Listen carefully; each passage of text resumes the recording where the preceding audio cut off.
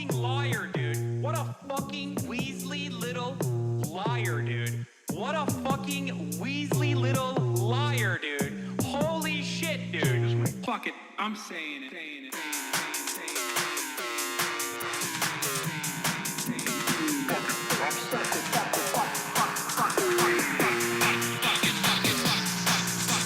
America deserved 9/11.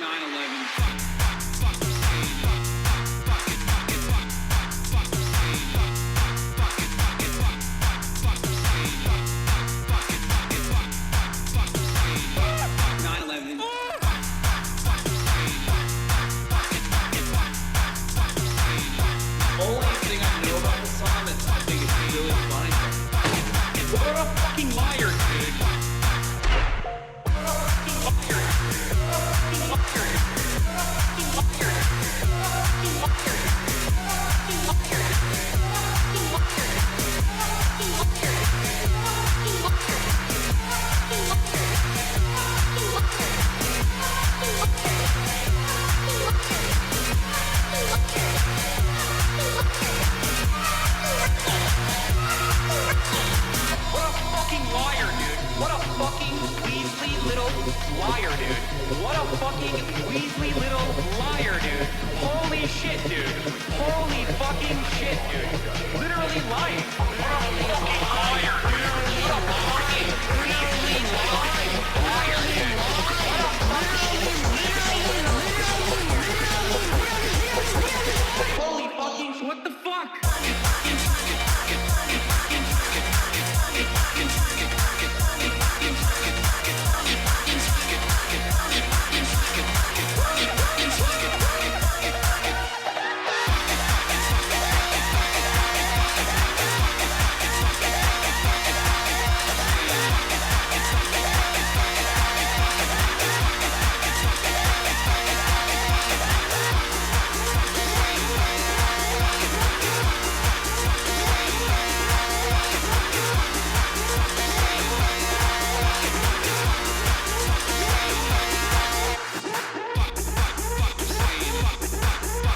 What's going on, everybody? I hope everyone's having a fantastic evening, fantastic afternoon, fantastic evening, no matter where you are in the world. I'm Hasan Piker, and this Dawson and broadcast coming to you live from sunny California, Los Angeles, folks. We're live and alive. This is a 60-degree and sunny day here in California, Los Angeles, folks. The greatest city and the greatest state and the greatest nation on the planet. I'm live and alive. I'm Hasan Piker, this Dawson and broadcast. And I hope all the boys, girls, and MBs are having a fantastic one, because today's a beautiful day. Today's a wonderful day. Today is it's a special day today.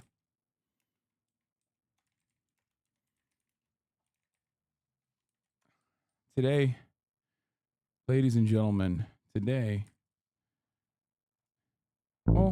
a Tuesday. That's right.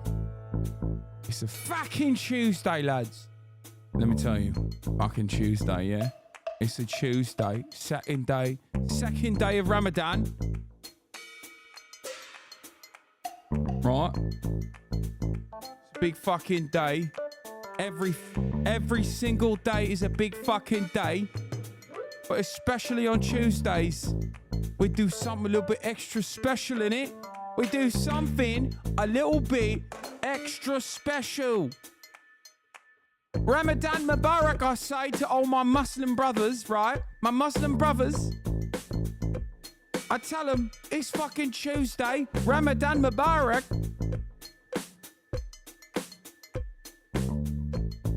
But listen up. The Prophet Muhammad, peace be upon him, might have fucking said that we need to do Ramadan, we need to fast, yeah? But we need to do a fucking heist as well. That's right. That's why I got the fucking Ummah with me, yeah? I got fucking Sean King and the ones in fucking choose, yeah? Recent revert. He's got the zealotry. We're gonna get Jihad Joe as the wheelman. And we're doing a fucking heist in it. That's right.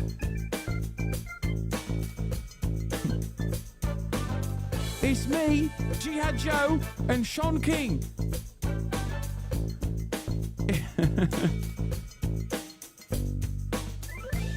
That's right. We're restoring a fucking caliphate. Get with the program, lads. Man sounding like a bald and bankrupt travel video. That's only 3 lines, bruv. 3 is all we need, bruv. The 4th is Allah. You're looking extra gay today, Hasan Hassel. Thank you, I guess. Or fuck you. I don't know. Depending on what kind of energy you had with that. What happened to Andrew Tate? Did Andrew Tate go to jail or something? I genuinely don't know. Why are people saying Andrew Tate in the chat? Wait, what? Wait.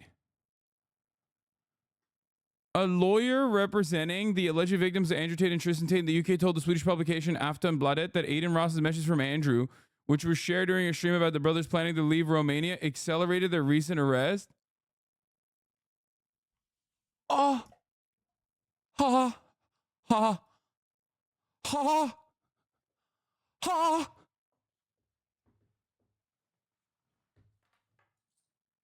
Ha. Oh. Oh. Oh my days. Oh my fucking days, lad. What a beautiful, glorious fucking Tuesday it is. Are you fucking kidding me? It's a Ramadan miracle, bruv. What? Oh. Oh. That's it. İftar gitti. Oruç bozduk. Oruç GG. Oruç GG.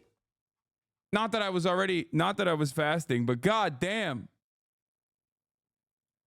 Oh! Oh! Stop! Stop! Stop! Stop! This is too good. This is too good. No. No.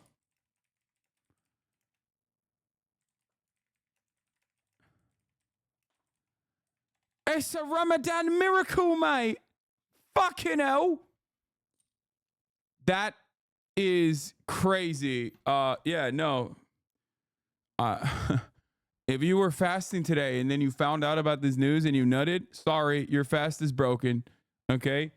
It's as though Allah sent a piece of shawarma, mate, to your fucking mouth directly, right? It made you come. It made you ejaculate, yeah? It's like it happened on its own, yeah? It's like you might as well take an extra day and fast again. Do it again and get a do-over, right? Extra tahini. Get the extra tahini and the shawarma, mate. And then do a do-over. Make up for it, yeah? It's fine. It's all right. You can't nut during Ramadan? No, dude. You can't nut between sunup and sundown because then you've broken your fast because you got dirty. But you can jerk off after. As a matter of fact, one of the biggest memes usually is like on TV, people will ask like the imams if they can like break their fast by nutting. Like this is like, it's like a meta to ask like during Ramadan, there's like imams on TV that you ask questions about like what breaks my fast? What constitutes breaking of the fast? Like, is this haram? Blah, blah, blah. And like, I remember being young and seeing clips of like dudes asking straight up a television imam whether it's okay to fucking nut to break your fast. Does edging break your fast? Oh my God, that's such a good question. I don't know. Like maybe gooners actually are clear because like gooning might be halal as long as you don't nut, right? Like if you're edging. Oh my God, I didn't even think about that.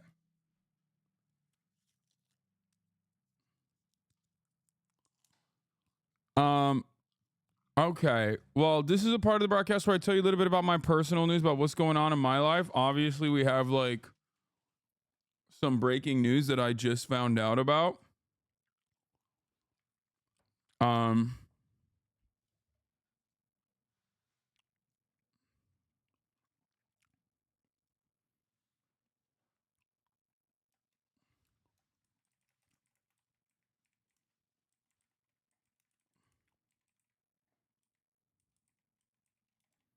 Made specifically.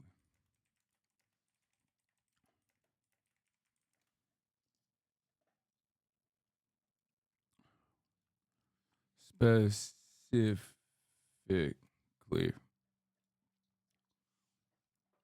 Thank you for the Kaya dancing TikTok. Yeah, last night I ended the broadcast. And then after ending the broadcast, I saw my girlfriend offered to pay for my haircut. Should I be worried? Does my shit look whack? Yes. Or even if it doesn't look whack, she thinks it does. Hey, hey, hey, get down, baby. Down. Good girl.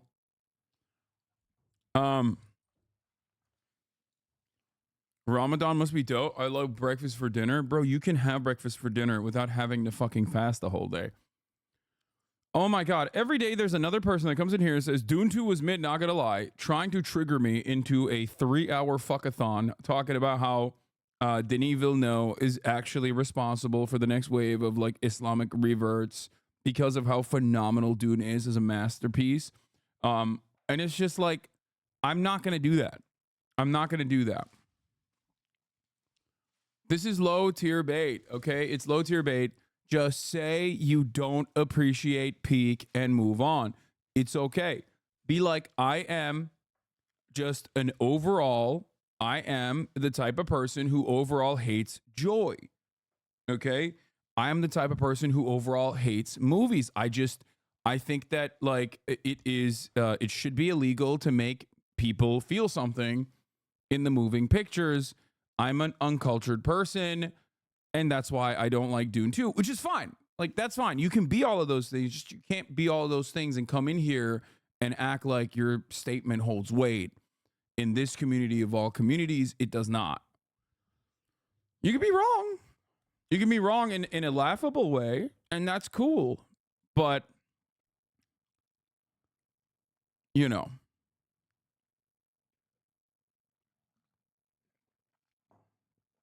Bro, did you finally find Visvim that fits? This is yeah, I've had this for years at this point.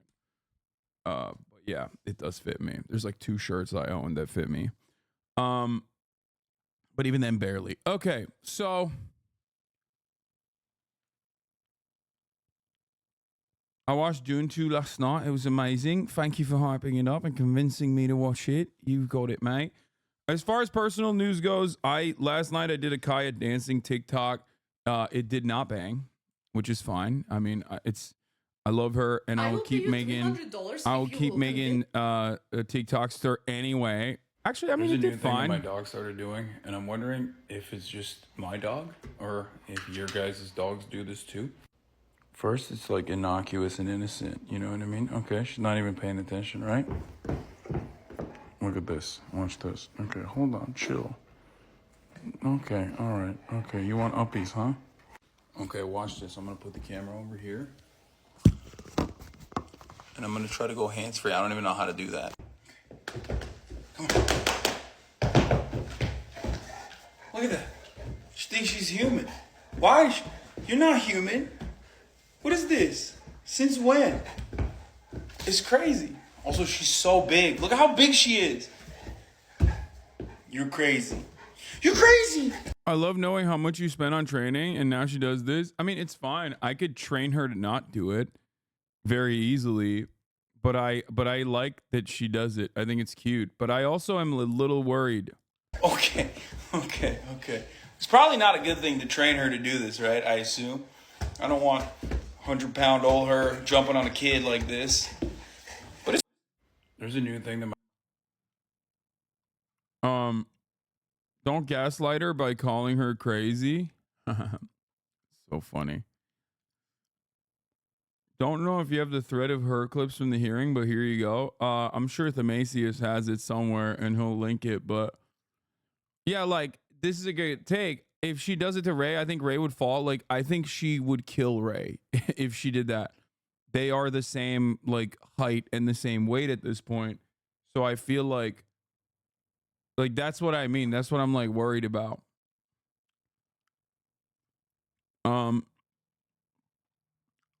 How come you have good clothes on for once? Shut up, bitch. I always got decent fucking fits. What you mean? What you mean?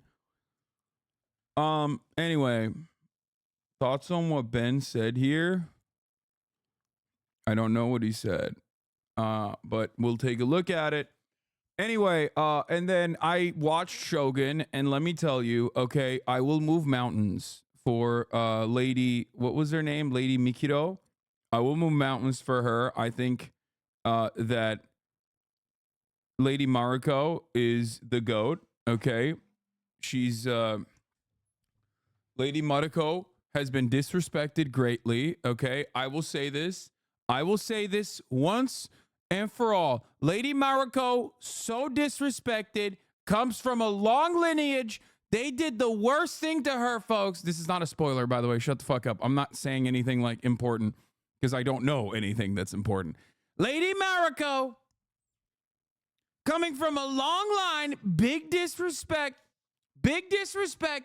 Believe me, folks. She's working so hard. She's working extra hard. She's working long and hard. Hardest worker, folks. She's trying to do her very best. She's Catholic, loves Christ, loves Jesus Christ. That's Mariko Sama. Loves Jesus Christ, and now also falling for a Protestant. I don't know. Believe me, folks, I don't know where this is going. But I don't like it. Okay.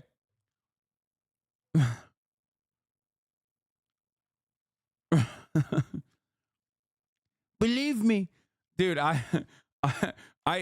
I'm doing like boomer Instagram memes over here because like I need an outlet so desperately to make content, I guess. And because I'm not on Twitter shit posting, I've resorted to shit posting on my Instagram.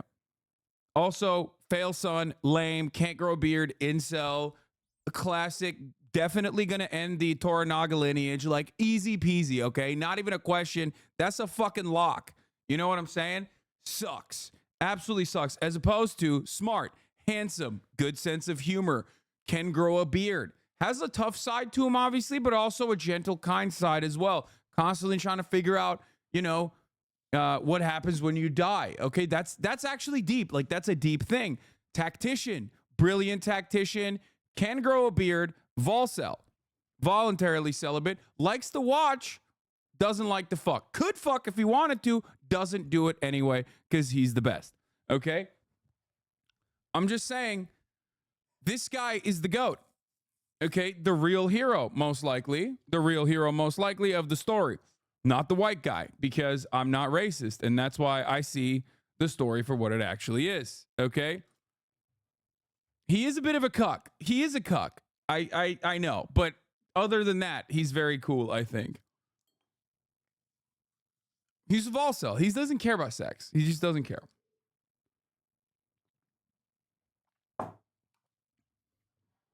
He's not a cuck. He's a voyeur, actually. He's a voyeur. It's different. He's a voyeur. Isn't this based on the age of the warring states, but all the historical names are different? Yes, it is historical fiction. So it's like from that era, and there's a lot of similarities with what things that actually transpired, but it's actually not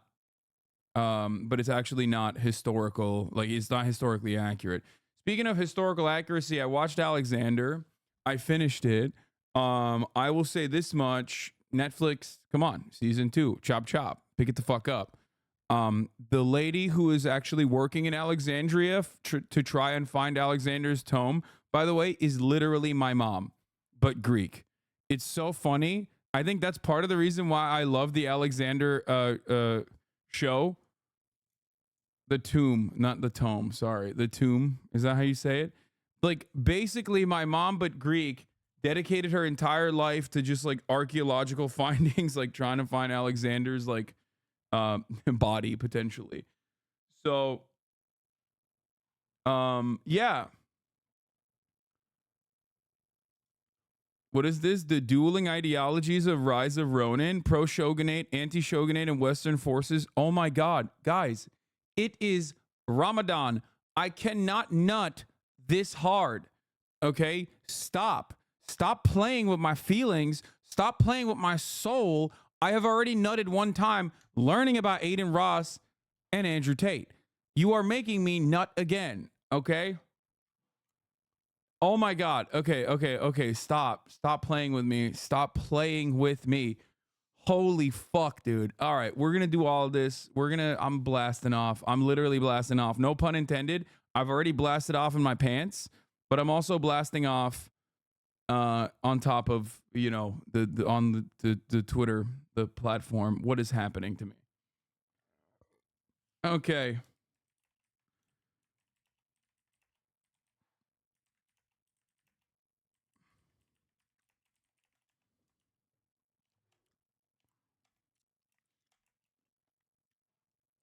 Adin Ross gets Andrew Tate arrested. Robert. Oh, I started watching Warrior as well.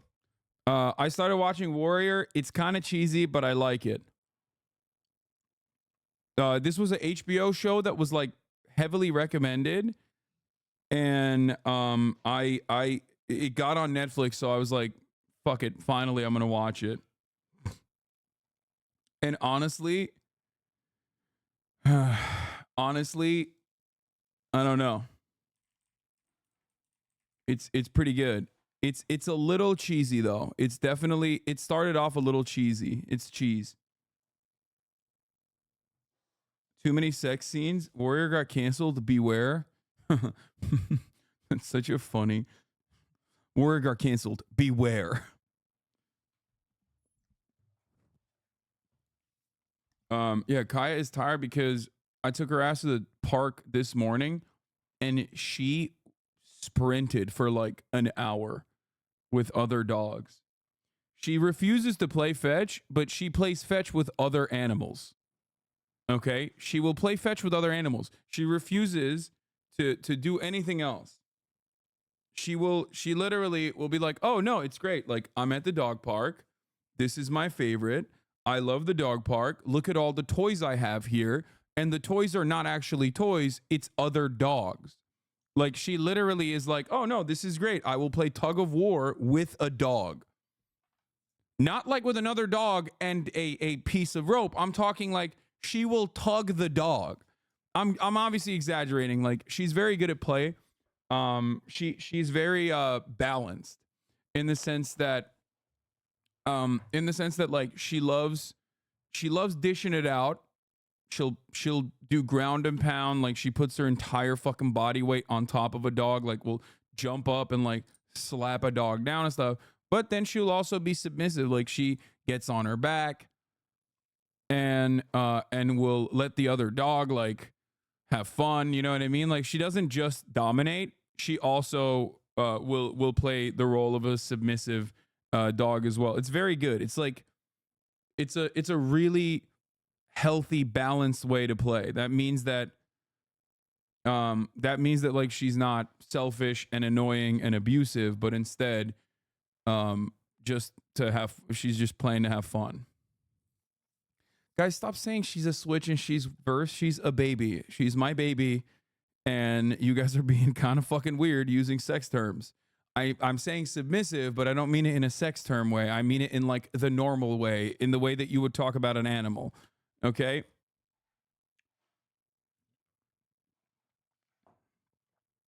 I thought Muslim could have had pets inside. Not trying to be rude. I'm just uneducated in Islam. Bitch, I'm drinking coffee right now. The fuck do you mean? First of all, any rule that any religion has can be fucking totally interpreted differently. That's number one. Okay?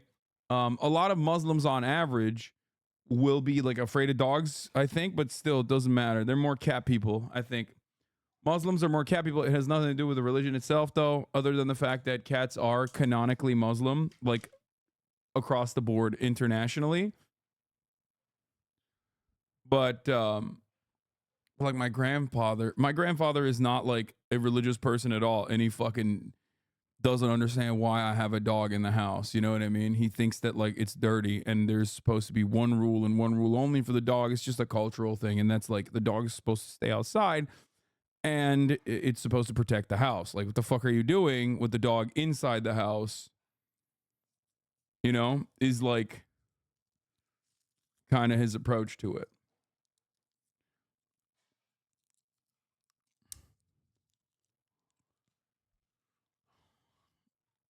Did this annoy you in Turkey? No. You get used to it.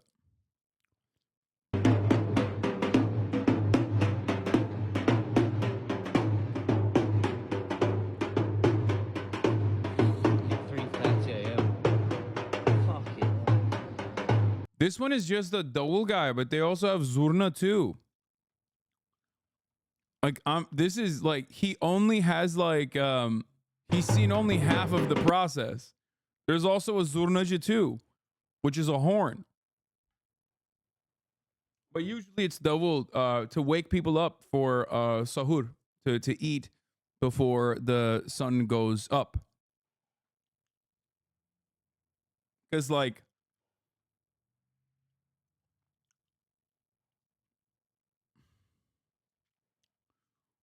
if you don't do that, then you're fucked. Shauman YC, the Chinese New York white guys in Turkey, has a video out. Yeah, I heard he went to a hammam. Isn't that cheating? What? No, dude. Why would it be cheating? It's like saying, isn't it cheating if you eat first thing as soon as the sun goes down? No, it's not cheating at all. That's like the allotted window.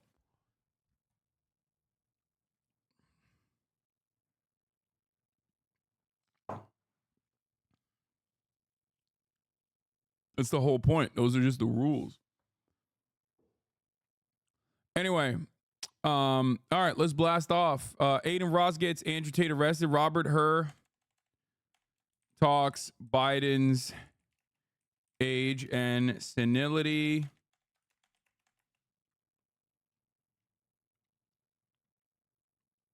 Bro, it's Shauma, New York City, because he lives in New York. In Morocco, we have Medfas. Shout out to Adin Ross. Shout out on God. That's a W King. On God, no disrespect. I didn't know you were with it like that. I didn't know you had it in you. I didn't know you had that dog in you. On God, WW. Can I get some W's in the chat? Can I get some W's in the chat for Adin? W for real, Adin. That's right. For real, straight up. This man, dude, it's so funny. That's so hilarious, dude. Yeah, come on. It feels fake. Like, it feels like Adin Ross gets Andrew Tate arrested. Robert Hur talks Biden's age and senility and more. Let's get some W's in the chat.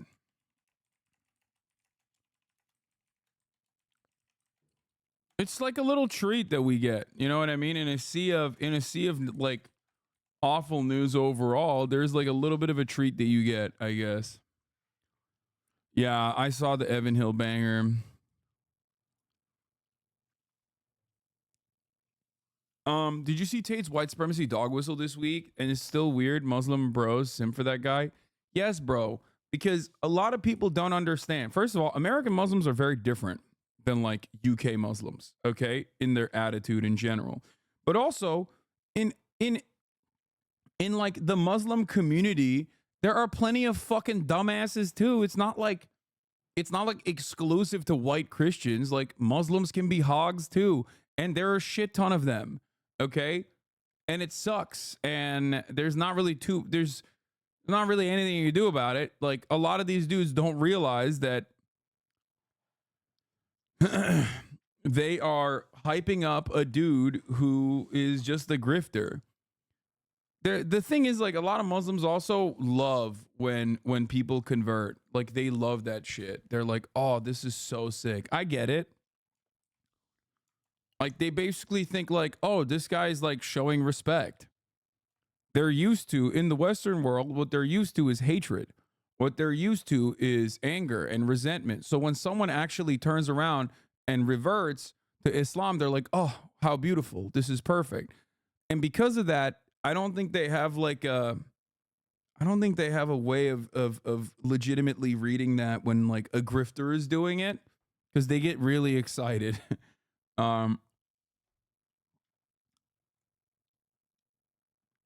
That's it. Do they like Sean King now? I mean, they already been liking Sean King internationally. Sean King, like all jokes aside, I think like straight up Sean King is beloved in like the Palestinian communities. You know what I mean? And pro-Palestinian communities for the most part. Many of you probably have parents that are like really invested in Sean King if they're Arab.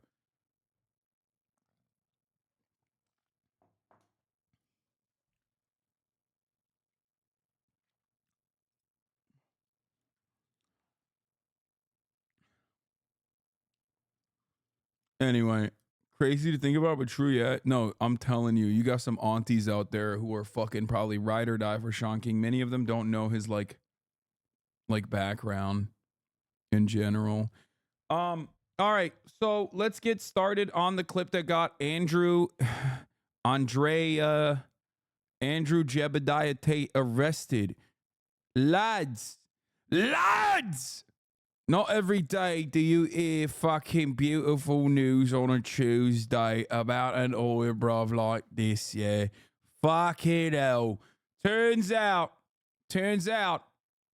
Andrew Tate in the Adin Ross in the most shitty henchman way possible. Shouts out to Lil Overrule for that joke. Adin Ross, one of the fucking major tater tots, turned out and turned Andrew Tate in on a fucking Tuesday nonetheless. Fucking hell, mate. Fucking hell, lads. Here's the clip. Let's roll the fucking video. Andrew had hit me up. He said, hey, I'm going to be leaving Romania soon and probably never coming back. If you want to come over and do a week of long streams and content before I leave, I think it'll be big. And he said it's basically now or never.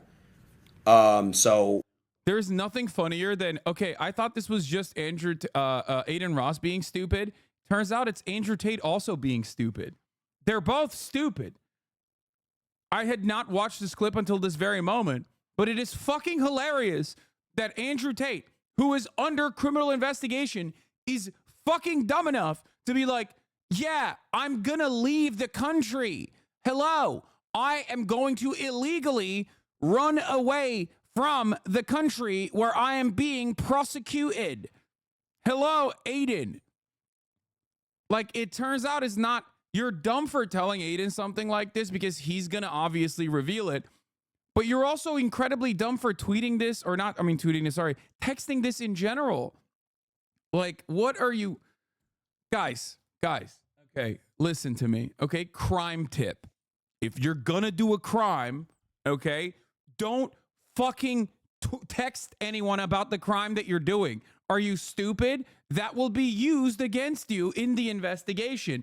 Don't fucking text the crime. Don't Google, like, how to do a murder, how to hide a body. Because if you do any of those things, right, and don't even do it incognito, they can still take that shit from your ISP. What a lot of people don't comprehend, what a lot of people don't get is that, like, all of that stuff can be used against you in a court of law. So if you're going to do crime, which don't do it, obviously, but if you're going to do the crime, don't fucking Google it, dumbass. Don't Google it. Don't text it. You're stupid. You're a stupid person for texting and Googling, and especially stupid for telling someone like fucking Adin Ross. Hoist it on your own petard, ladies and gentlemen. Incredible stuff. Incredible. Couldn't have happened in a funnier fucking way. And this is just, I told you guys this year, it's a week of content, right? And again, guys, it might be the last time we ever do this. So it's kind of like we got to take advantage of it now because, hey, bro, it's basically like. Adin is an L-man's ain't no way. What is he doing? Like, what is he doing? Also, my take on, for the record, my take on the Romanian criminal justice system, guys, come on now, okay? Come on. Finish the investigation. Wrap it up. The fuck are we doing? Like, as much as I personally enjoy how funny it is that he's like constantly in legal struggles and whatnot, but like I would like to see some justice. And honestly, like it is getting to a point where it's like a little bit crazy how long it's fucking taking. You know what I mean? It's a little bit crazy how long it's taking. Like, come on now. Come on now, dog. Come on, big dog. What are we doing here?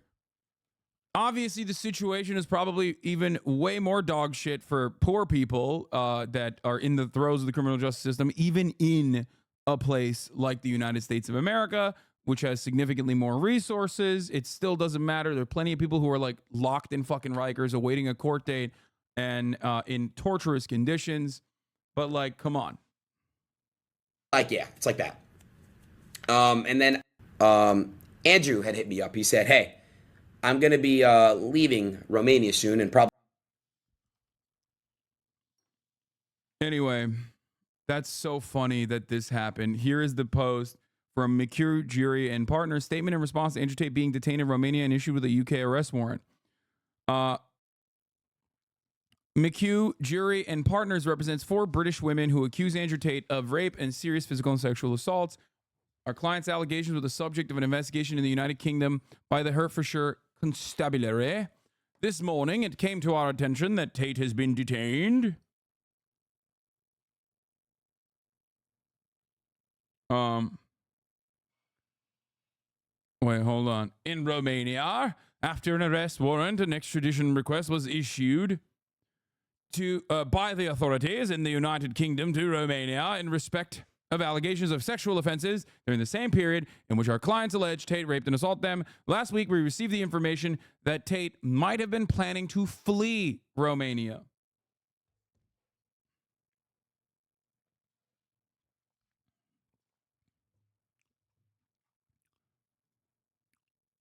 Hold on. Where the fuck did it go? Oh, here it is.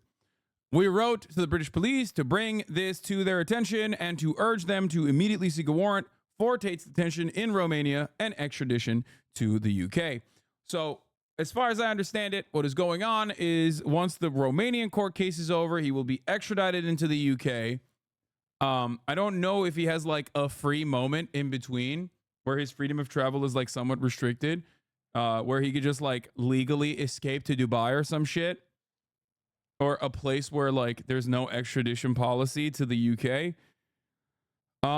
But beyond that, if he wants to operate in the Western world, I suspect that he will get clapped up.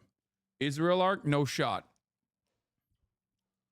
I mean, the Israel arc actually does track, but that's grifting in the other direction. It tracks with his crimes, but it doesn't actually matter because like there's 2 ways out. Okay, listen. If you have been caught doing sex crimes, okay, there's 2 ways out of it. All right, you either immediately go to Israel, no extradition policy, and many people do that. Okay, many people do that, or you go to either Russia or one of these other countries. And if you're like really right wing and you've talked shit about Israel, you got to go to Russia. Okay. If you're really right wing and love Israel, you go to Israel. That's how it works. Also, Adin said in the clip he knew Tate was getting locked up. He didn't say that for a while. Yeah, unfortunately he already went. Where does Polanski fall into that? Okay, Polanski falls into the one other area, okay, which is France, where it's legal and encouraged.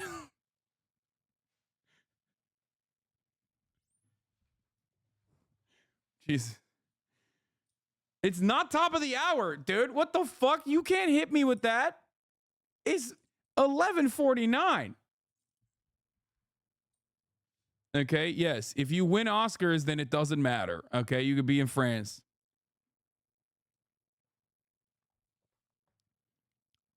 So while we cannot and do not comment on any knowledge of ongoing investigations, we are grateful that the British authorities have decided to take action, and take heed of our concerns and the concerns of our clients. Tate is accused of serious criminal offenses against a large number of victims and must be held accountable for those actions.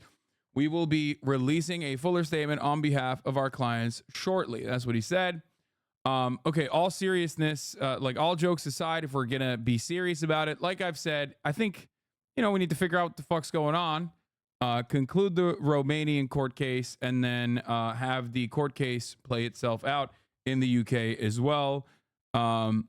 Really funny though that like Andrew Tate is stupid enough to fucking text that he's gonna like flee the country when there's a second court case happening potentially in the UK. So that's really dumb of him, and it's additionally dumb of him to say it to Adin Ross, who is a fucking dumbass. Andrew Tate and Tristan Tate have been arrested again by Romanian authorities under a UK warrant. They were arrested over sexual misconduct in 2 separate cases from 2012 to 2015. Love is blinding, and he loves Adin. I think he loves clout.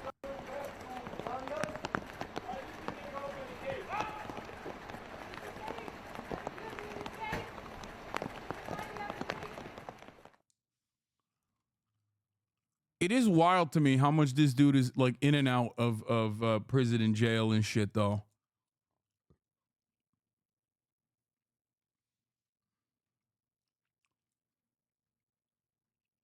Oh shit. The Romanian courts have approved the request to extradite Andrew Tate. Bucharest. A Romanian court has approved a request for Britain to extradite internet personality Andrew Tate, but postponed doing so until Romanian trials proceedings finish. The court said on Tuesday it had also ruled that Tate and his brother Tristan should be released from police custody immediately. The Tates have been detained for 24 hours pending a ruling on the British arrest warrant. The Court of Appeal said in a statement that it rules to execute the arrest warrant and to postpone handing over the requested person until the final verdict in the criminal case argued at the Bucharest court. Tate and his brother Tristan were detained on Monday night on allegations of sexual aggression dating back to 2012 and 2015, which Tate categorically denies. PR team said the warrant was issued by Westminster Magistrates Courts in London. We are innocent men. We are very innocent men. In time, everyone is going to see that, and we are very excited to finish this judicial process and clear our names, Tate said as he was released from police custody.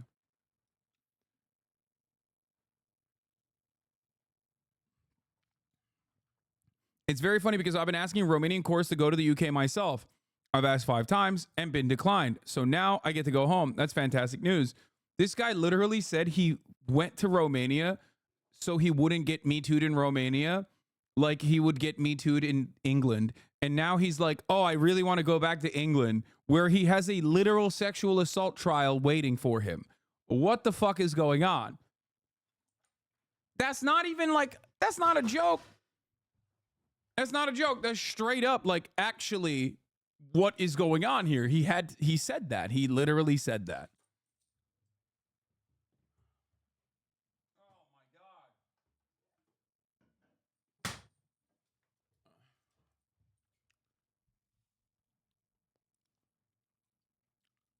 England has gotten more reactionary since he left. He might stand a chance now. No. One last time, law, but 2 was actually released and made a statement in front of the media as right now. Yeah.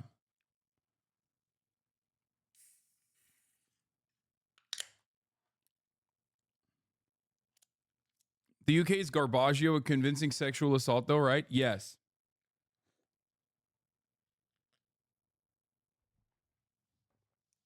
I think the UK is really bad at this kind of stuff.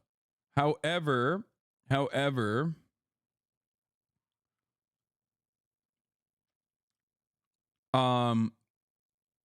this is so high profile, and I do think like politics will play a role because it's so high profile. I think politics will play a role. And it will cause the UK courts to potentially do like a decent job at this prosecution. Prince Andrew was high profile. Yes, but Prince Andrew is a fucking prince. Hello? Andrew Tate is the prince of incels. The fuck? Are you comparing a small time like alleged sex trafficker that had to do his operations in Romania to the guy that sex traffickers like Jeffrey Epstein bow down to? Andrew Tate is not even a fucking fraction of Jeffrey Epstein. Andrew Tate is like literally the level 1 mafia version of Jeffrey Epstein. Jeffrey Epstein was serving the interests of Andrew Tate. So not Andrew Tate, sorry, Prince Andrew. They're both Andrew. That's it. That's as close as you're gonna get. Like one is quite literally and definitionally a small bean trafficker. Yes.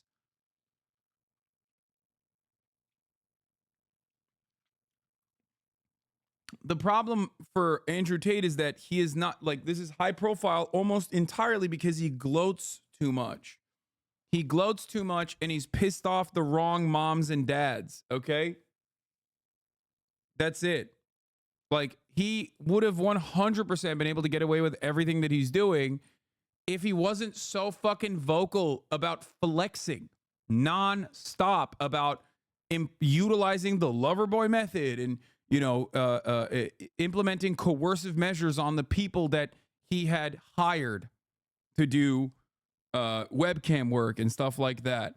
So that is like the major reason. And also on top of that, he got like too famous for his own fucking good, being the incel warlord, basically. So he pissed off too many fucking Tory moms. That's what it is.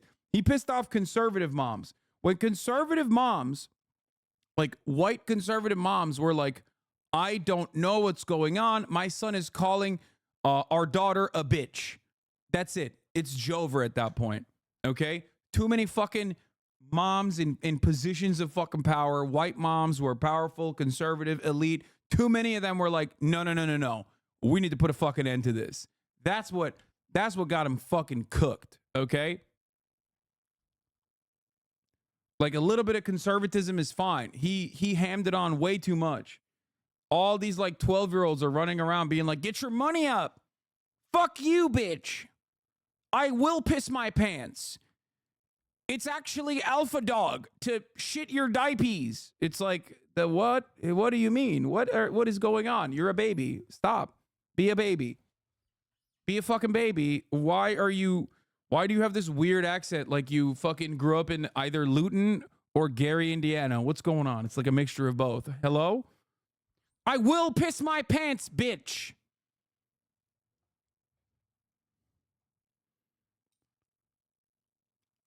It's me being Sigma. The UK is so cool. I saw this guy the other day. No woke, no lefties, no 15-minute cities, hate racism, two genders, MAGA, reform UK, no Islam, stop the boats, LFC. Oh, wait. Liverpool. He says he hates Islam. No fucking works. No fucking lefties. Hate racism. No, I fuck. Liverpool Football Club. Not a true Scouser then. Hate Islam. Love Liverpool. Simple as. Yeah. What does YNWA mean? You will never wank alone, mate. Wait, really? You will never wank alone, mate. Fuck. Follow back. Radical Muslims. No radical Muslims. Love your fellow man. You will. How are you a fucking Scouser who loves MAGA?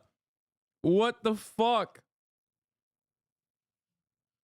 Liverpool slogan? Only Muslim he likes is Mo Salah. Your accent is just slowly turning into Canute hating Islam. Make the colonies great again. Your accents the past few days have been actually racist against white people somehow. It's like discovering a mammal on Mars. They didn't think it could happen. I love the Scouser accent. It's because I've been watching The Gentleman on Netflix, and I think it kind of sucks. It's like disappointing. mostly because of the main character. But there's like a Scouser in it. We got a fucking raid. Central Committee. Thanks for the raid. Hope you had a good one. YNWA is their chant song. See Hillsborough disaster for Leve Appeal. You'll find it interesting. The gentleman is like, all right. What's wrong with the main character? He's literally just a wet blanket. He is just like, he is so utterly replaceable. Not the gentleman, the movie, by the way. This is the show that Guy Ritchie made for Netflix. And honestly, it is not good. Let's keep it $1.50. It's not that good.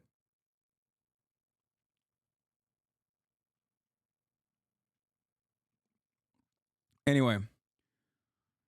British police told Reuters the Tates were part of an ongoing investigation into allegations of rape and human trafficking, adding they were working with Romanian authorities. We appreciate the Bucharest Court of Appeal's decision to postpone the extradition of Andrew and Tristan Tate. Eugene Vidniak, legal counsel for defendants, said in a statement, this ruling provides an opportunity for the brothers to participate fully in their defense and for the legal process to proceed in a transparent manner. Sorry, I'm seeing if she's going to try to get away from place here. Because what the fuck? Why'd you guys say join us in following Nandre? It is literally Central PA that raided me. Oh, Nandre raided me too. What the fuck? God damn. 2 raids in a row? What is happening right now? I'm blessed. Join us in following Nandre. Join us in following Central Committee. We got 2. We got the double raid. What? Double raid, double rainbow, baby. That's crazy.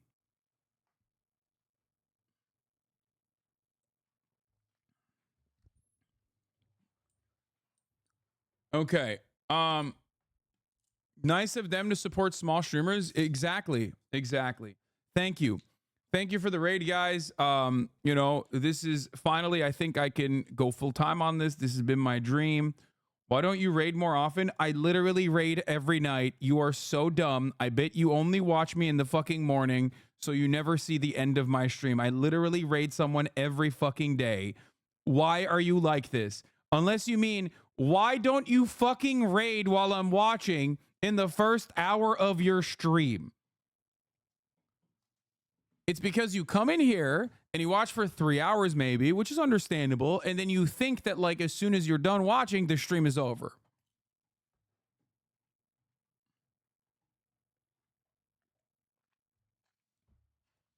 Just Will and Nez?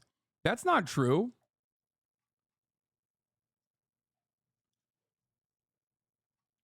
Anyway. Apparently, the Stonetoss, the racist comics guy, had his picture leaked. He looks like you think he does. Of course he does.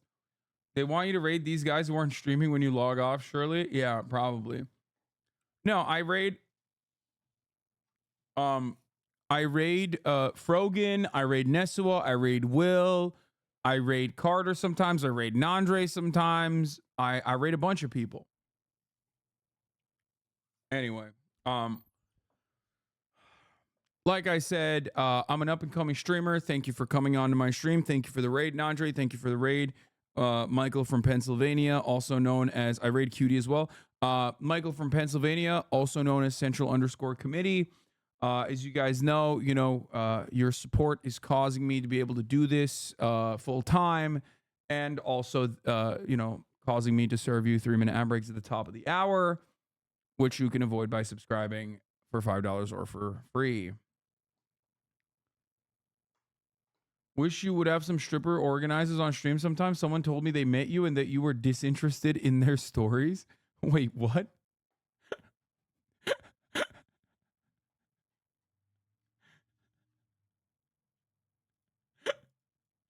I was disinterested in their stories? What? That's not true, but that's pretty funny. Zoantharian, that's what she said. Yeah, they probably came up to me when I'm like trying to escape an event. And we're like, okay, here's the thing. When I go to an event, okay? When I go to an event, and I do it often, when I go to an event as a speaker or as like you know, as someone who is rarely ever outside, there are a lot of people that want me to work with them. So immediately, like if I have to go somewhere right after and I'm trying to leave, people usually come up and they're like, "Hey, you like what's going on? Like let's make something happen." Your social battery is probably drained. No, no, it's because no, I'm not saying I'm tired. I'm saying like I usually have something else that I need to attend or some shit like that. So then if someone catches me as I'm like bailing out, as I'm dipping, I probably am coming across as I'm a little disinterested. I asked Hasan once if he would raid me. He said, "Be quiet, loser. This is my space. I am the leftist god." He then called me the F slur and got into his gold-plated Hummer. This is true in a real story. Yes. Anyway. It's likely that you need to recover from doing such a difficult and physically taxing job. Yes, that's what it is. Thank you, 35 month subscriber. That's exactly what it is.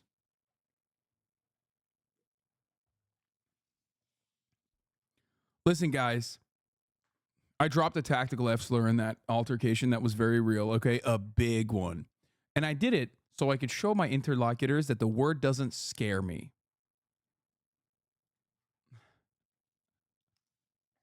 Okay, someone has to have the copy pasta.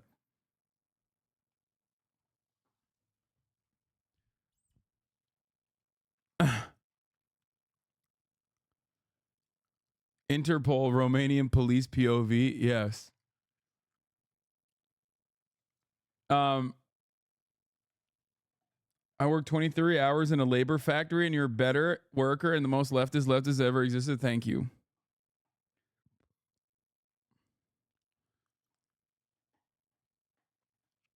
The presumed shared knowledge of goblin porn still sticks in my brain.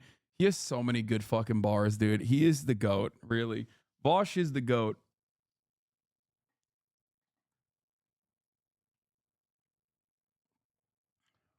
Here's the, yeah. In this video, I drop an N-bomb. Big one. Hard R. I did this to show my interlocutors that their language doesn't impress me, that their slurs don't frighten me or disarm me. You can see from their reactions that it worked. They were clearly taken aback. It was a power move, which I am entirely unashamed of, but I understand how that language might have upset some of you.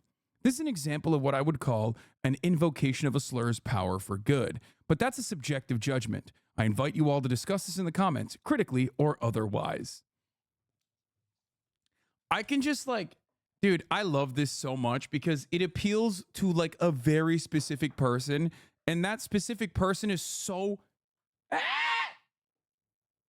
down. Good girl. Don't you dare.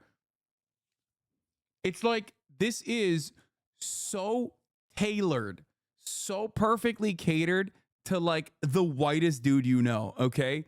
The whitest dude you know who's on his own personal journey to unlearn some of the toxic things that he had learned. So we finally arrived at a guy who also wants healthcare, but also will say the N-word tactically. You know what I mean? It's like, it's so perfect. It's so online. This guy exists only on the internet and also in high school, but usually you can just kind of like smell him and avoid him. Whereas on the internet, you really can't because they have the capacity to make like 1,000 different fucking versions of this. As a black person, real, it's cathartic to have someone else say this.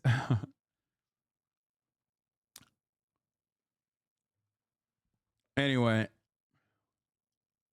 I shit my pants, not only to prove that I'm in full command of my body, but to disarm him into asking, doesn't his mom do his laundry? Yes, it's so good. It's perfect. I found someone whose job is harder than yours. What? Japanese man rents himself out offering nothing in particular? Why you trapping females on display? Are you talking about my dog?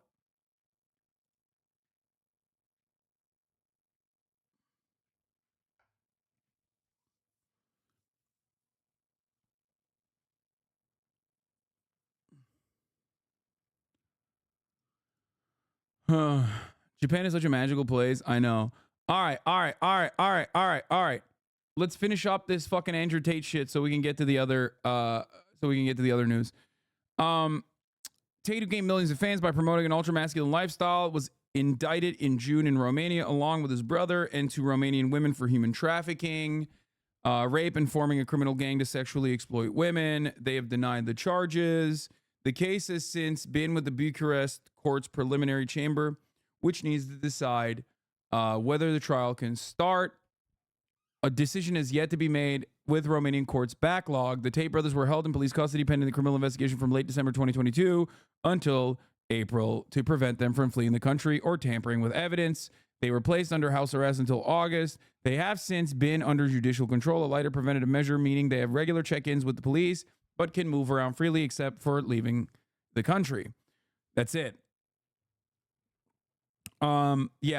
Except for when you reveal your plans to the dumbest person you possibly could, who then talks about it on stream, and then the law enforcement hears about it.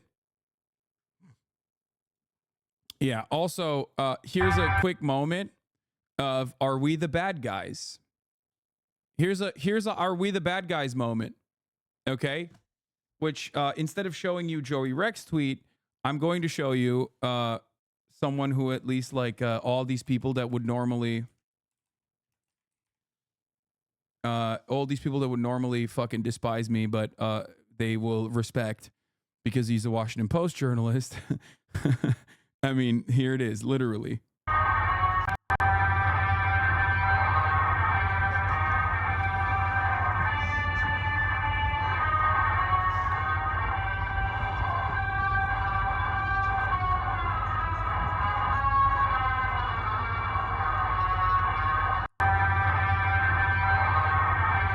It's just like, there's no way you don't see what you're doing. This is like deliberate, right?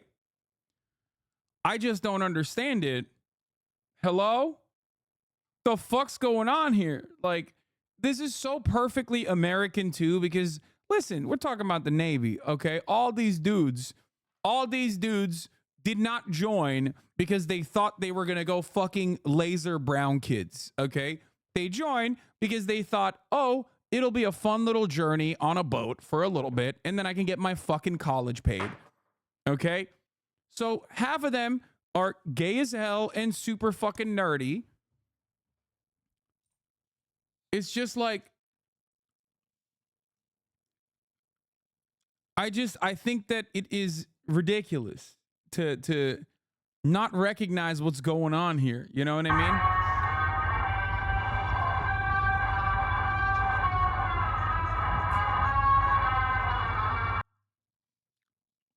Theater kid behavior. I mean, this is like, I would say this is a poverty draft in display. Okay. That's what I would say. Like, I don't think these dudes think that they are the bad guys at all. It is pretty funny that they are doing the bad guy thing though, not recognizing that they are the bad guys. In this circumstance. Thoughts on this? My dog ate my yowie, bruh. Wait, what? I don't want to fucking link on. I don't want to click on this. Did you see how they brought trucks into Gaza? How odd that they can make Israel open the gates for these, but they can't for the food trucks. And the U.S. and Israel deliberately starving Palestinians. Truck entered Gaza, however, not to extract the wounded and martyrs from under the rubble. No, families are left to unbury their dead barehanded. The machinery is to implement America's sea corridor and impose an American-Israeli military base. That's insane. Like, why? Every fucking day, man. Every day. It's just every day I feel like I'm losing my goddamn mind. Why? Because it is so obvious. There is one solution, okay? It's to get Israel to stop blowing shit up. Get Israel to stop blowing shit up. Because it's not like the fucking humanitarian convoy that goes in is under serious threat from anyone else other than Israel. Like, Israel is the one blowing them up. Every goddamn day we find a new, like a new UN convoy getting fucking lasered by Israel. And then they're like, yeah, sorry, we just can't bring humanitarian aid in here. We just can't stop ourselves from fucking blowing your shit up. Turns out you can actually.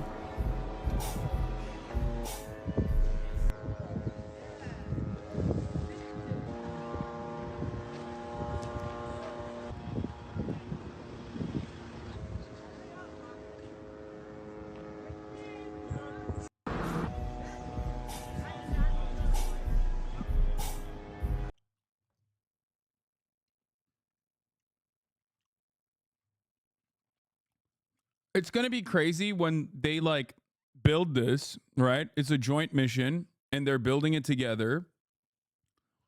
And then they're still going to blow it up. It's going to be wild when it happens.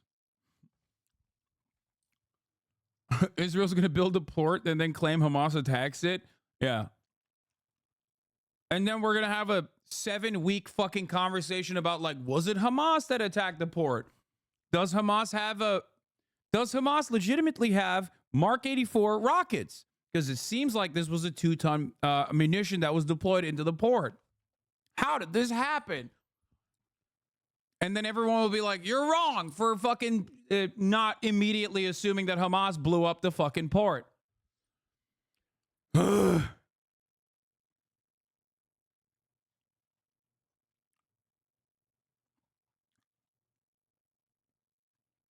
Yeah. And then America will quietly reveal that it was Israel, but like, it's fine. You know, we'll urge them to do an investigation on why they decided to blow up American service members or some shit. Classic stuff.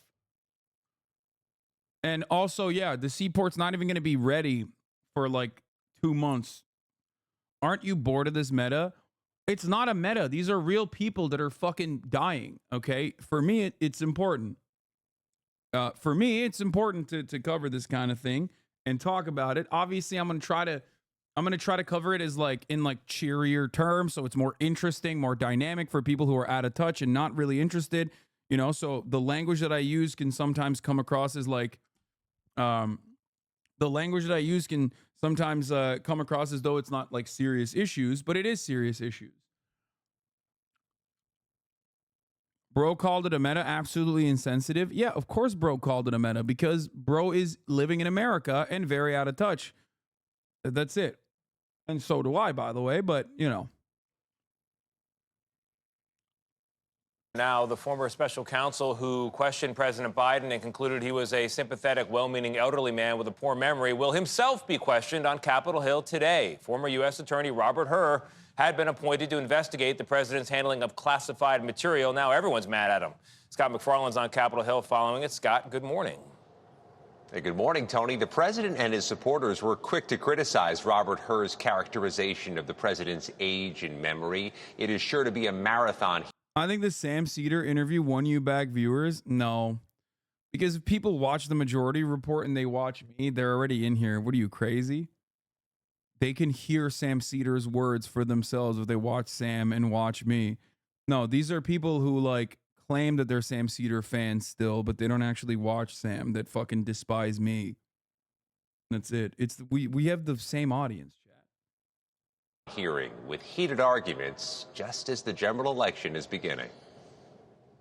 Former special counsel Robert Hur's report last month found no criminal charges were warranted against President Biden over his handling of classified records that date back to his time as vice president. I did not break the law, period. Hur controversially added Mr. Biden would likely present himself to a jury, as he did during our interview with him, as a sympathetic, well-meaning elderly man with a poor memory. You think it was appropriate? I think it was unnecessary for him to do that. It wasn't part of the bottom line as to why he didn't bring charges. GOP lawmakers are expected to grill Hur, a Republican tapped by the Attorney General to oversee the probe, about what they call a double standard against former President Donald Trump, who has been criminally charged over his alleged mishandling of documents. This guy's being charged and this guy's not. I mean, that doesn't make any sense to me. Hur's report underscored the differences, saying President Biden turned in documents and consented to a search, while Trump not only refused to return the documents for many months, but he also obstructed justice by enlisting others to destroy evidence. Trump denies those claims and has pleaded not guilty to all 40 felony counts. This is not a witch hunt. Brian Butler, a longtime employee at the former president's Mar-a-Lago estate, is a key witness in the case against Trump. Butler's cooperating with federal investigators and says he unknowingly moved boxes of classified material onto Trump's plane at the direction of the former president. Robert Her, is that some god-dang pronouns? Hey, him. Why isn't it Robert him? That's clearly a man. That's a boy. Fuck you mean, Robert Her? President's aide and co-defendant Walt Nada. The same day, Trump met with the FBI. White bankers' boxes. That's what I remember loading. Piling them up, I remember they were all stacked on top of each other, and then we're lifting them up to the pilots. Walt Nada is pleaded not guilty to conspiring with Trump to obstruct the investigation. As for Robert Her, he's expected to push back on criticism, saying his characterization of the president's age was fair, accurate, and necessary, according to advanced copies of his testimony posted by Politico. Nate? All right, Scott, thank you. We will now introduce today's witness. The Honorable Robert Her was appointed as a special counsel in January 2023 to investigate the removal and retention of classified documents discovered at the Penn Biden Center for Diplomacy and Global Engagement. He previously served as the Principal Associate Deputy Attorney General at the Department of Justice and as the United States Attorney for the District of Maryland. He was a law clerk for Chief Justice William Rehnquist and also clerked for Judge Alex Kaczynski on the Ninth Circuit Court of Appeals. We welcome our witness and thank him for appearing today.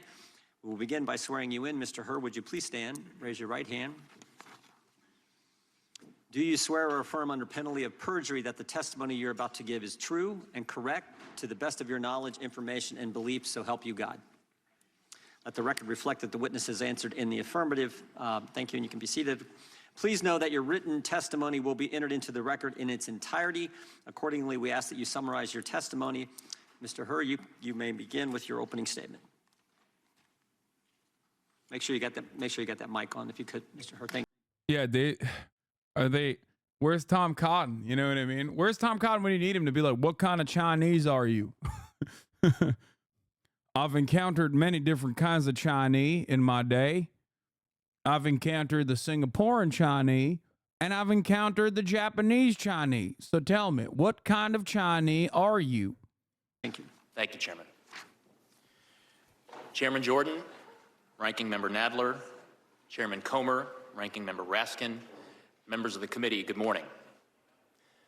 I'm privileged to have served our country for the majority of my career, a decade and a half, most of those years with the Department of Justice.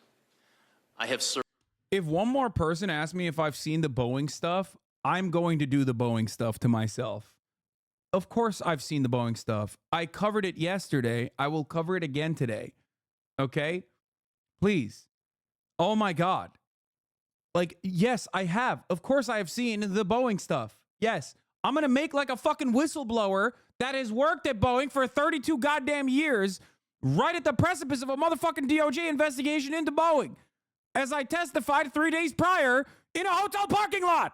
If you keep asking me if I have covered the Boeing stuff or if I've seen the Boeing stuff.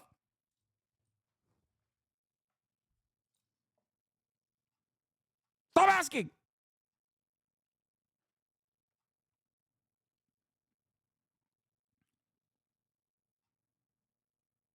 Served as a line prosecutor, a supervisor, the Principal Associate Deputy Attorney General, a United States Attorney, and a special counsel. I've served in these roles with gratitude as the son of immigrants to this country, the first member of my family to be born here. My parents grew up in Korea and were young children during the Korean War. My father remembered— Oh, so he's that kind of Chinese. Got it. You can't get that past me, okay? He them Southern Chinese, them Korean kind. being hungry and grateful for the food that American GIs shared with him and his siblings. My mother fled what is now North Korea in her own mother's— This is very Yakuza plot point. The secret Korean.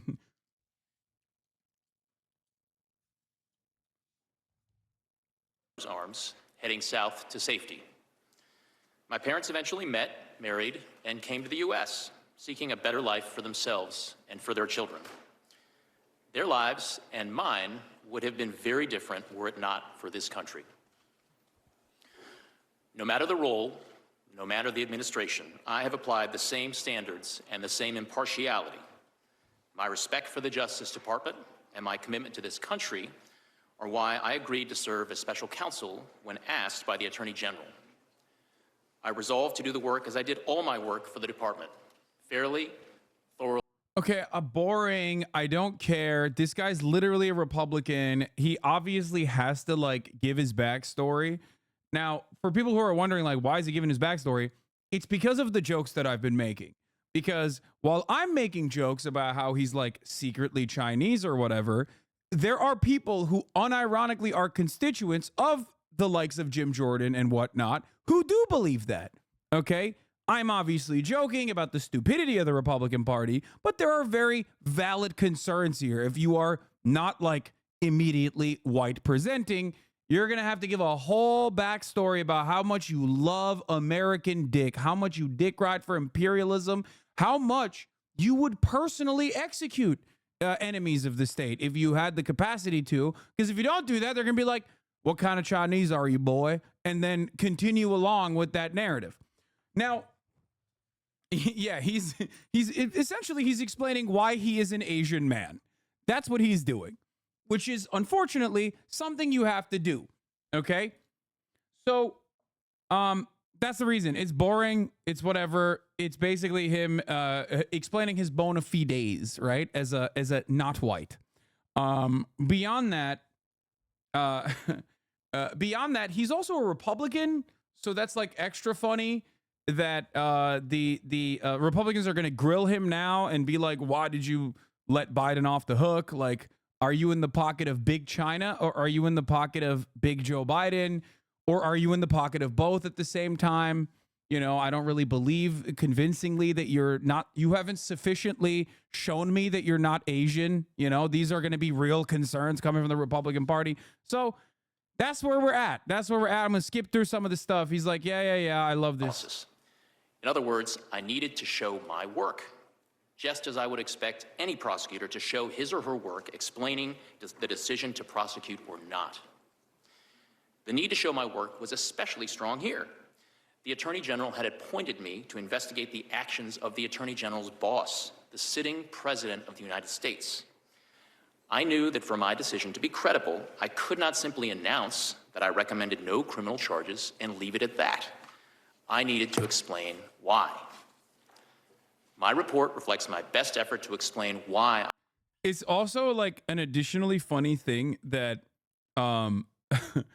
here's an extra funny moment for America and American perspectives, but like a lot of dudes don't fuck with China. A lot of Asian people who are not from China don't fuck with China at all, right? It is the same dynamic between like Puerto Ricans, Dominicans, and Cubans. They all fucking hate one another. But like in the eyes of the broader white population, no one makes that fucking distinction. No one's like, oh, you're Puerto Rican and you're not Cuban. That's very different. Like they don't. You're like, okay, what kind of Mexican are you? That's the opinion of the American white person, right? When they encounter someone. And the same goes for like people being like, I don't fuck with the Chinese or I don't fuck with the Japanese, whatever, right? And obviously, like, nobody fucks with China in that area, which is really funny because when they come here, though, they're still Chinese, okay? In the eyes of the broader American public, they're fucking Chinese. You can talk about how much you hate the Chinese, how much you hate China, but you're still Chinese in the eyes of the white Americans. They will never understand the difference. Vietnamese, you're Chinese, different kind of Chinese, but you're still Chinese. You're Thai, also Chinese, okay? Indonesian, Muslim Chinese. They don't make this distinction. They literally, it's all Chinese. Just like you're all Mexican if you are brown, okay? So, that's it. So if you're Asian, and in this chat, you probably don't have like a lot of xenophobic perspectives regardless. But Asian Americans that also play into like the anti-China sentiment don't realize that they're cooking themselves pretty fucking hard. What if I'm Filipino? Okay, Filipino, only category where you are both Mexican simultaneously and Chinese. Filipino, Pinoy gang is the epicenter of the global Latina belt.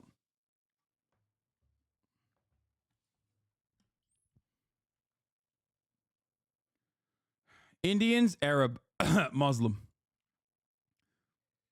Indians broadly get categorized as terrorists in the United States of America. That's like, war on terror, baby, which is, again, ironic, especially if you have parents, if you're Indian and you have parents that are like Modi supporters, okay? And you've like your parents will like sometimes play a role in the Islamophobic sentiment and then not realize that like you're also being harmed from said Islamophobic sentiment because Americans don't know what you are. Yeah. Remember, the first Islamophobic hate crime post 9/11 was against a Sikh man. This person was not a Muslim. He was Sikh. And, turns out racists don't make that distinction. They don't care. You're 100% right. There's this asshole streamer who always says how everyone's Turkish, generalizers, man.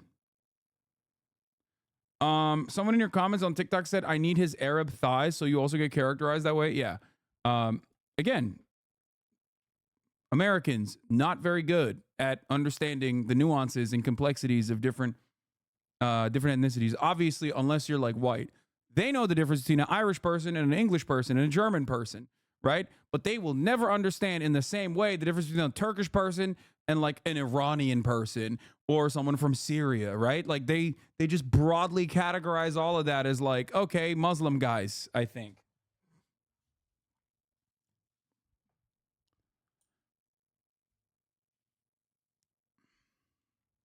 I declined to recommend charging President Biden. I analyzed the evidence as prosecutors routinely do by assessing its strengths and weaknesses, including by anticipating the ways in which the president's defense lawyers might poke holes in the government's case, if there were a trial, and seek to persuade jurors that the government could not prove his guilt beyond a reasonable doubt. There has been a lot of attention paid to language in the report about the president's memory, so let me say a few words about that. My task was to determine whether the president retained or disclosed national defense information willfully. That means knowingly and with the intent to do something the law forbids. I could not make that determination without assessing the president's state of mind.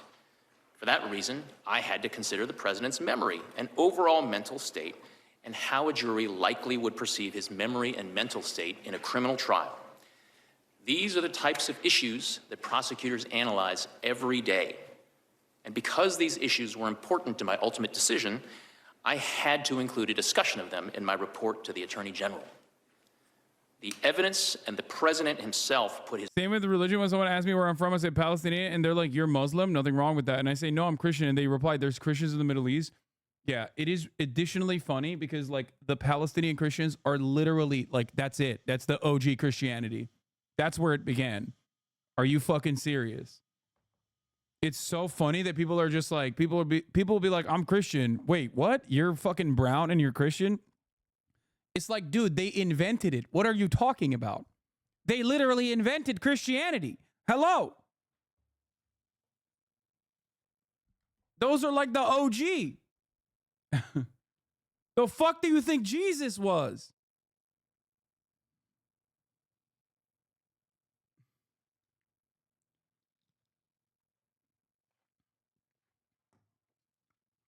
Motherfuckers really think Jesus was white as hell, dude. It's crazy.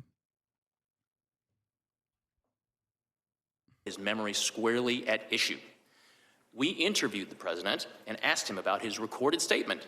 Quote, I just found all the classified stuff downstairs, end quote. He told us that he didn't remember saying that to his ghostwriter.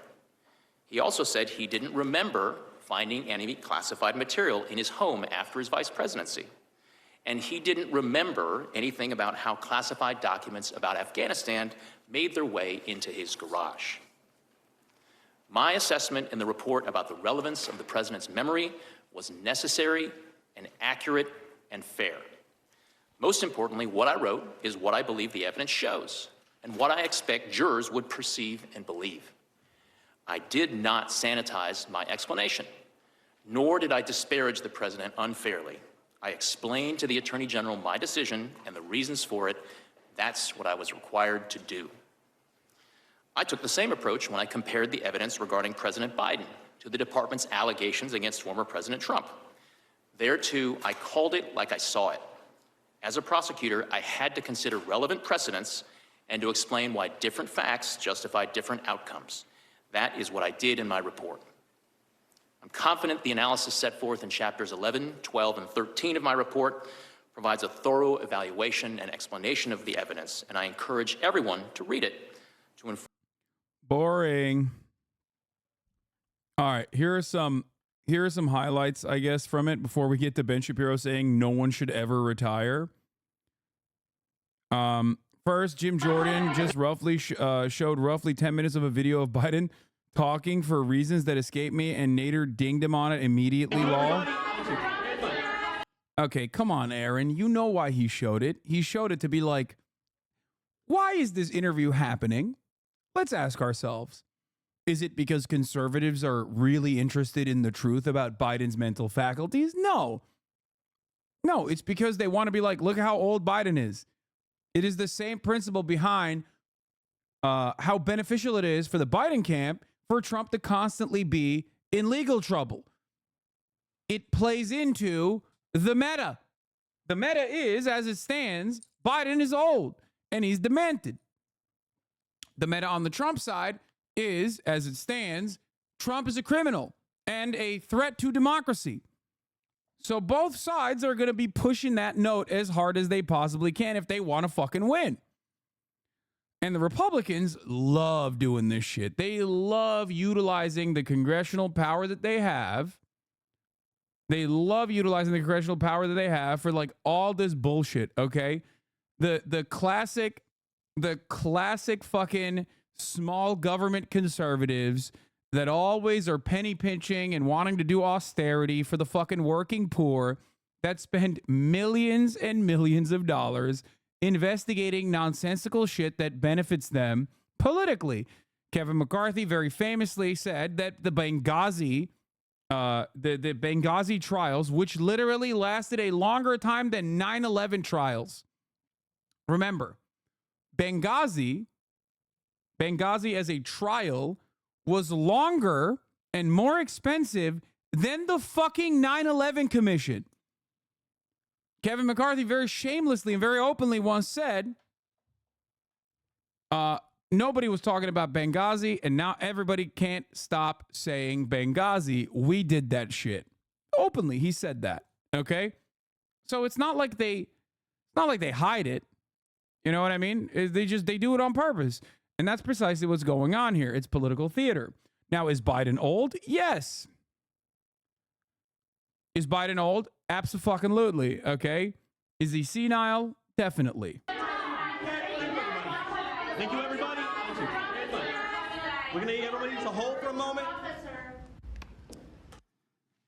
Chair now recognizes the ranking member, Mr. Nadler, for an opening statement. Mr. Chairman, I'm glad you have such information, such admiration for the president that you allowed him to take the first 10 minutes of this hearing. Thank you. Mr. Chairman. Nadler starts off, House representatives may be desperate to convince America that the white conservative men are on the losing end of a two-tier justice system, a theory that appeals to the MAGA crowd but has no basis in reality. House Republicans may be desperate to convince America that white conservative men are on the losing end of a two-tier justice system, a theory that appeals to the MAGA crowd but has no basis in reality. But your comments today make me wonder if you have read the special counsel's report at all. Her report does help us draw a distinction between President Biden and Donald Trump, just not the one. Conservatives hate gays but love theater. Yeah, that's why they hate gays, because the gays slay in the theater front and they want to dominate theater. That's why. It's resentment that they do not have the natural skills that the gays have. They're jealous. You want two distinctions, actually. First, the report is clear that, quote, at no point did the special counsel find evidence that Mr. Biden intended or had reason to believe the information would be used to injure the United States or to benefit a foreign nation, close quote. With respect to the classified documents found in President Biden's possession, quote, the decision to... So that's the real reason they got rid of Santos? Yeah, because he was too good. He was too good. He was too good at, you know, he had the natural talent for it. Decline criminal charges was straightforward, close quote. And with respect to the special counsel's investigation, quote, Mr. Biden turned in classified documents to the National Archives and the Department of Justice, consented to the search of multiple locations, including his homes. Nadler put a brutal supercut of Trump gaffing and shorting out. Oh, God. I hate all of this. Raskin, what America sees today is evidence of one president who believes in the rule of law and works to protect it, and one who has nothing but contempt for the rule of law and acts solely in pursuit of his own. This stuff is so boring, dude. Okay, I'm gonna skip this. I'm gonna skip the story. It's just like, who gives a shit? Wait, what was this one? Yeah, I'm skipping. I'm skipping this part.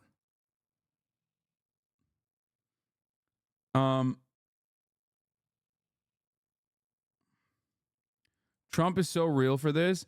Oh yeah, Trump has been popping off on the TikTok ban and is like surprisingly correct on it. Mr. Read the Room over here. There are a lot of young kids on TikTok who will go crazy without it. The thing I don't like is that without TikTok, you can make Facebook bigger, and I consider Facebook to be an enemy of the people, which is weird. Why does he fucking hate Facebook so much? I mean, he's not wrong, but like Facebook is so goddamn. He tried to ban TikTok originally, but like Facebook literally has probably more conservatives on it. Anyway, I don't know, because he has stock in Truth Social. How did Biden maneuver himself into an L on the TikTok issue? I used to be very much in favor of banning TikTok last year, or you know, a couple years back when Trump was saying he wanted to ban it. And now, while I do understand that TikTok is responsible for so much fucking brain rot, is like genuinely making people dumber. I also do think that the only reason why I also have recognized that the only reason why they want to ban TikTok is because they do not have the same level of control over TikTok as they do over the other social media platforms. And if you want to ban these social media platforms, I think across the board, instead of banning social media platforms, you should regulate said social media platforms. And the major reason why they're really aggro about TikTok is that it's because it is one of the few places where there is a shit ton, in my opinion, a shit ton of pro-Palestinian messaging, more so than any other platform. Twitter has a lot of pro-Palestinian messages as well, but, you know, it's lost in a sea, I would say, of pro-Nazi messaging. So, and it's also owned by Elon Musk, so they see that as like controllable.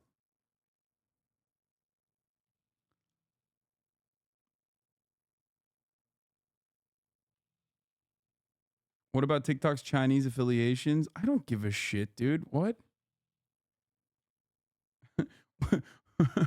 Like, this is not like this is not a take.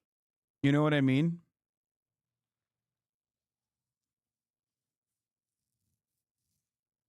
It's just like this take is only this take only works if you're like, okay, well, I'm scared of the Chinese. Recognize the gentleman from Florida. 5 minutes. February 8th, the White House. Question, Mr. President, why did you share classified information with your ghostwriter? The President, I did not share classified information. I did not share it. I guarantee I did not. That's not true, is it, Mr. Hur? That is inconsistent with the findings based on the evidence in my report. Yes, it's a lie. It's just what regular people would say, right? Yeah, all right. So the next one. And all the stuff that was in my home.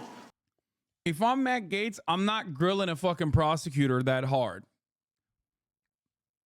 If I got that many fucking skeletons in my closet and there's an ongoing ethics investigation into my misconduct, maybe I'm not going after the fucking prosecutors that hard. I'm just saying. Maybe I'm trying to play nice, okay? If I got Venmo receipts to like a 17-year-old girl being like, oh, this is for travel, I'm probably not, me personally, I'm probably not going after prosecutors this aggressively. Just saying, because he's probably got some other homies that may be investigating you soon. You know what I mean? Prosecutors know one another. Was in filing cabinets that were either locked or able to be locked. That wasn't true either, was it? That was inconsistent with the findings of our investigation. Another lie, people might say, right? Because what you put in your report was among the places Mr. Biden's lawyers found classified documents in the garage was a damaged open. Why has he got a Yakuza pin? Oh my God. It does look like a Yakuza pin. That's funny. Box. So here's what I'm understanding, right? I gotta pee. As Mr. Armstrong laid out, you find in your report that the elements of a federal criminal violation are met. But then you apply this senile cooperator theory that because Joe Biden cooperated and the elevator doesn't go to the top floor, you don't think you get a conviction. And I actually think you get to the right answer in that. I don't think Biden should have been charged. Don't think Trump should have been charged. But under like the senile cooperator theory, isn't it frustrating that Biden continues to go out and lie about the basic facts of the report that lay out a federal criminal violation? Congressman, I need to disagree with at least one thing that you said, which is that I found that all of the elements were met. One of the elements of the relevant mishandling statute is the intent element, and what my report reflects is my judgment that based on the evidence, I would not be able to prove beyond a reasonable doubt to a jury that that intent element had been met. Right, but the reason you have that doubt is the senile cooperator theory. The fact that Joe Biden is so inept in responding that you can't prove the intent, which again, I don't quibble with that conclusion, but it's frustrating to be like, oh, well, this guy's not getting treated the same way as Trump because the elevator's not going to the top floor, so we can't prove intent. While at the same time, Biden goes out there at the White House and says, well, you know, he just blatantly lies. And what I'm trying to figure out is whether or not Biden's lying because he's still so senile, he hasn't read your report, or whether it's a little craftier and a little more devious and perhaps a little more intentional than we might otherwise think. So I also want to go to this Biden Penn Center. Like, did it give concern to you that the Biden Penn Center, where all this classified stuff was being mishandled, was being floated by foreign governments? Congressman, we were concerned with getting to the bottom of all of the classified documents that were recovered during the course of our... Yeah, but what bothers me is that the money that was paying for the place where the documents were being inappropriately held, it was the Chinese and it was other foreign countries. Did that play into your analysis? Did you look into the $1 billion in foreign funding sources at the Biden Center at UPenn, for example? Congressman, we conducted a thorough, impartial, and fair investigation, and we were very, very concerned with getting to the bottom of all the relevant questions relating to the recovered documents. Did you look into the fact that the Chinese were floating the place where this guy was keeping the documents unsecure? Yes or no? Congressman, to the extent that we identified evidence that was relevant and significant to our investigation, we put it in our report. Okay, well, it seemed relevant to me, maybe not to you. Yeah, because... What kind of Chinese are you, boy? Is literally the underlying theme. Dude, come on. Come on, dude. Yeah, I don't know. You're looking real Chinese right now. Another thing that seemed relevant to me is this ghostwriter, right? So the ghostwriter purposefully deletes this evidence that seems to be like show culpability of Biden's crimes, and you don't charge him. Why did you not charge the ghostwriter with obstructing justice and deleting evidence? Well, for a number of reasons that are laid out in the report, but in brief, Congressman, yes, when we interviewed the ghostwriter, he did. It's so fucking weird watching people try to maintain the professional veneer of their job. Having to talk to Republicans who are like, true or false, Joe Biden is a pedophile who sucks adrenochrome directly from the brain stems of immigrant babies. Yeah. I mean, this is the most professional way that you can make this assertion too. It's literally like, it's literally like, yes. Have you investigated the criminal misconduct of the Chinese Communist Party secretly storing Biden's classified documents at UPenn? Like, you just made that up. Okay. You are trying to tie normal things that exist in the real world back into something that is like indecent and scary. What can you explain your title? What do you mean? What is my title? Adin Ross lands Andrew Tate in jail. Lamau, Haitian Prime Minister resigns. Biden, her interviewer over age. Her interview over age. What do you? Second day of Ramadan. What's the fuck? Tell us, and I'm trying to get the exact language, that one of the things on his mind, one of the things he was aware of, was that I had been appointed special counsel and was conducting an investigation. Right, so he didn't, just so everybody knows, the ghostwriter didn't delete the recordings just as a matter of happenstance. Ghostwriter has recordings of Biden making admissions of crimes. He then learns that you've been appointed. He then deletes the information that is the evidence, and you don't charge him. That is reflected in the report, and one of the reasons... Like, what does somebody have to do to get charged with obstruction of justice by you? If like deleting the evidence of crimes doesn't count, what would meet this? I might be getting lost in the right-wing framing of this, but that part does seem a little odd to me.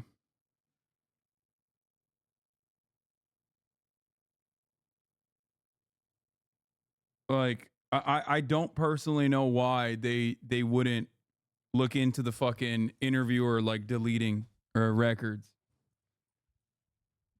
You know what I mean? That part is definitely standard. So, Congressman, as we state in the relevant chapter of the report, one of the things that Mr. Zwanitzer did not delete was transcripts of the recordings that he had created that included inculpatory evidence relating to Mr. Biden. Oh, never mind. He also he literally still had the transcripts. Oh, Okay. so if you destroy some evidence but not other evidence, that somehow absolves you of the... No, dude, he has the transcripts. He probably didn't want what? The transcripts are all there. Okay, never mind. He very quickly clarified it for me. Now I understand. It's the same evidence. The evidence you destroy. Here's what I see. Zwanniger should have been charged, wasn't. Biden and Trump should have been treated equally. They weren't. And that is the double standard that I think a lot of Americans are concerned about. I see my time's expired. I yield back. I'm Steve Doocy. Yeah, it seems like he Chair now didn't. recognizes It seems like the evidence still very much is there. the gentleman. Watch, Representative Schiff has test the exchange with Robert Hur over Biden classified documents. From California said that you did not disparage the president in your report. It's so funny because he's getting shellacked from both sides too. Because Shifty Schiff, more like Adam shit, am I right, is going to rip into him because he's going to say you called Biden old and that's not within your purview.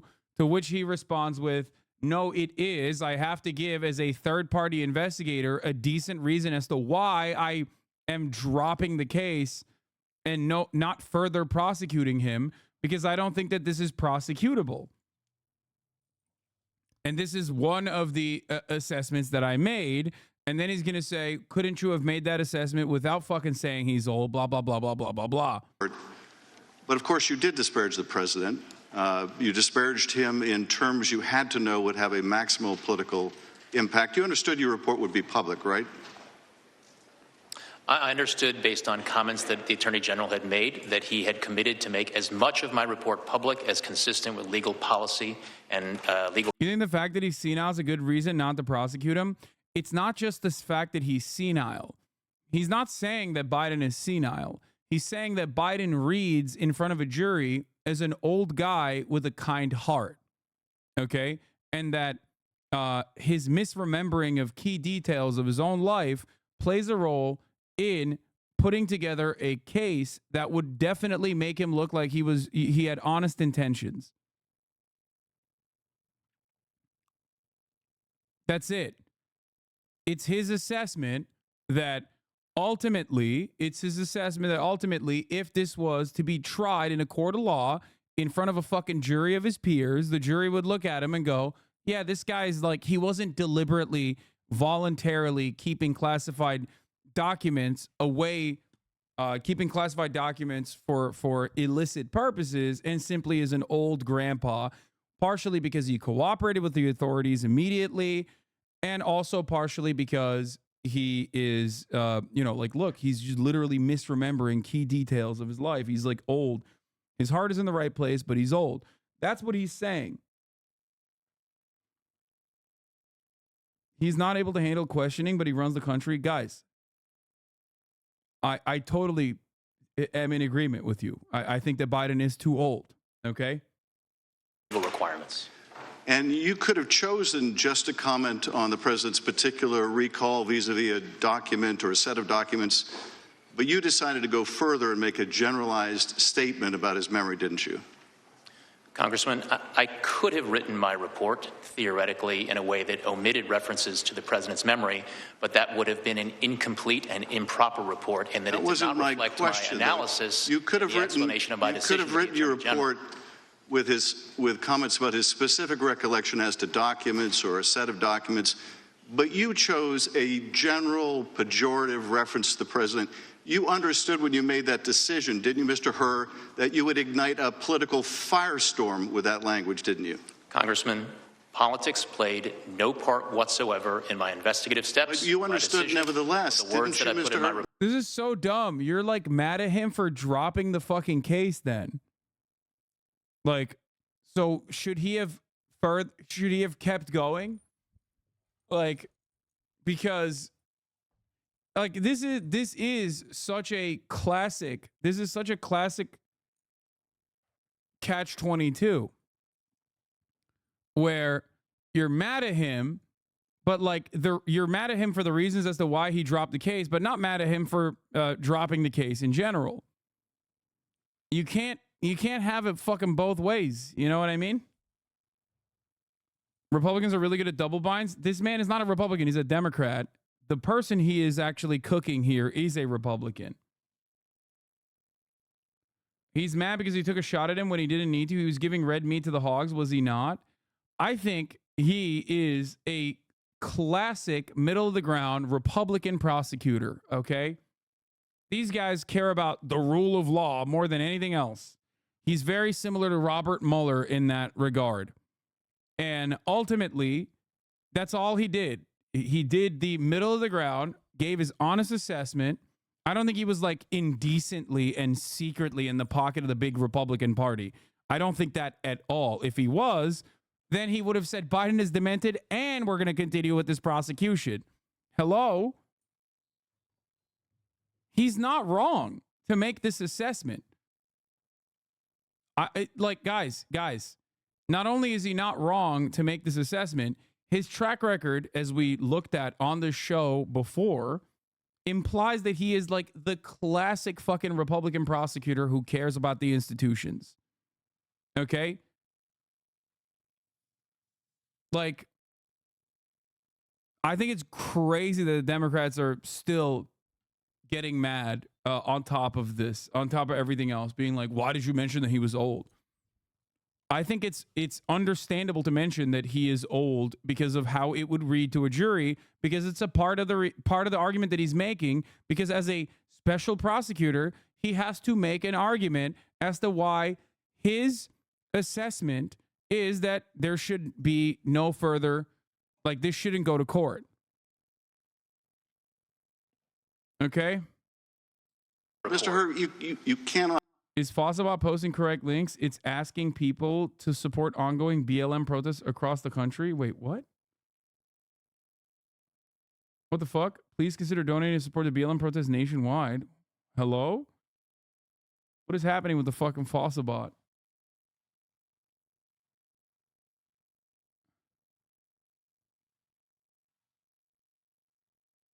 It's always done that? Wait, what? Why? We should maybe eat that link. It's been doing that since 2020, bro. I didn't realize.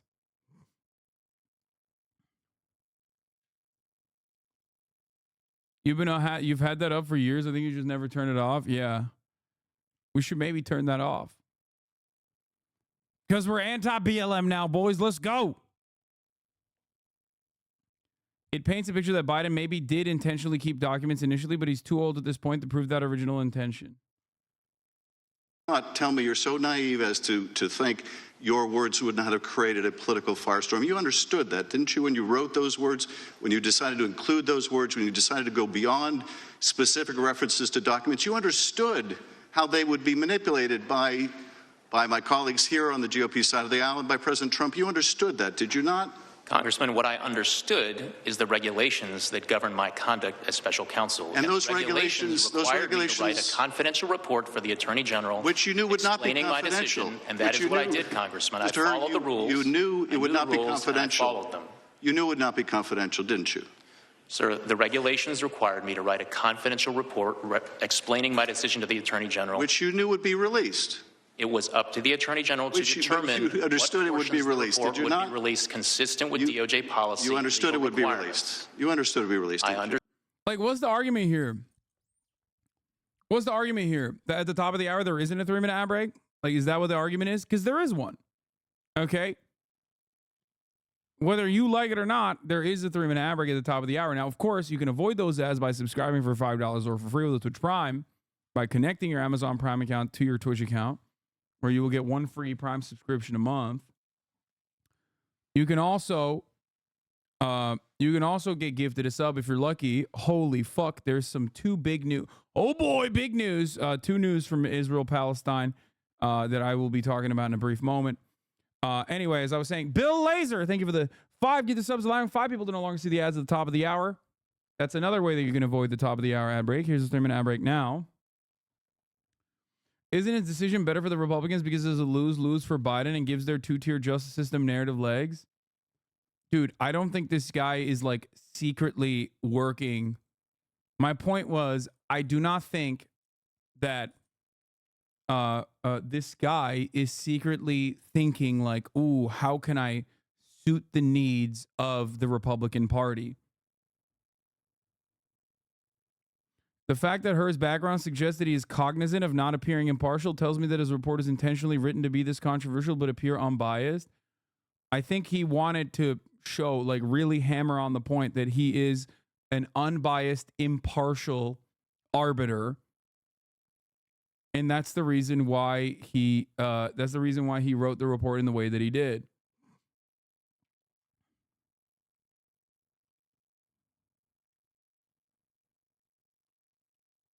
He both sides it, yes. And the Democrats are mad that he both sides it too hard.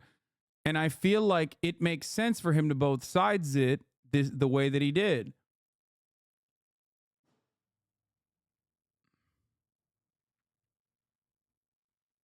I don't think that he is like secretly in the pocket of the Republican Party.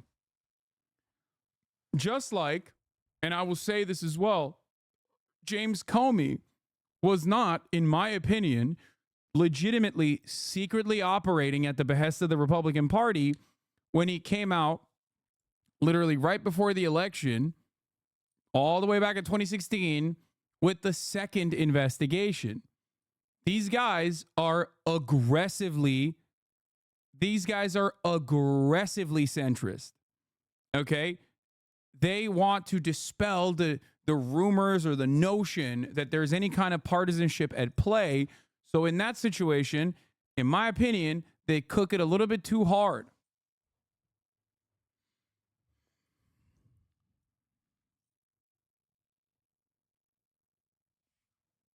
I don't know, really skeptical of his assessment that Biden was too old to have intent. I mean, Biden may not be all there, but he's at least 90% there. I think that much is clear now after Sodu. Damn, that State of the Union really did a number on liberal brains, I think. Is it possible to re-roll for new candidates after the election? Yes. You can re-roll if they die. Understood from the Attorney General's public comments that he would make as much of my report public as he could, consistent with legal requirements and DOJ And you also understand DOJ policy that you are to take care not to prejudice the interests of the subject of an investigation, right? That is generally one of the interests that DOJ policy. You could argue that his opinion was predetermined. More important was the influence on the public throughout his use of language senile regarding Biden. I think that legal documents should be sterile and neutral in stating facts. Senile is not that. Yes, dude, he's making a biased assessment based on the evidence presented. He is not a fucking licensed medical professional. This is not a court. In a court of law, you would bring a licensed medical professional to make that assessment. Okay? But if you are the prosecutor, you can make that assessment on your own when you are dealing with the outcomes of a prosecution. If you take this to court, how it will read by the jury is an assessment that you will definitely make, especially when you are an outside third-party investigator that was contracted by Biden's DOJ. This, in my opinion, like the reason why he said that in his report is because, well, one, Biden is very old, okay? And he will read very old to a jury. That is true. And also because, like, he is supposed to be, there's a reason why he's a Republican guy, okay? There's a reason why Merrick Garland brought him as the third-party investigator, because he's a fucking Republican. If you're going to drop a case of mishandling classified documents, you have to make sure that you rid, at least in the public's eye, you rid yourself of any kind of potential biases at play.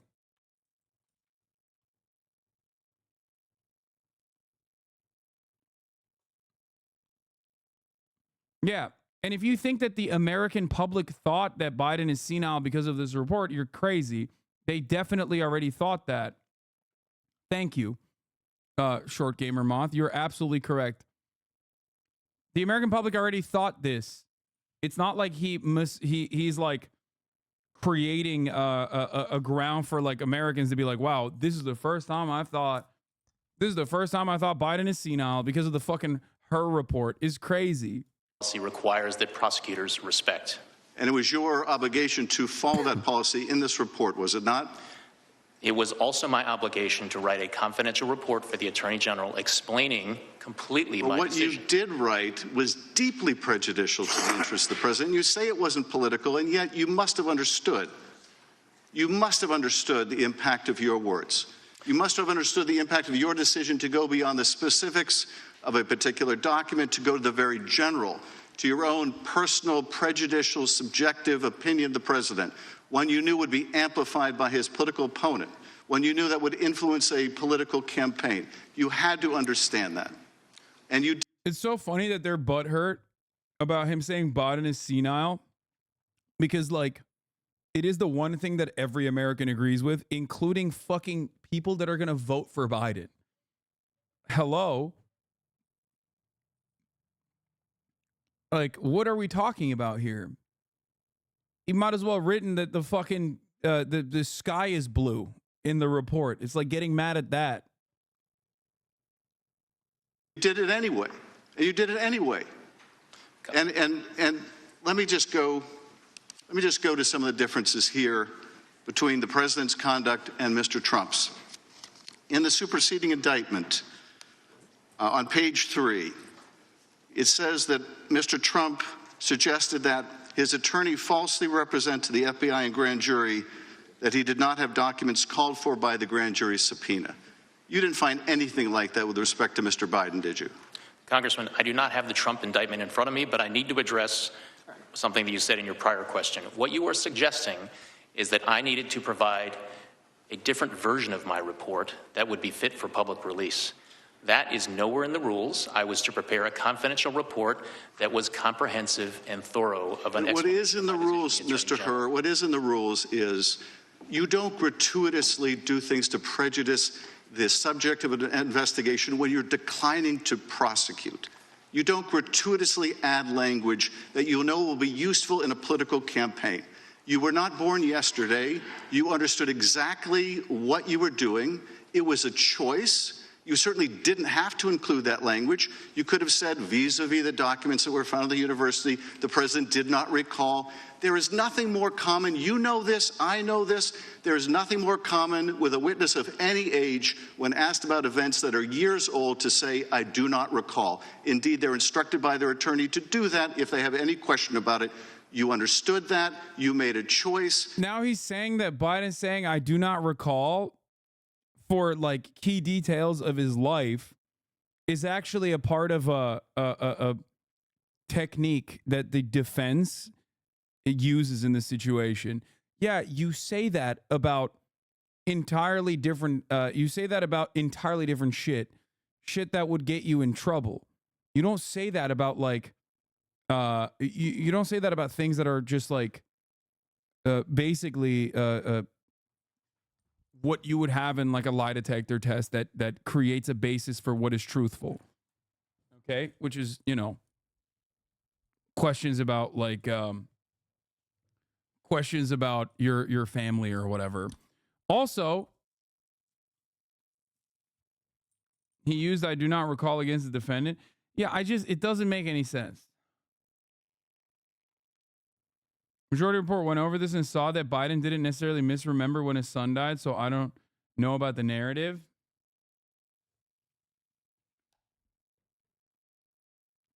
But wouldn't just putting that in a report subject didn't remember make the report useless?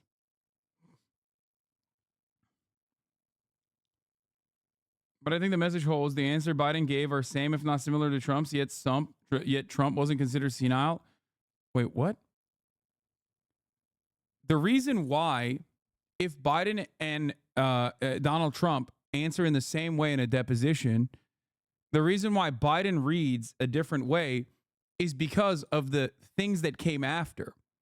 Trump voluntarily, willingly lied to his own lawyers, lied to everyone, including the investigators, about where the documents were, and voluntarily withheld additional documents after multiple inquiries.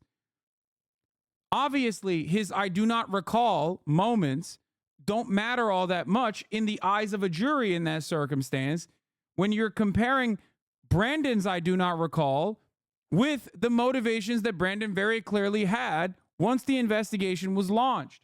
Biden cooperated with the authorities completely. Trump didn't. So obviously, that plays a higher order of magnitude in the way that in the way that a court case would continue than a guy who did cooperate. That's a major difference. I think that's like basically I think that's what basically plays a big role. Can't make it up. Experts say transcript shows Special Counsel Robert Hur lied about Biden. The full transcript undercuts Hur's argument that Biden could not remember his son's death and had poor memory.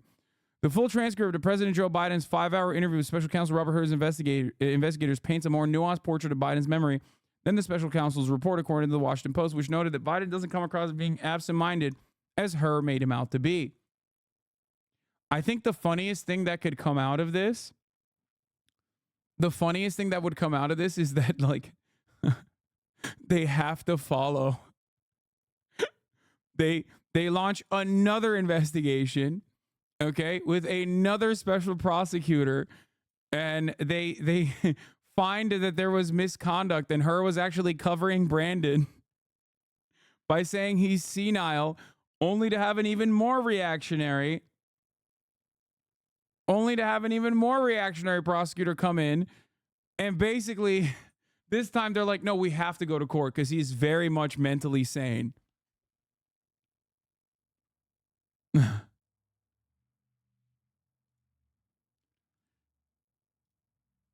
Anyway, read full transcript of Robert Hur's classified Biden documents interview.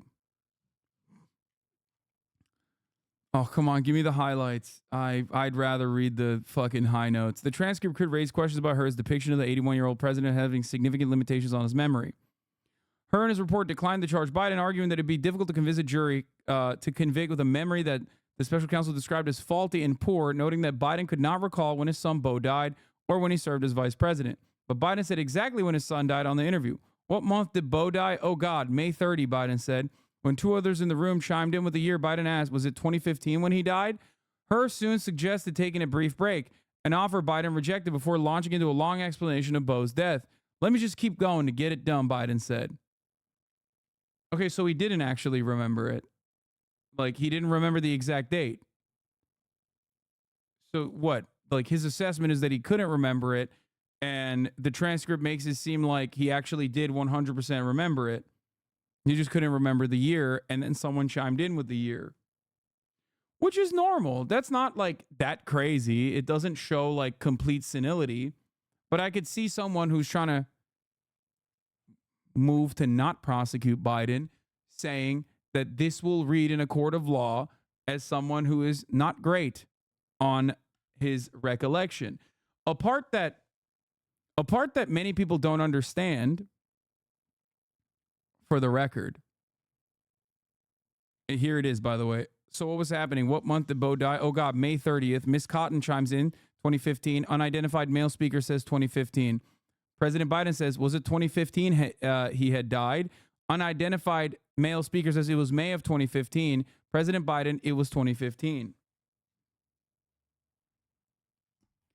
This is why it's a double bind that Democrats are actually cooking themselves over. Because you support Israel. What? Where'd you get that from?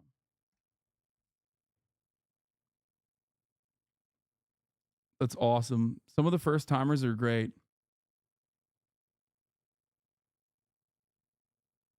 New crime for later. Only 32 minutes. Very crazy. YouTuber falls in love with an obsessed fan, instantly regrets it. Oh my God. I love that. He's right about you supporting Israel today. You opened with a DJ set today. Okay, not every version of techno music is supporting Israel. Guys, if you look at the transcript, I get why he said what he said. Alex Thompson writes, he's a national political correspondent at Axios. He wrote, Biden repeatedly asked for help remembering important dates with lawyers stepping in. When did I announce for president in 2019? If it was 2013, when did I stop being vice president? In 2019, am I still vice president?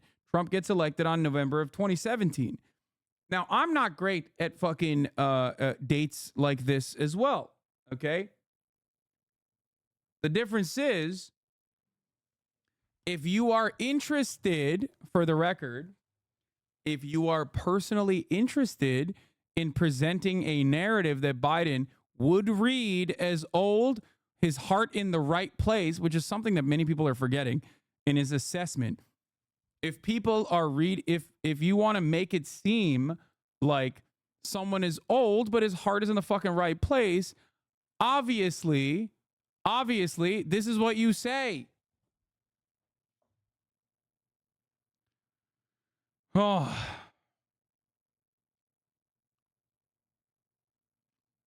Twice on the same day, Biden struggled to find the words for fax machine. You see where there's a printer and there's a, what do they call it? The machine that he asked until White House counsel Ed Siskel offered up, fax machine in both instances. While talking about the years 2017 and 2018, Biden said, remember, in this time frame, my son is either been deployed or is dying, and adds, and so what was happening, though? What month did Bo die? Oh, God, May 30, before White House counsel offered that it was in 2015.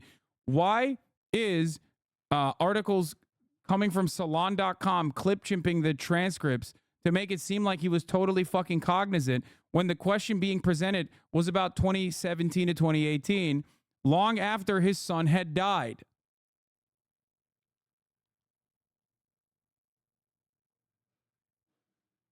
I genuinely don't understand why people are just like so desperate to run with the fucking narrative that Biden is like totally cognizant, and it is ridiculous for the special prosecutor to make this assessment that clears Biden, that literally drops the case. You're cooking yourself.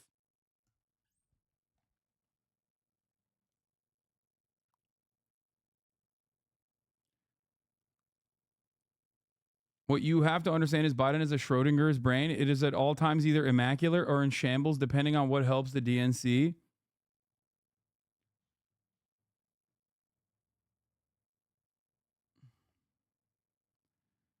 The transcript also appears to shine a light on Her's claim that Biden could not remember when he served as vice president. My problem was I never knew where any of the documents or boxes were specifically coming from or who packed them, he said. Just did I get them delivered to me? And so this is, I'm at this stage in 2009. Am I still vice president? Biden sought to clarify his answer, but one of Her's deputies pushed to move on. During another point, Her pointed to an image of a notebook related to Afghanistan. The date is 4/20/09, Biden said. Was I still vice president? I was, wasn't I? Yeah. Her, in his testimony before the House Judiciary Committee on Tuesday, denied that he disparaged the president unfairly and claimed that the evidence and the president the president himself put his memory squarely at issue. National Security Attorney Bradley Moss predicted that Democrats are going to eat her alive at this hearing. I think Biden might be owed an apology, tweeted Zach reporter Zach Beauchamp. Politico's Kyle Cheney. Dude, Democrats love looking at a gift horse in the mouth and then slapping the horse in the fucking mouth. Okay? This is a gift. Just take it. It's so insane. I don't know. I just don't understand it.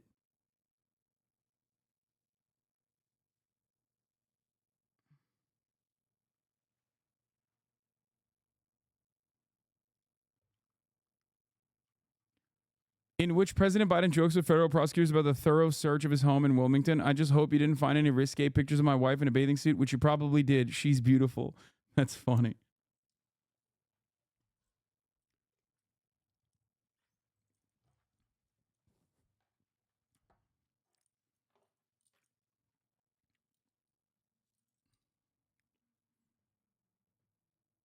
Bro, my grandma died like a year ago. I don't know what month or day it was. I loved her to death. Pardon me if I was too busy grieving to make notes. This is so stupid. Brother, you need to understand something. Or sister, listen to me. Okay? Everyone has a hard time remembering key dates. I also do as well. It makes sense. Okay? This is not what is in question here. The problem is, when you are talking about like parts of your life, let's say you were no longer, let's say you were no longer in office, okay? And they're asking you a question about like a time frame that is 2 years after your grandma died. You would know that your grandma's not dead at that point. This is not about recalling exactly the date that your grandmother died. It's about thinking that your grandmother is alive 3 years after the fact.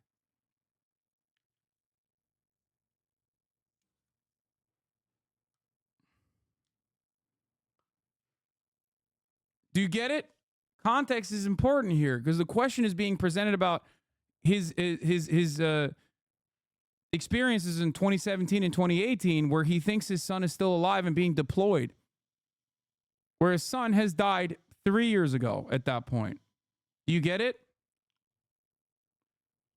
And not only that, but the key thing that people are forgetting here is that his assessment is how this will read to a jury. Obviously, in his line of questioning, Biden is having a hard time consistently remembering key dates in his life. Okay? That will present in an identical fashion in a court of law to a jury that will see that line of questioning and Biden's like failure to answer key dates and key details of his life. That's what he is saying. He's saying that the jury will read him as senile but kind-hearted. His heart's in the right place, but you know, a little bit of senility goes a long way in presenting him as an old man who is seen in a sympathetic light. Okay?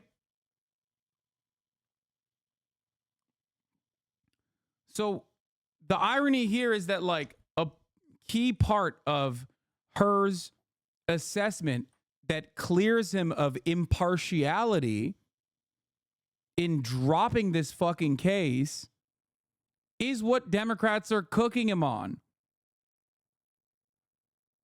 Do you understand the issue at play here? Now, the media can look at this transcript and like rob it of the context. And they can do that, and they are doing that, it seems, right? To be like, no, Brandon is actually dynamic. He's actually super with it. Look at the State of the Union. You know, he was dynamic there. Clearly, that's not an old man who is senile. Remember that? That was really sick. It's, you know, he just didn't remember key details. Don't look at the context of the key details of what he, like, forgot.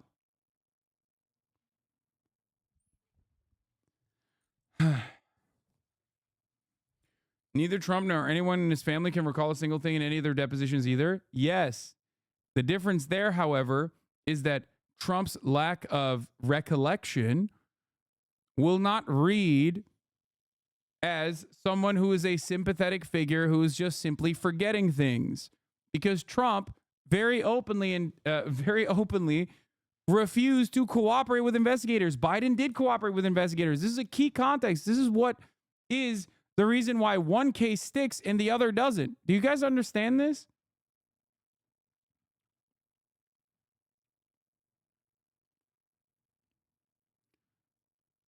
While talking about the years 2017 and 2018, Biden said, "Remember, in this time frame, my son has either been deployed or is dying," and adds, and so what was happening, though? What month did Bo die? Oh, God, May 30th, before the White House counsel offered that it was 2015. Guys, I want to remind everybody that you did not fall out of a coconut tree. Okay? You did not. You exist within the context of all the things that came before you. Okay? Just remember that. Context is important. The two-day interview took place in the immediate aftermath of October 7 Hamas attack on Israel. Biden's team has also noted he had excellent recall in several other parts of the interview and argued that the missteps were exaggerated and cherry-picked. The two fax machine exchanges with the White House, where the White House counsel Ed Siskel stepped in.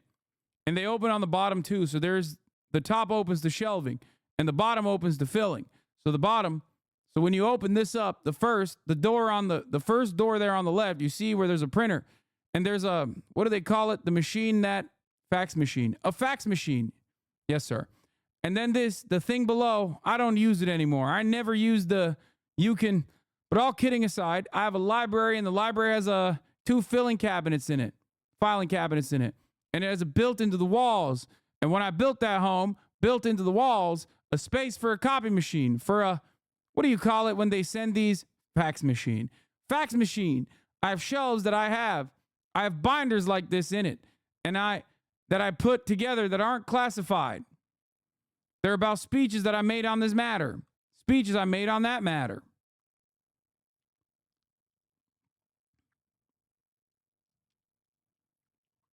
So during this time, when you were living at Chainbridge Road and there were documents relating to the Penn Biden Center or the Biden Institute or the Cancer Moonshot or your book, where did you keep papers that related to those things that you were actively working on? Well, I don't know. This is what, 2017, 2018, that area? Yes, sir. Remember, in this time frame, my son is either been deployed or is dying. And so it was, and by the way, there was still a lot of people at that time when I got out of the Senate that were encouraging me to run in this period, except the president. I'm not, and not a mean thing to say. He just thought that she had a better shot of winning the presidency than I did. And so I hadn't at this point, even though I'm at Penn, I hadn't walked away from the idea that I may run for office again. But if I had ran again, I'd be running for president. And so what was happening, though? What month did Bo die? Oh, God, May 30th. Miss Cotton steps in and says 2015. An identified male speaker steps in and says 2015. President Biden, was it 2015 he had died? Remember, the time frame that they're talking about is 2017 and 2018. Okay, this is after Obama has told him not to run for president, which he revealed here, by the way, which is kind of cool that he openly mentions that. Very, very vindictive person that doesn't let go of certain things. That's another key detail here. Mr. Bauer, or I'm not sure the month, sir, but I think it was that year. Mr. Kirkbaum, that's right, Mr. President. And what's happened in the meantime, it was that, and Trump gets elected in November of 2017, unidentified male speaker, 2016, unidentified male 16. President Biden, 2016. All right. So why do I have 2017 here? That's when he left office, January of 2017. Yeah, okay. But that's when Trump gets sworn in then, January.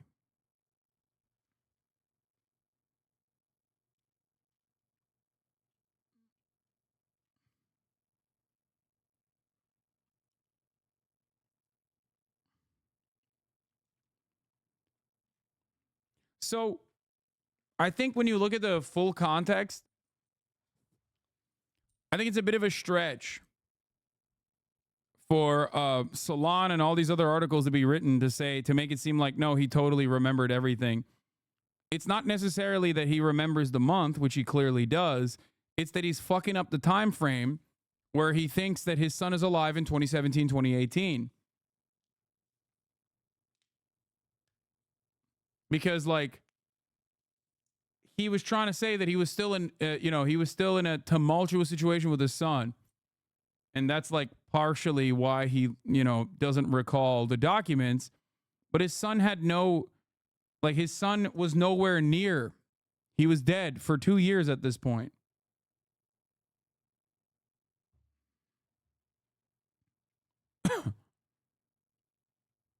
Do you understand? Hers claimed that Biden couldn't remember the day his son died was an outrageous lie, argued Tommy Vitor, a former Obama staffer and commentator. It's also cruel and irrelevant. Anyone who's experienced and loss like that can remember images, smells, bit of conversations. The pain is burned into you. Dates blend together because they're irrelevant. Attorney Andrew Loeffler tweeted, "Her lied. That's the only appropriate response." White House spokesman Ian Sams told CNN on Tuesday that Hers opening statement to the committee was also misleading. I think it lays bare pretty clearly that the results of this 15-month investigation that was led by a Trump appointee prosecutor who was named special counsel by Brandon's own DOJ, by Merrick Garland, by the way. Hello? I found that there was no case here, he said. I think that some of those that language that you just laid out is a little bit misleading. In fact, later in the report, 200 pages in, not on page 2, but 200 pages in, he says very clearly that the evidence does not fully support the idea that he willfully retained classified documents. That was literally also in his assessment.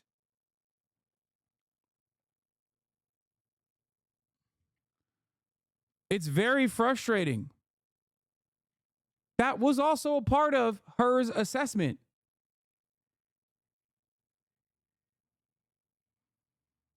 I don't know why people are making it seem like this dude simply was just saying Biden's old, lol.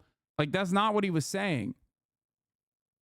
He's saying Biden will read as old in the same line of questioning that we engaged in the conversation that we had, in the investigation that we concluded.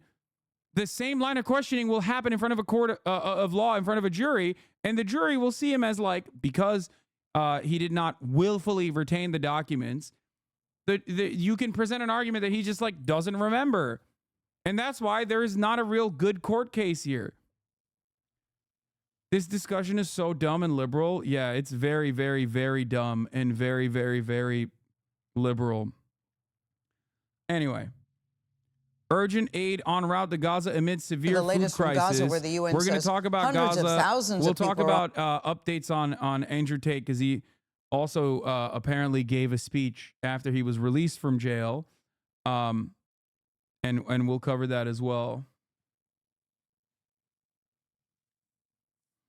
I read what you just read and got something different, man. Bo died in 2015. People encouraged him to run in 2015. He correctly equates the two events in his statement. Yes, but he is using that as an answer for questions that pertain to his experiences and knowledge and actions in 2017 and 2018. That is the problem. Yes, you're right. If they were talking about 2015, oh my God, if they were talking about 2015, then you'd be right. But they're not talking about 2015. They're talking about 2017 and 2018. That is the issue here. That is the context that is important for people to understand in the transcripts. The further context that people need to understand in these transcripts is that your recollection might also be bad. Mine certainly is. Okay? It is. That's why I think a lot of people are like, well, I can't remember those dates either. I get it. I'm the same way. I'm exactly the same way. I think it's an ADHD thing. Okay?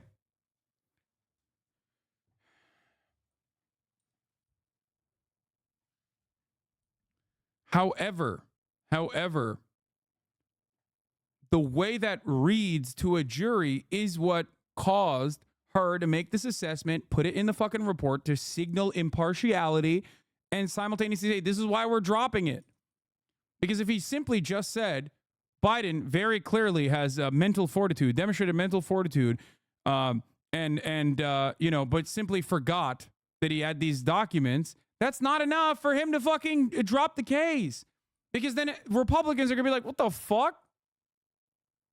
You're dropping this fucking case, but you're saying he voluntarily and willingly withheld classified documents?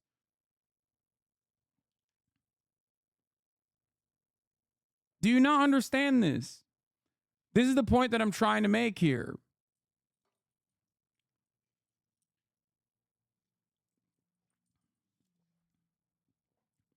If he went about it in the ways, that liberals wanted him to go about it, it would it would destroy impartiality. It would just completely throw it out the door.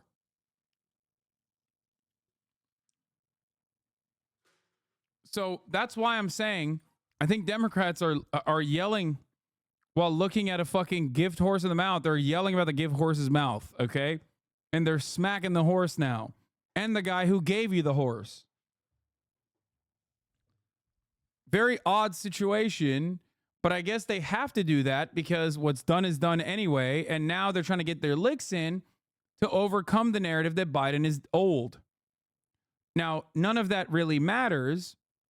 You can only show that Biden is not old. And they've done a decent job at it so far since State of the Union, where he started like actually campaigning again. So if it keeps up, if they can basically keep him trapped within the confines of like short bursts of media appearances, short bursts of appearances in front of a crowd, then they can maybe present the narrative that he is not senile. And then the low expectations that people have of him as a 900-year-old, decaying corpse will actually play to his favor.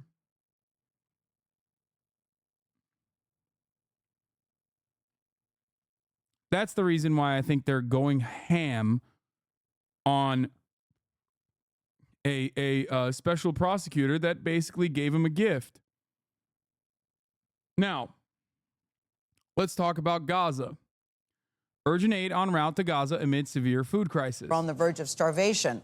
A charity aid ship has now left Cyprus carrying nearly 200 tons of food. Now it could arrive as soon as tomorrow as the fighting continues there and the Houthi rebels launch more attacks on cargo ships off Yemen.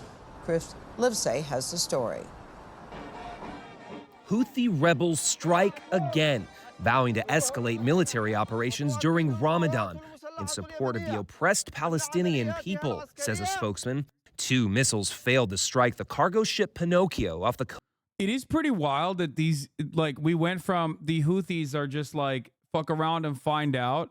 The Houthis are going to see the finding out part of the fuck around part to like consistent bombing in Sana'a to, okay, maybe we can't stop these guys from continuously taking pot shots at ships that actually still continue through the Red Sea and don't communicate with the Houthis at all on where they're taking their cargo.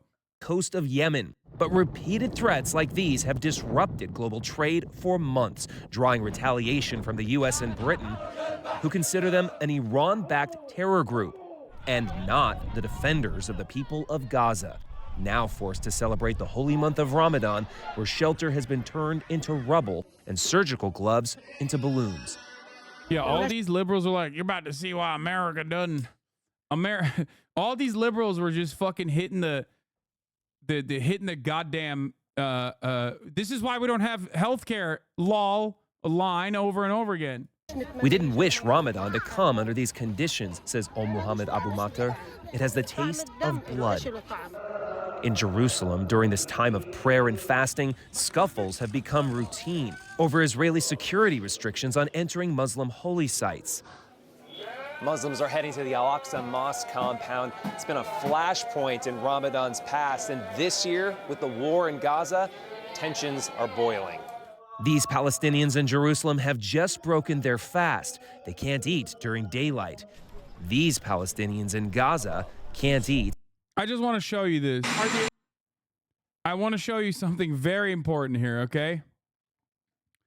If you want to understand what our policy has been as like a deterrence, I guess. This very important moment from January 18 comes to mind. Are the airstrikes in Yemen working? He says, are the airstrikes in Yemen working? Well, when you say working, are they stopping the Houthis? No. Are they Biden says, no, they're not. Are they stopping the Houthis? No. going to continue? Yes. Are we going to continue? Yes. Yeah. In January, the Houthis are about to see why America doesn't have free healthcare. March 2024, have the Houthis become unstoppable? This is something that I keep repeating over and over again. It is the reason why throughout history, it has played out in the exact same fucking way over and over again. The side that has significantly more to lose is always going to lose out in the end because these are wars of attrition. That's it. The Houthis were already starving. They had withstood a genocide by the UAE and, more importantly than the UAE, Saudi Arabia for years and years. This is not conjecture. I'm not making this up. This is the American assessment, okay? Adin Ross didn't land Tate in jail. Stop spreading misinformation yet again. Adin Ross's leaks genuinely led to Andrew Tate being arrested. He has now since been released. I covered this earlier. There is nothing false about what I just said.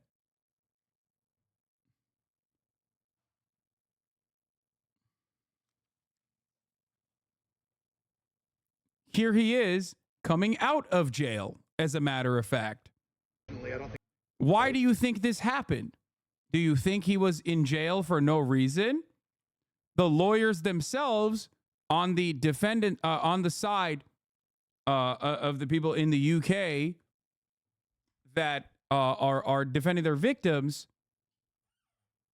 have literally pointed to the Adin Ross clip as a reason. But of course, I do not expect tater tots to be smart or cognizant. These are, after all, the same people that thought that the court case was done months ago. Like when he was literally in prison, they were like, nah, he's not actually. He's not going to prison.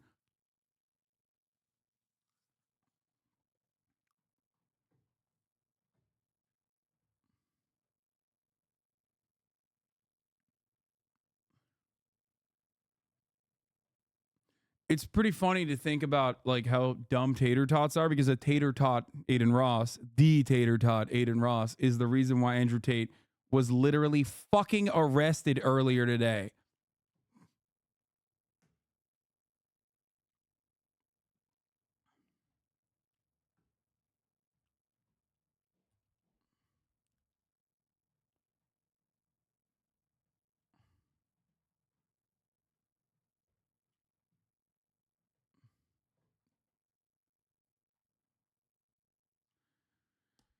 Anyway, we'll cover that in a second. We're talking about big boy news right now, okay? Because they're running out of food. That was Chris Livesay from Jerusalem reporting. So, before we get to Haiti, there are some key updates here. Number one, turns out a diplomatic source told Jerusalem Post that the Gaza maritime route was Netanyahu's idea. Wow. According to the source, on October 22nd, 2 weeks following the war's outbreak, Netanyahu discussed with President Biden the concept of delivering humanitarian aid to Gaza via the sea. Bitch, why don't you fucking deliver aid by not bombing the aid that's being delivered through the regular routes where you can actually deliver a shit ton of aid? It's incredible to me that the supposed concessions that Biden extracted still came from Netanyahu. Like, what the fuck? Now, Netanyahu is a liar, okay? as are many Israeli officials. They have routinely lied over and over again. They're very consistently liars. So maybe he's just lying here and it was actually Brandon's idea. I don't know. Maybe he's just trying to make Brandon look bad in the Western world, which he regularly does do. It does go along with that. So I don't know. I genuinely do not know if I can take this at face value because Benjamin Netanyahu lies all the fucking time. Okay? The irony, of course, is that in order to build this fucking offshore pier, this temporary pier, Benjamin Netanyahu did allow trucks to go in, except not the type of sweetie saying Israelis are liars is actually an anti-Semitic trope. No, it is not. And don't even fucking make this joke right now, okay?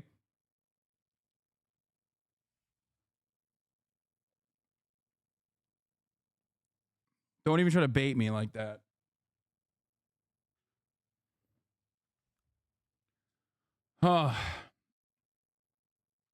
Anyway, turns out we do have the capability of bringing in trucks into the Gaza Strip. It just the trucks that Benjamin Netanyahu is allowing into the Gaza Strip are the ones that are constructing the fucking pier.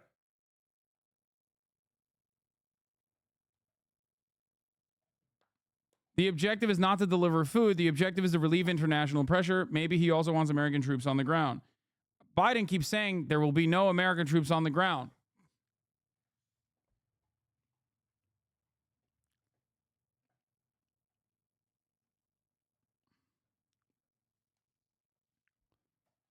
According to a source on October 22nd, 2 weeks following the war's outbreak, Netanyahu discussed with President Biden the concept of delivering humanitarian aid to Gaza via the sea.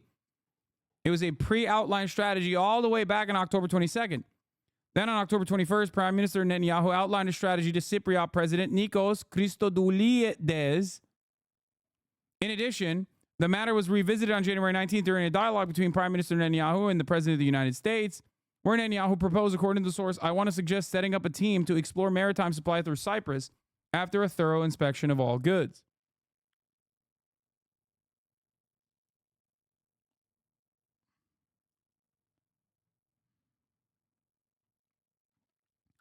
This source, close to the Prime Minister, insinuated that Biden was simply implementing a plan by Netanyahu, not actually initiating anything new. The source spoke with Jerusalem Post at a time of heightened diplomatic tensions between Biden and Netanyahu. I don't know. I don't know if this is real or not because, you know, both sides obviously are known for lying.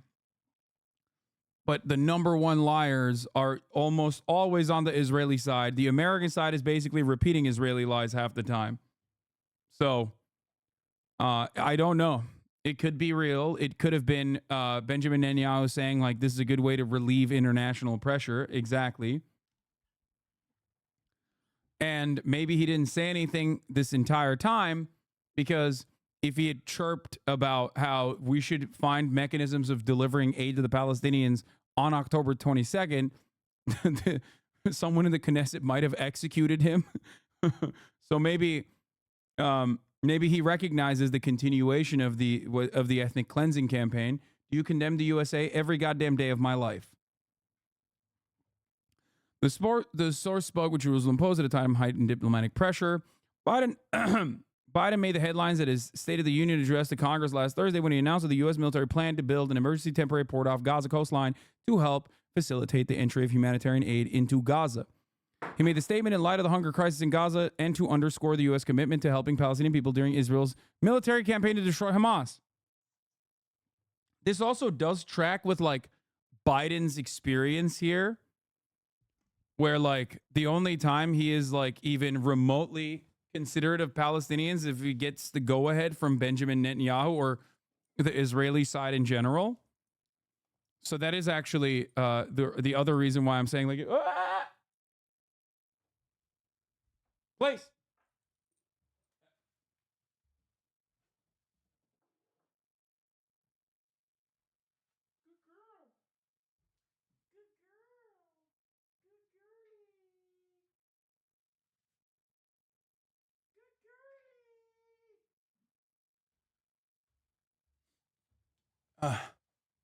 Hasan is a prison guard. Yeah, I have to make her lay on that thing instead of the ground because her laying on the ground is actually hurting her. Yet another instance where I know better. Just like when chat tells me to watch this, watch that, and sometimes their suggestions are fucking awful for the stream. She's not allowed on the ground because when she's on the ground, she gets blisters because her bones start rubbing on her elbows, and then those blisters turn into hot spots that she licks with an open wound.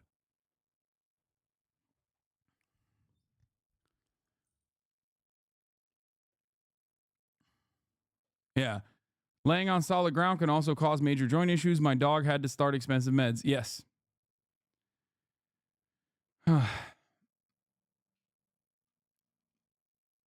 That's it. This is pure COPE analysis. The new port is for Israel's new LNG offshore deposit access, the ones Egypt wanted. I know everybody keeps saying this. I don't know. I don't know I am not going to make these assertions without more evidence of the matter. It does provide a very neat real reason for something like this to occur, but I don't think that a port. God, she's so fucking cute. It's crazy.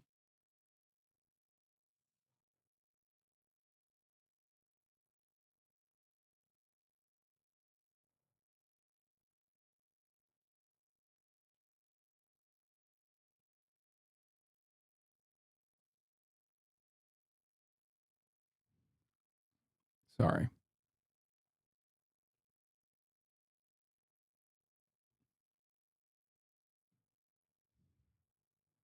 I love her so much. Yeah, I'm looking at you. What? You embarrassed? Don't. She's like, okay, well, I can't get up.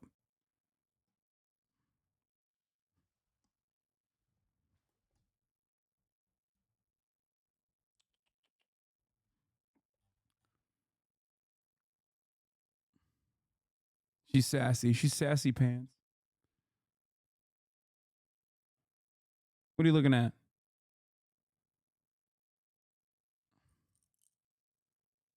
She's so well behaved. I agree.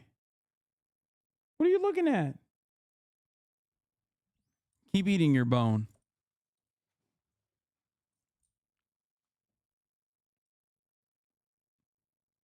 Might be dumb, but maybe put a box fan under her bed, air cool that baby like a CPU worth a try. That bed is self-cooling.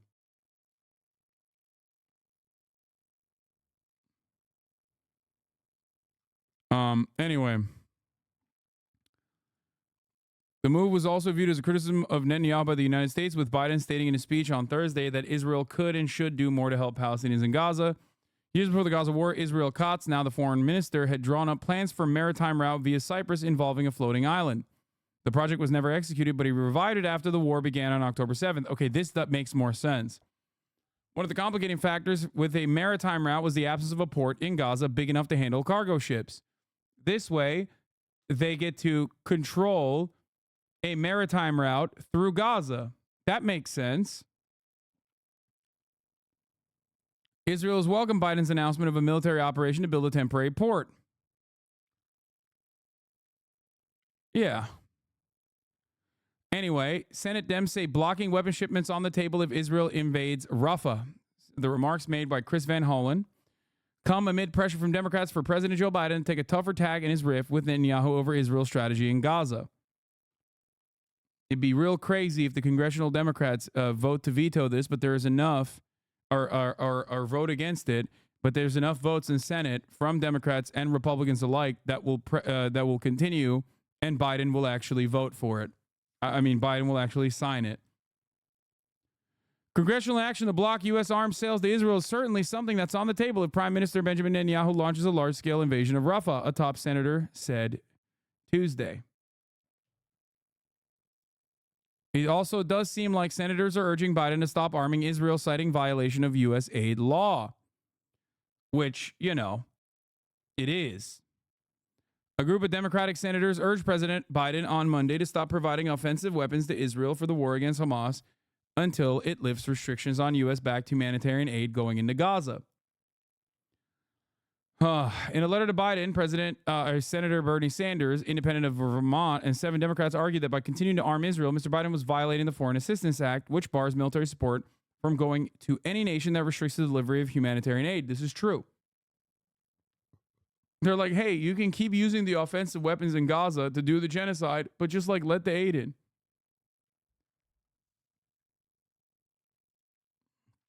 Here's an update on the Gaza hostage talks as well. We're going to move on from this after the update. Barak Ravid says, Israeli officials claim that in recent days, Israel received indications from Qatari and Egyptian mediators that point to shifts among Hamas's leadership that may lead within days to progress that will allow moving to serious negotiations on a deal. A senior Israeli official said that Qatar and Egypt had significantly increased their pressure on Hamas, including threats from Qatar to expel senior Hamas officials from Doha, which was confirming a report in the Wall Street Journal, even though Wall Street Journal has shown itself to be unreliable throughout this entire process. The Israeli official said, Hamas understands that the ball is in their court. We see pressure that did not exist before and hope that it will show results. There is relatively more optimism than a few days ago. I think this reframes the entire conversation off of... I think this is... the conversation is shifted directly off of the hands of Israel in this circumstance because Hamas's original conditions for hostage negotiations was absolutely valid and decent and actually would play well if the Western media ever fucking showed it. It was a step-by-step push. It was a step-by-step push towards a permanent ceasefire.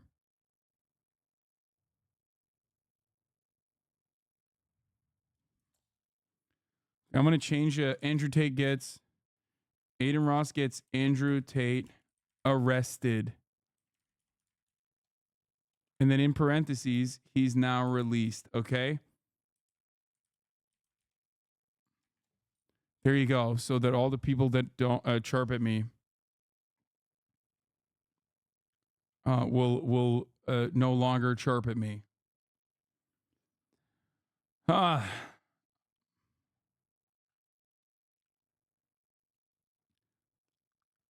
The Israeli officials said Hamas understands the ball's in their court. Israeli officials emphasized that Israel is still waiting on an official answer from Hamas to see if the organization does indeed change direction and is ready to move for more serious negotiations based on the Paris framework. Qatar and Egypt told Israel they will expect to receive such an answer in the next 2 days. In a few days, we will know where this is going. If there's an answer from Hamas, it will be the beginning of negotiations. The Israeli official said, if that's the case, we will sit and hold internal discussions to decide what we are ready for and what we are not. In any case, we want the next meeting with the mediators to be a serious one for negotiations on the details of the agreement.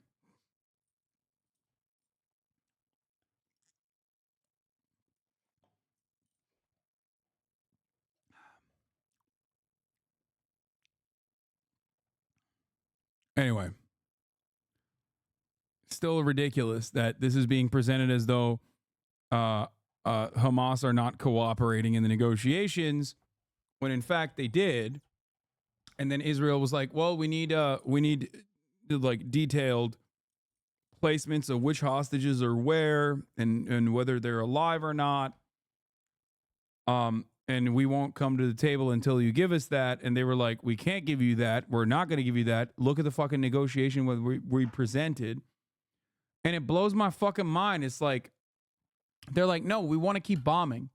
We want to keep bombing. If you care about the hostages, you wouldn't keep fucking bombing."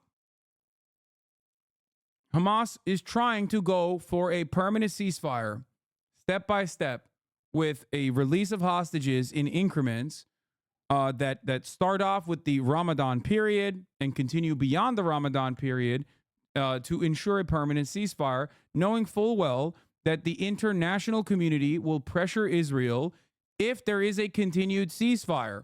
If it's 7 days, it's not enough. But if it's fucking 3 weeks, 4 weeks, 5 weeks, 6 weeks, everybody understands that the appetite for genocide is going to regardless of what the Israeli appetite for genocide is, the appetite for genocide from the international community will go away, or defending genocide will go away.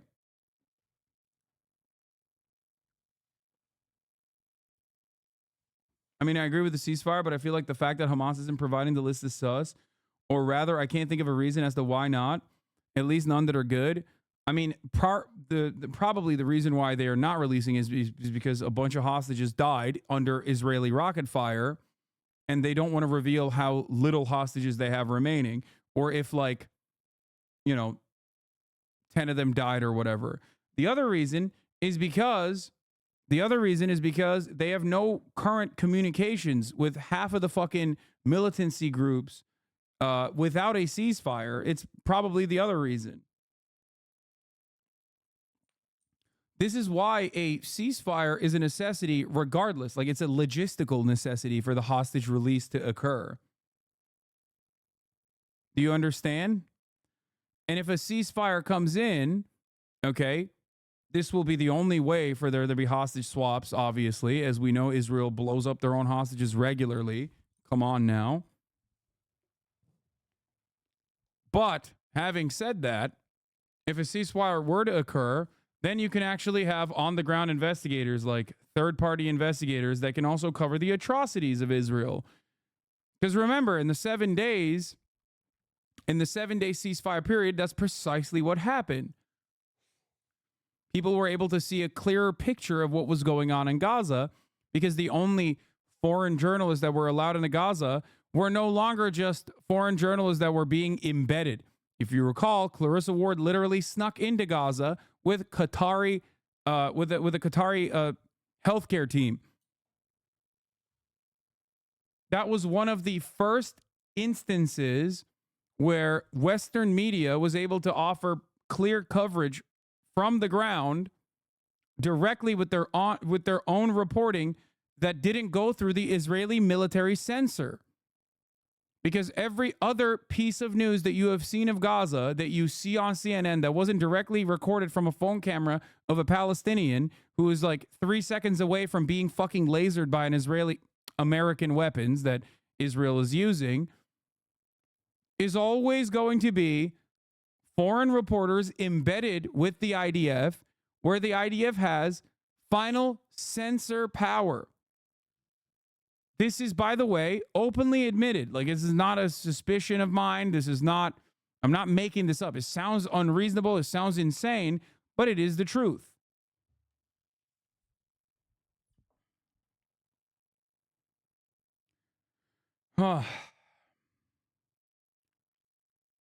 He reports the news talking about Tate isn't platforming him, Lamau. Yeah. Anyway, let's get to the Andrew Tate saga. We talked about this earlier today. Andrew Tate was arrested after Adin Ross blabbed about his escape plans.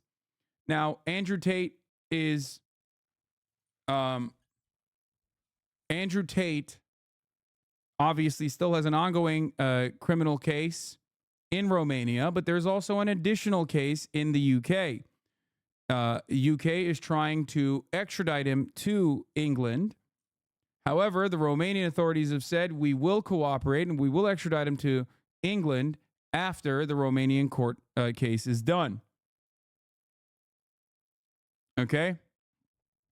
It is a pretty funny moment because it reveals once again how fucking unimaginably stupid Andrew Tate is and how unimaginably stupid Adin Ross is. Andrew Tate foolishly communicated his plans of escaping Romania and never coming back to Adin Ross in a text message conversation that Kick live streamer Adin Ross and fellow alpha male openly said on his broadcast. Where's the clip? Do we have it? I think I yeeted it already. Can you guys send me the clip again?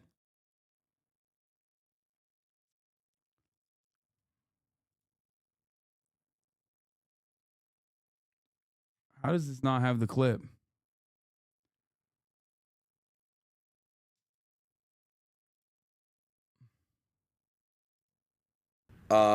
Andrew had hit me up. He said, hey, I'm going to be leaving Romania soon and probably never coming back.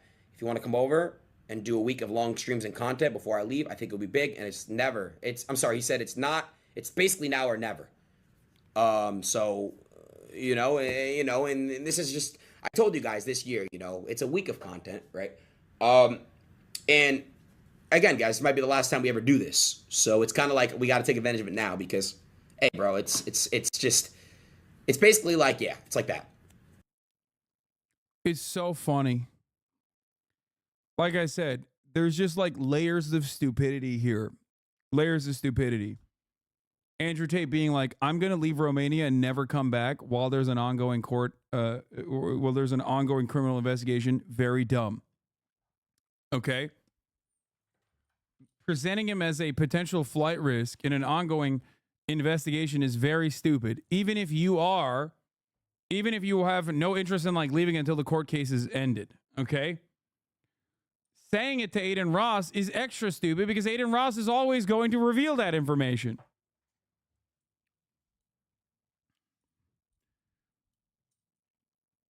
Like, what the fuck? Giving your potential escape plans to Adin Ross is like one of the dumbest things that I can think of. Okay. According to legal representative from McHugh Law, the firm representing 4 British women accusing Tate of rape and sexual assault, UK judicial authorities issued a warrant for their arrests and the extradition on sexual abuse charges after we were informed by one of our contacts that an associate of Tate, Adin Ross, had discussed Tate's intention to flee during a video on the gaming and live streaming platform Kick, just so people understand. They directly pointed to Adin Ross as the reasoning for why they thought he was a potential flight risk. Ross goes on to ask his fans whether they would be interested in seeing content featuring him and Tate, saying, again, guys, it might be the last time we ever do this. So it's kind of like we got to take advantage of it now because, hey, it's basically like that. Spokesperson for the Tates tells Rolling Stone, we unequivocally deny any accusations that Andrew or Tristan Tate intend to abscond from Romania to evade the judicial proceedings, saying Ross misconstrued Andrew's message to him. God, that's so funny. A rep for Ross did not immediately return a request for comment. A highly controversial 23-year-old streamer from Florida, Ross was permanently banned from Twitch in February 2023 for promoting hateful conduct after posting uncensored racist and anti-Semitic comments from his fans. He has been a longtime defender of the brothers, proclaiming their innocence on social media following their 2022 Romania arrest and detainment on separate charges of rape, trafficking, and forming an organized group to exploit women.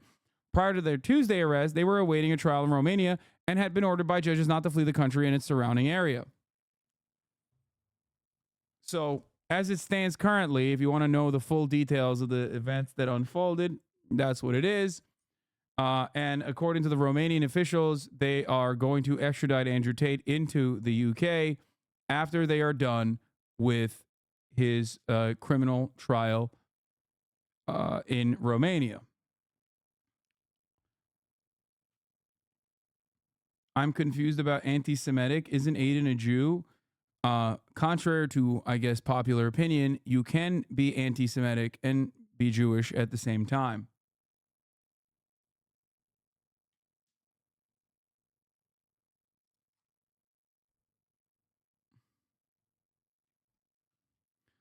Here's Andrew Tate speaking after his release from jail earlier today. Unfortunately, I don't think many people in Romania understand, but in the West, in the countries that are owned by the Satanists, you get to a certain level of fame, you either put on a dress or you go to jail, and I'm happy to make my choice, which is jail every single time. My soul is not for sale, neither are my principles.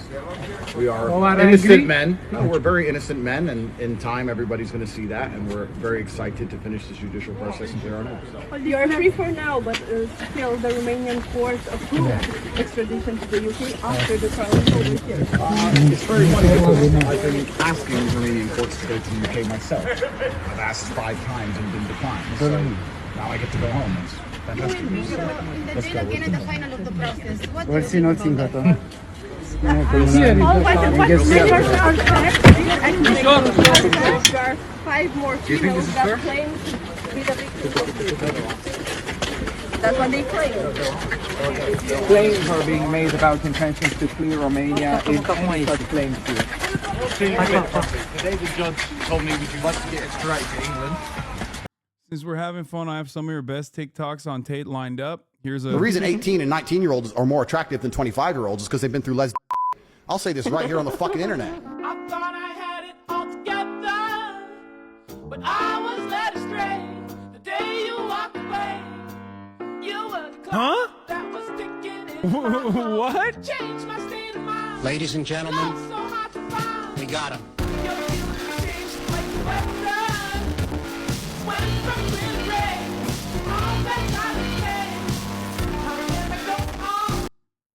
Since then, we found out that he was also trying to fuck like a 16-year-old. Romanian authorities needed proof that Andrew Tate was in the country, so they reportedly used his social media posts.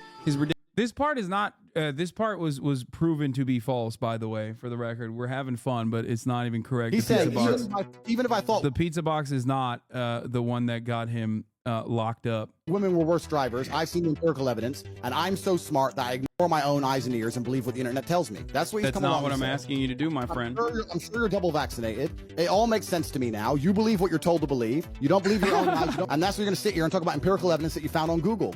It's cool. Do you believe the Earth is flat, or do you believe the Earth is spherical, round? Yeah, oh, he took his headphones off? He gets very stressed sometimes, and Yeah, sometimes you can't take the heat, so you gotta get out of the kitchen a little bit. Andrew, do you believe the Earth is flat or round? Round. You believe it's round, right? But when you walk outside, it feels like it's flat. Brother, and I it looks flat, it feels flat, but you believe it's round. Why do you believe the Earth is round? Because I have personal experience that would prove to me that the Earth is round. Oh, you have personal experience. What happened? Did you go up to the fucking moon? Is that how you figured it out? Exactly. I flew up into space, and I looked down on Earth. One small step for Top G, one giant leap for Monsters University. Hey, listen, you don't have to concede on that point, but I think you and I both understand the importance of empirical evidence in that one, right? Or you know, doing all our fun. Science.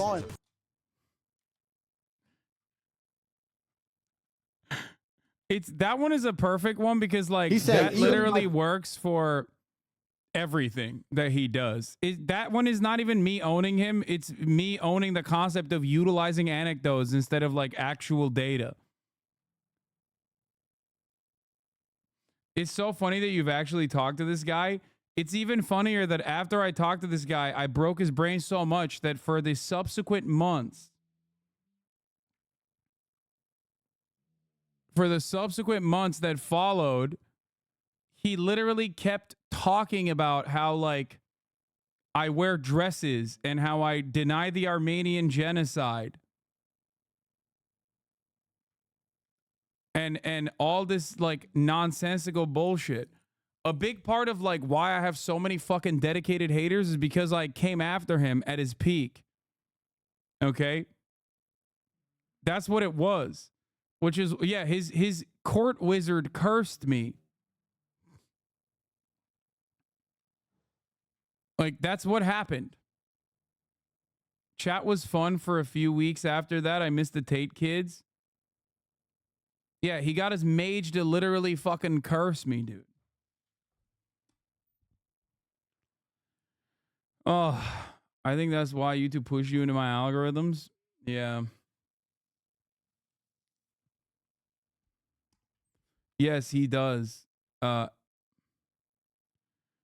love how they didn't include you in this thread. Yeah, I wonder why I was not included in the Andrew Tate destroying streamer nerds professionally with high testosterone logic. Perhaps it doesn't fit the bill. You know what I mean? Perhaps that I've said this before. The debate made me a dedicated fan of you, Lamau. Like, I am Romania Politia W, thanks for the info, King. Interpol W, let's go. What? Sharing in Hoscord now? How is this? What is going on?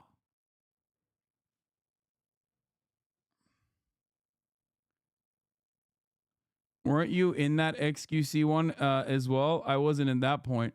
So here's the thing.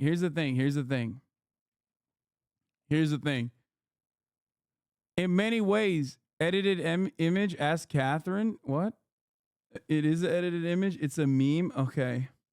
Hasan is a supporter of the Ottoman Empire, does not deny Armenian, Assyrian, nor Greek genocide.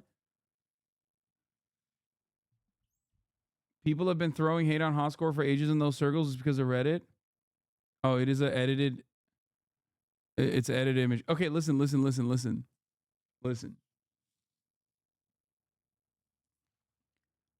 for all the alpha dogs, okay, no disrespect to these people that are like, you know, going after someone who presents himself as like this masculine beacon, right? For all the alpha dogs out there, like everything that they can stick on someone like XQC or this guy as well, like who has pink hair, like they can't really do that to me.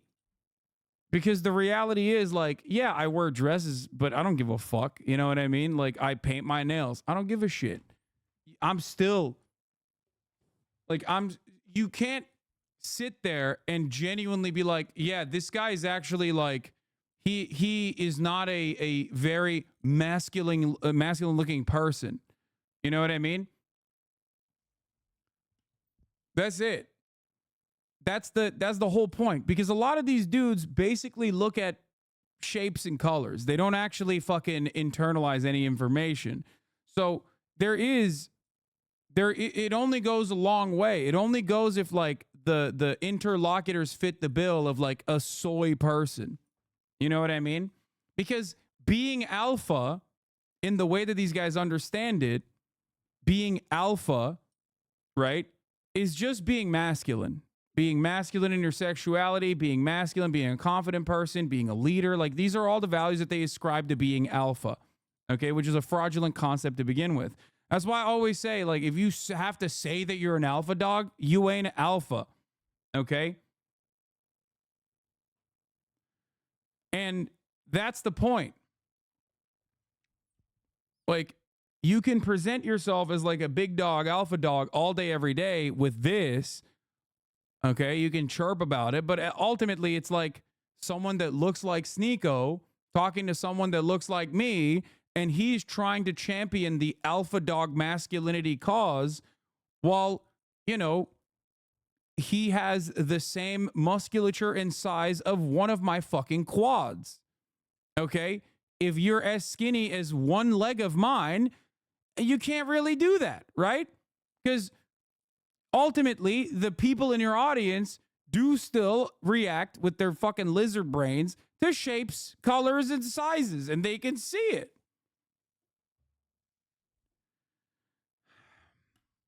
That's why it's always funny when like Ben Shapiro presents like rigid masculinity when he doesn't even fulfill the standards that he is applying to rigid masculinity. So he has to make up for it with this. Masculinity is when I believe in right-wing concepts, actually. Yeah, that goes a long way if the guy that you are presenting yourself against is seemingly, you know, fitting the bill of a soy person.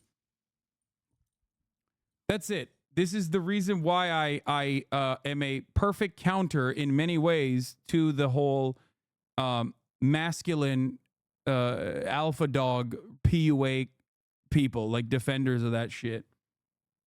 Is it really important to be more masculine than someone? No, of course it's not. It's ridiculous.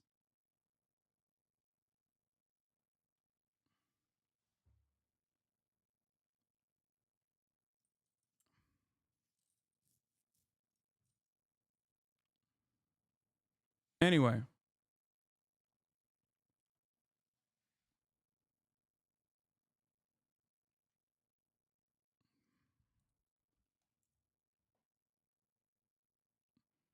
Serious question. Do you think there are no women out there that are attracted to that warped sense of masculinity? I'm sure there are. What do you mean? There are people that go on Fresh and Fit podcast and shit. Like, I have never been a defender that like all women unconditionally are always going to be right on every issue. Okay? No. It's the classic meme of, no, I don't support all women. Some of you are very dumb is correct. Like, that is everyone has the capacity to be dumb.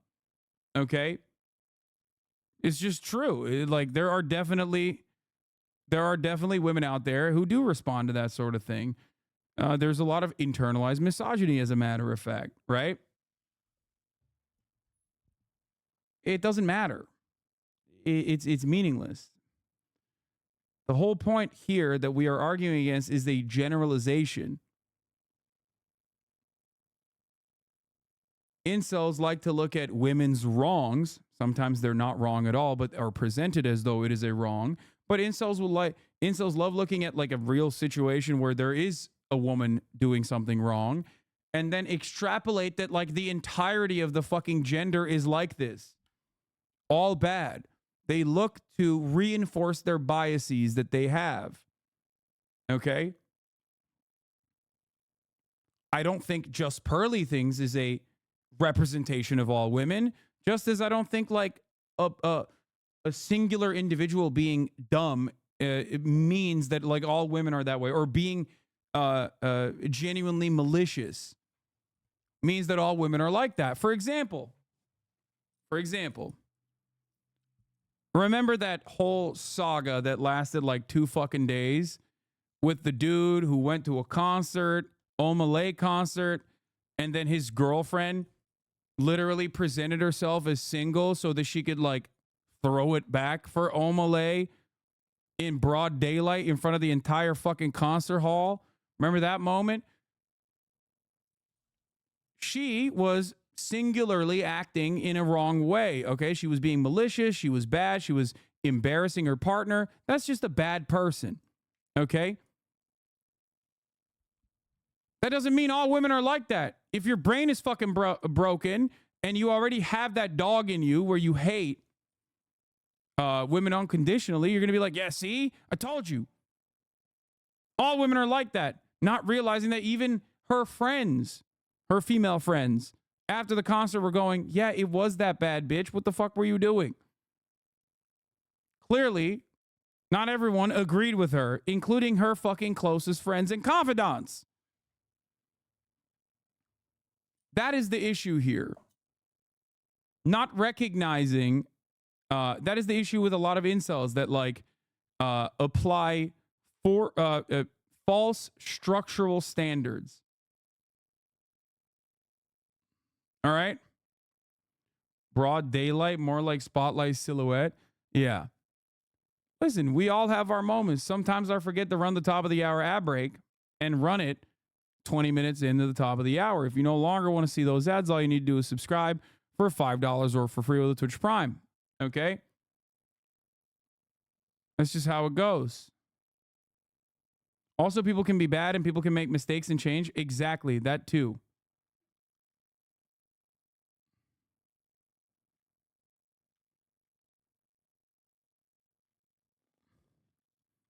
Anyway, don't make a mistake and be unsubscribed at the top of the hour. Subscribe and avoid said ads. E-Stuck, thank you for the 5 tier 1 gift of subs, allowing 5 people to no longer see the ads at the top of the hour. Here's the 3-minute ad break now.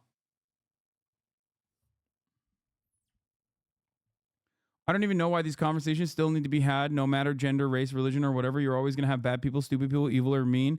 But it doesn't mean that everyone in the group is bad. It just means that some humans can be awful.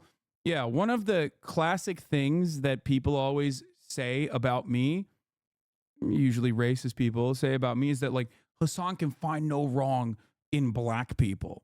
Hasan never admits when a black person does something wrong. This is not true. Okay? This is not true at all. But a lot of racist people go along with this narrative.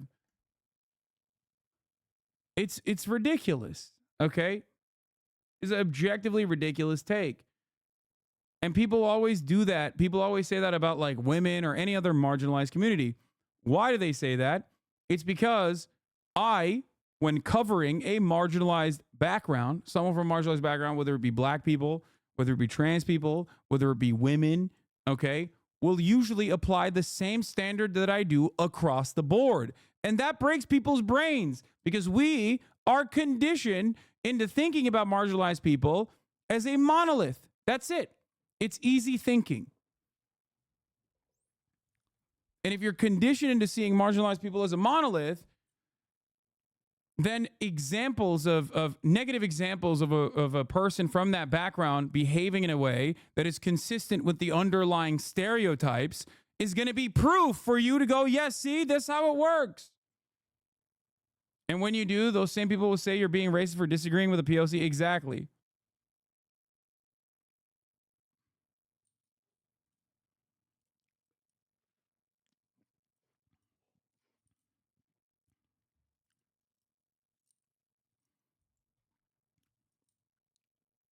Anyway. Before we get to the what's going on in Haiti, here's Ben popping the fuck off again. Okay? My boy Ben coming out with a great take. Take after take. He's got it all. Ben Shapiro on Medicare and Social Security. No one in the United States should be retiring at 65 years old. And let's be real about this. It's insane that we haven't raised the retirement age in the United States. It's totally crazy. Joe Biden, if that were the case, Joe Biden should not be running for president. Hey, Joe Biden is 81 years old. Wait, what? Yes, this is true. Joe Biden shouldn't be running for president. And yes, the retirement age should be lowered, as a matter of fact, not made higher. What the fuck? The retirement age in the United States at which you start to receive Social Security and you are eligible for Medicare is 65. Joe Biden has technically been eligible for Social Security and Medicare for 16 years, and he wants to continue in office until he is 86, which is 19 years past when he would be eligible for retirement. No one in the United States should be retiring at 65 years old. Frankly, I think retirement itself is a stupid idea unless you have some sort of health problem. Everybody that I know who is elderly, who has retired, is dead within 5 years. What is he saying, bro? How do people look at this guy and think that he has any fucking facts in any of his analysis? Like, ever? How do you look at the situation and go, first of all, everyone around me is dead. Everyone around me that retires dies immediately, okay? In order to avoid death, you must work till you die.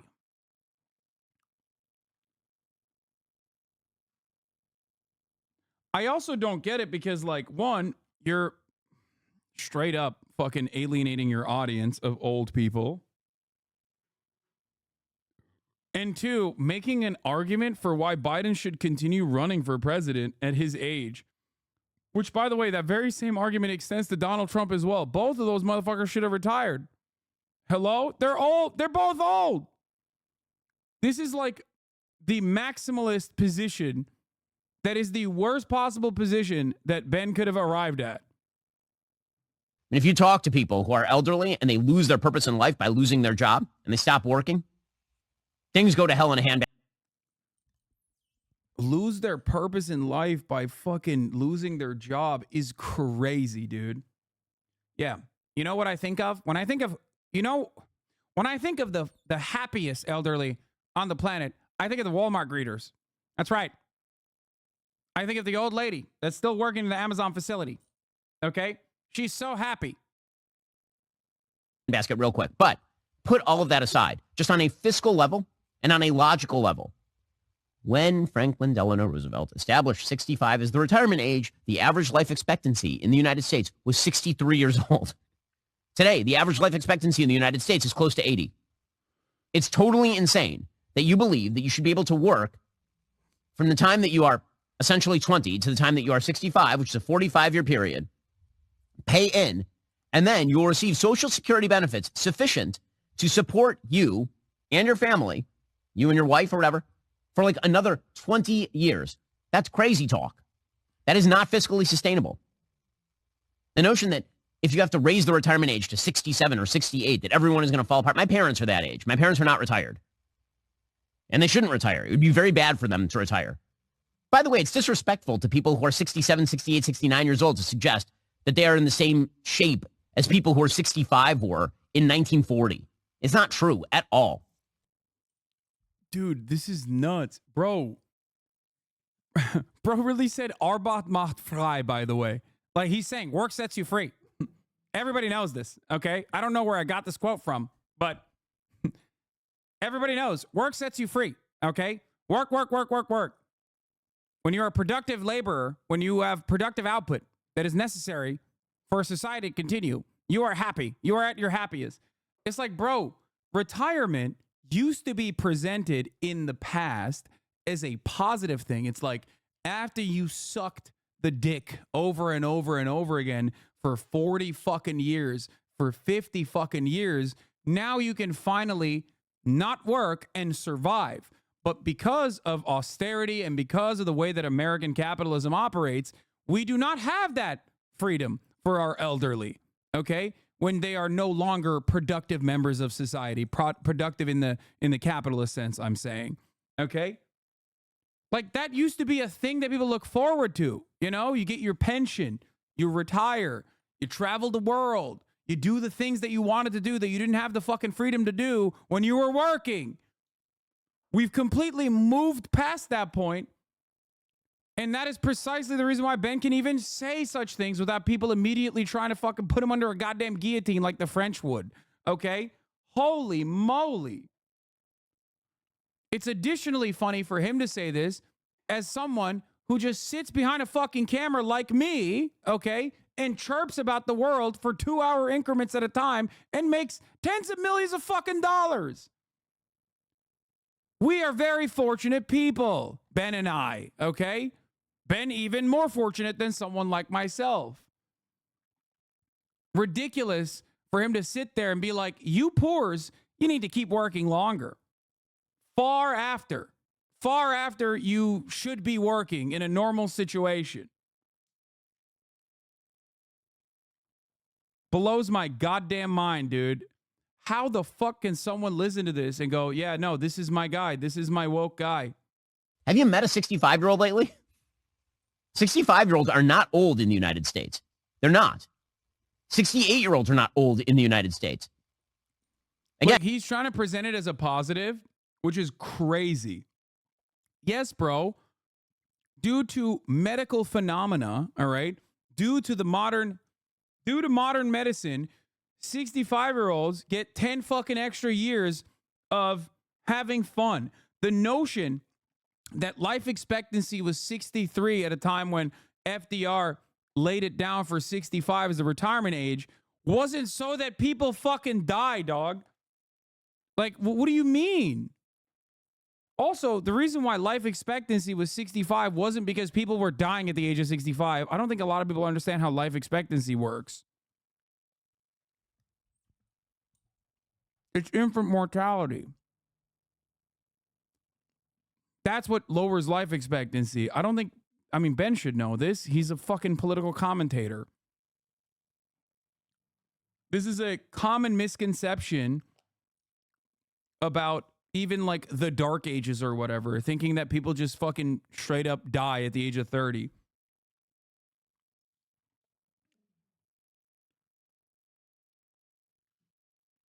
Why the fuck do we have hundreds of talking heads like this saying retirement age is too low, but zero saying we should lower it? Retirement age should be 10 to 20 years earlier, and Social Security tax cap should be lifted. I agree, but good luck.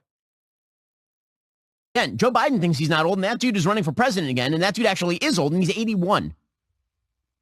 I fail to see how a country in which our entire leadership class is 80 plus is telling you that we should have a retirement age of 65. It makes no sense. Yeah, and then he goes like, he talks about the underlying perceived hypocrisy. The point of retirement is supposed to be seen as like, you've done your work, you no longer have to, okay? You've done your work, you worked your whole fucking life, and you no longer should have to. Now you can have fun, okay? Now you can have a sense of autonomy in your life. Now you can control your own destiny, right?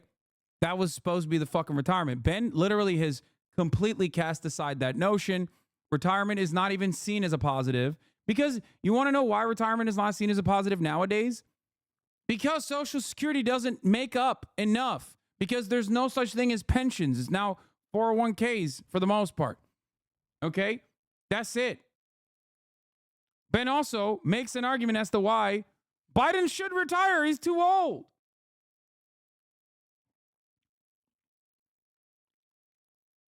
Blows my goddamn mind, dude. The reason life expectancy was so low was infant mortality. People still live to 80. It's a silly argument. I know.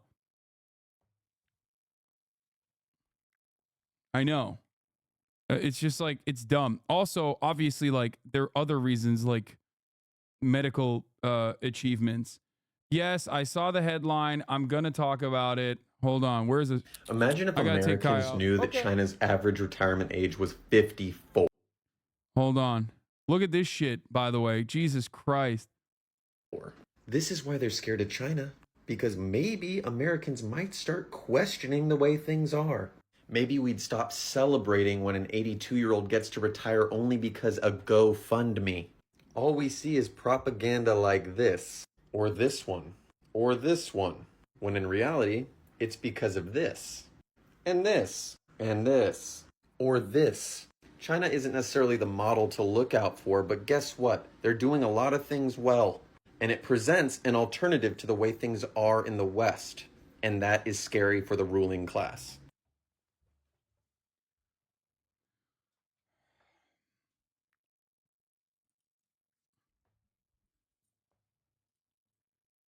Fuck Islam. They are all terrorists. Thanks, man. I'm a retirement originalist. The framers before us decided that retirement should be at 65 and that's it. There will be no retirement control, shall not be infringed. I'm opposed to any retirement control unless we get more retirement. Bro, it's just like, I don't know what to say about this. Like, it's just so, it's so odd. Like, we argue against a life of dignity at every step here in the United States of America, and it's like built into our core. A life of dignity is not one where you are lost in your work, where you have no control over your life because you're working. A life of dignity is the freedom to pursue things that are fulfilling, meaningful. That's how you have a life of dignity.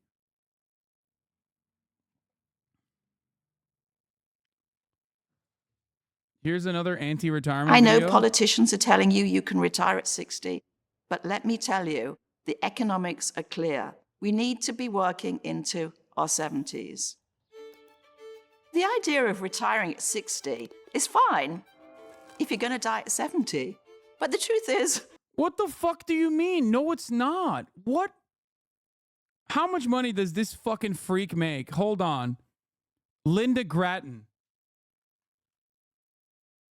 Let's see what she does.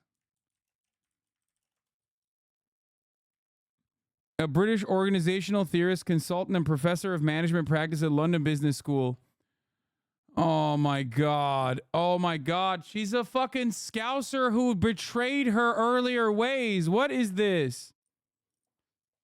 She's from Liverpool too. Fucking.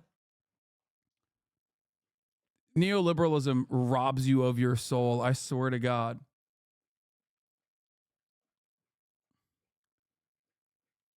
This argument I don't think works in America because the American dream quite literally is retiring at the age of 30, retiring at the age of 40. That is literally what the American dream is all about. Being able to like fucking fuck off and make fuck you money early on, get the bag. The entrepreneur mindset is quite literally this. So that's precisely the reason why I don't think Americans look at this and go, no, actually, I do want a fucking a life of endless work.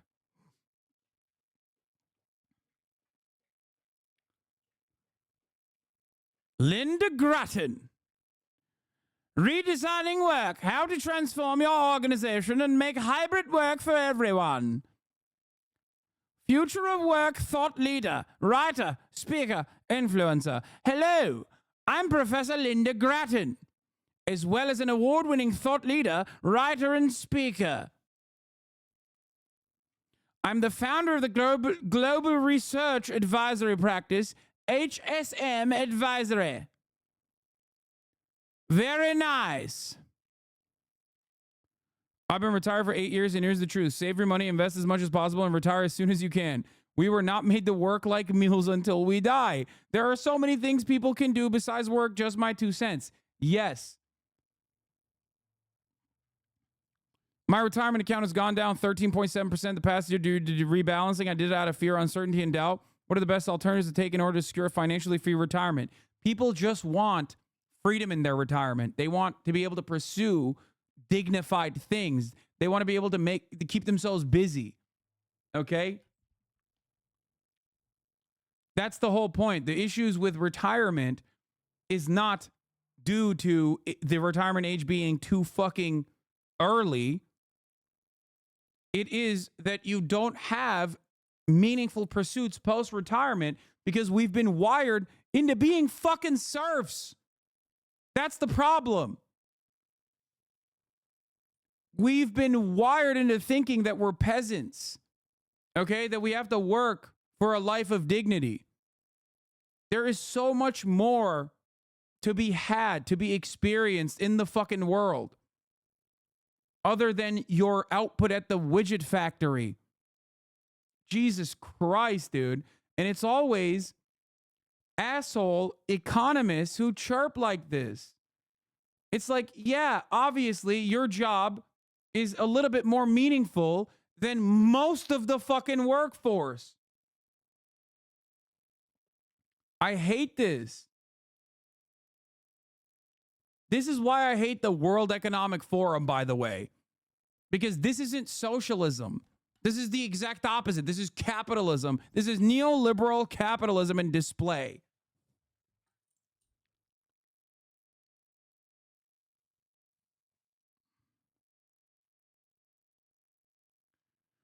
Oh.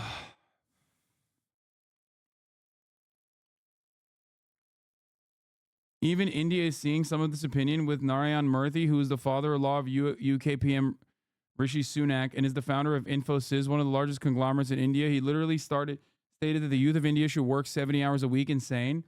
Yeah, because they are desperately trying to squeeze what remains for the fractions that will give you additional profit margins. That's it. As technology improves, as sectors streamline, as there is more efficiency, you need less workers for the same output. But that also creates a real tricky problem. The rate of profit tends to decline in that circumstance. And when the rate of profit declines, well, then you have to do imperialism to keep people servile and low so that you can continue exploiting them further. But, you know, progress is still inevitable on that front due to technological achievements, even if they arrive later, right? And those technological achievements can be your liberators or they can further enslave you. Under capitalism, all matter of technological advancement is seen as a mechanism to enslave you further, even if it makes your life in other avenues a little bit easier. Yes, it can be your wings or your ball and chain. Now, the problem is we do not have any way of seeing it. And this is a genuine problem for the future because as we develop further and further, as medicine improves, as people survive and live to the age of 100, okay, as we survive and live to the age of 100, you now have a real problem with like people who are just not contributing to the output. People who are not simply working at the widget factory. Okay, when you're 70, you can't work at the widget factory anymore. What the fuck are we supposed to do? Now, either we change our entire way, either we rewire the way that our economy is organized, which we won't do because too many people make money the way that the economy is organized currently, or we try to find different ways of continuing to put older people back into the fucking workforce. And we'll sell you a lie while we advocate for such things like, oh, this is good for your brain.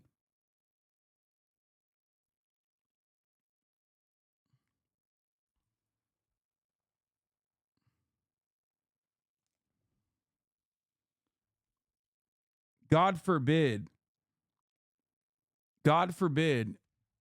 you look at the situation and you go, we should find ways of improving retirement that people can find dignity in pursuit of passions that they literally did not have time to pursue, that people can continue working their brains in meaningful ways in the way that they would when they were working. Nope. That would require profits to plummet. We can't do that. Get back to fucking work, I say. Awesome. Awesome. It's great stuff. Most of us aren't. Every single decade, we live longer. So the thought that you... Isn't that crazy? Like, modern medicine has made our lives, modern medicine has improved our lives dramatically, and we still find a way to fuck that up. So the thought that you might live to 100 is a possibility. And so the idea of retiring in your 60s, I think, is entirely outmoded. We need to think about working right the way through our life. But of course, to do that, we have to change the way we think about our whole life. I'm Linda Grattan. I'm Professor of Management Practice at the London Business School and founder of HSM Advisory. I'm the author of... This is the most nefarious type of propaganda because, like, she's presenting working as a positive and saying, like, we should simply rewire the way we understand work. That's not going to happen for 99% of the fucking workforce. Of redesigning work and the 100-year life.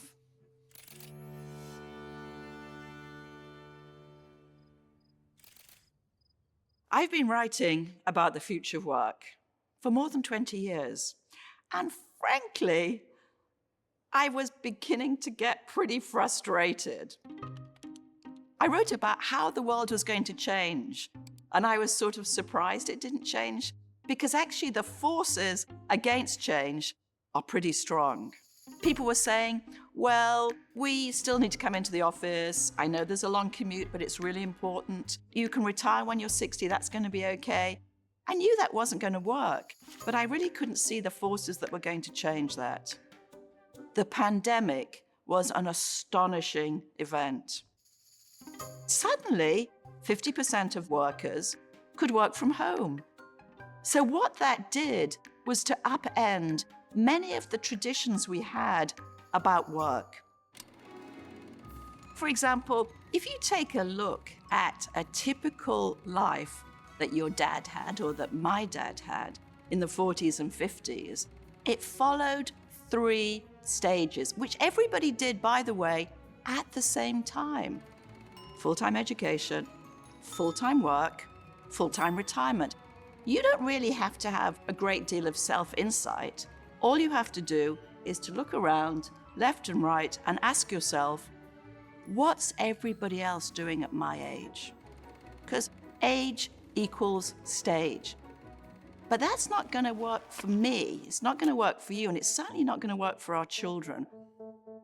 Think about the way that the world is changing. It's changing in the sense that we're living longer. So that means that simply retiring at 60 or 55 just... Dude, this is the... Are you ready for the New World Order shit? I swear to God. You will own nothing and be happy. This is literally like, you will keep working because work sets you free. That's what this is. Just isn't going to work. Eat the bug. It's changing in the sense that there are huge technological changes coming up almost on a daily basis. Funny enough, if you raise the retirement age, life expectancy would probably drop as a consequence of it. Yeah, literally.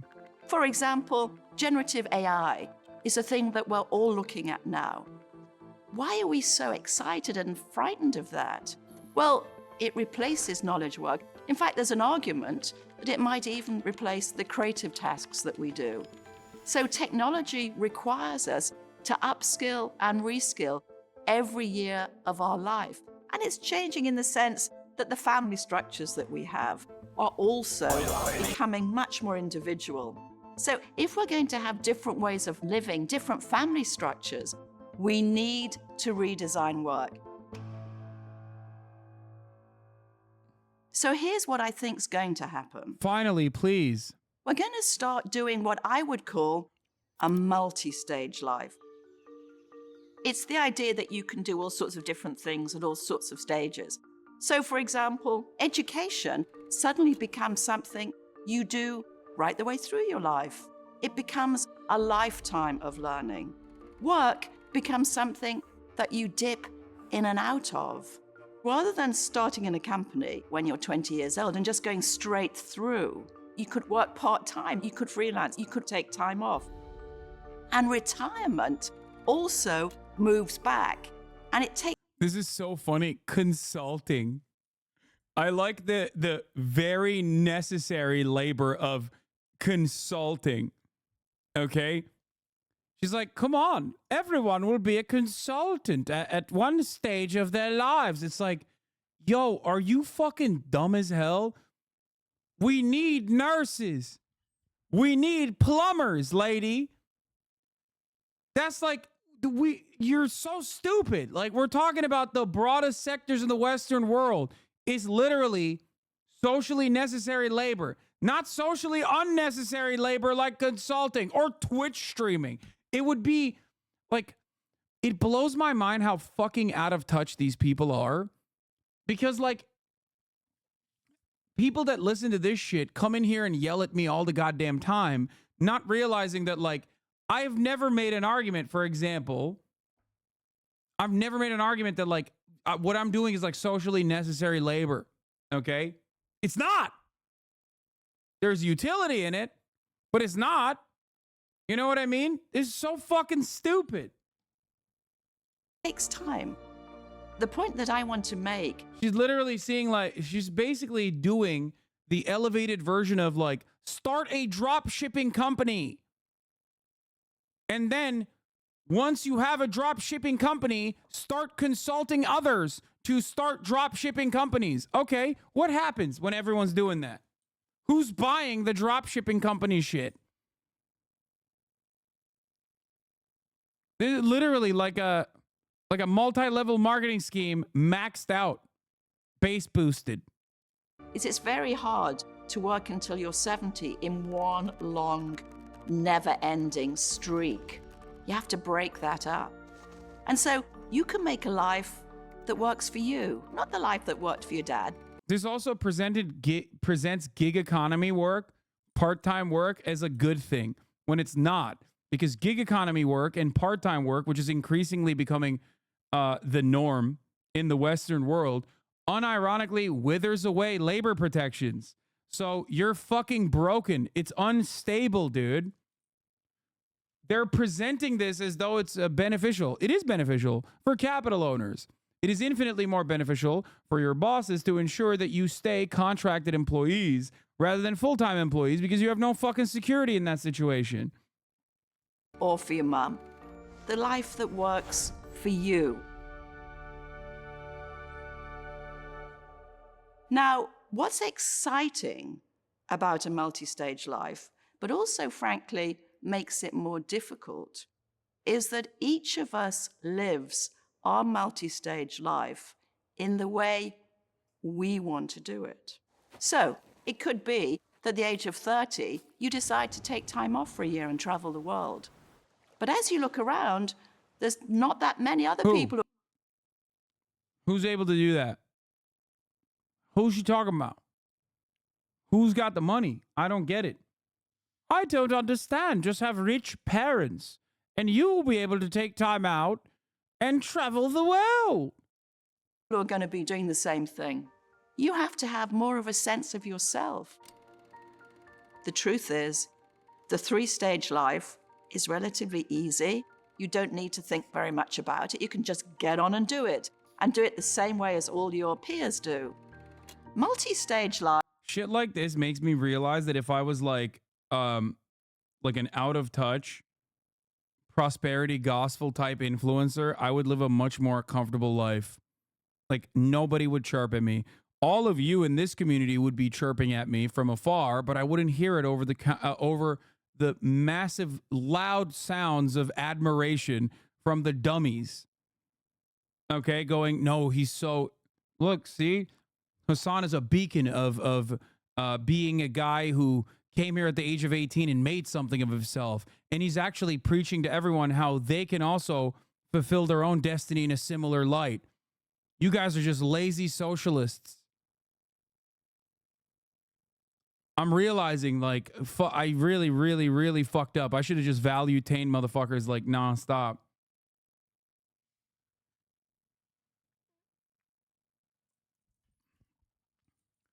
Yeah. This kind of stuff goes along with the interests of capital owners, so it's presented as a good argument. Straight up. The ask is that you do something that perhaps nobody else in your peer group has done. You become, in other words, a social enterprise. You actually do your own thing, and that takes courage. The sort of questions that you want to ask yourself is, what's important to me? What is it that I want to get out of my life? How do I want to live my life? So there's big questions you need to ask yourself now in order to make the most of the trends that shape our work. You just ignore your admiration in here and read all the hate start. No, I'm talking about like all the people who chirp at me and say I'm a fucking hypocrite grifter or whatever the fuck. They lap up this kind of propaganda, and there's, unfortunately for all of us, the reality is that that's a much larger crowd, okay? Let's ditch the idea of retirement. Let's all work as long as we can and make work fun, exciting, and a learning. I love that her argument for making work more fun was resort to the gig economy, become a part-time worker, and just travel. Okay, where do we make the money? Like, where are these gigs that are facilitating this lifestyle that you're presenting as an alternative? That makes no dang sense. Anyway, great stuff from Ben Shabibo. And then also this lady. Perhaps it should call into question why this kind of thinking transcends boundaries and the aesthetics that people actually focus on. Like, that lady looks like she would be a liberal in America, right? Ben Shapiro is very much a right-wing reactionary. Obviously, she probably is a Tory, let's be real. But why is it that they align so perfectly on the raising the retirement age? Macron is supposed to be a liberal, right? Why is he also trying to raise the retirement age? Why is it that politicians are always trying to raise the retirement age instead of making retirement livable, survivable? Interesting.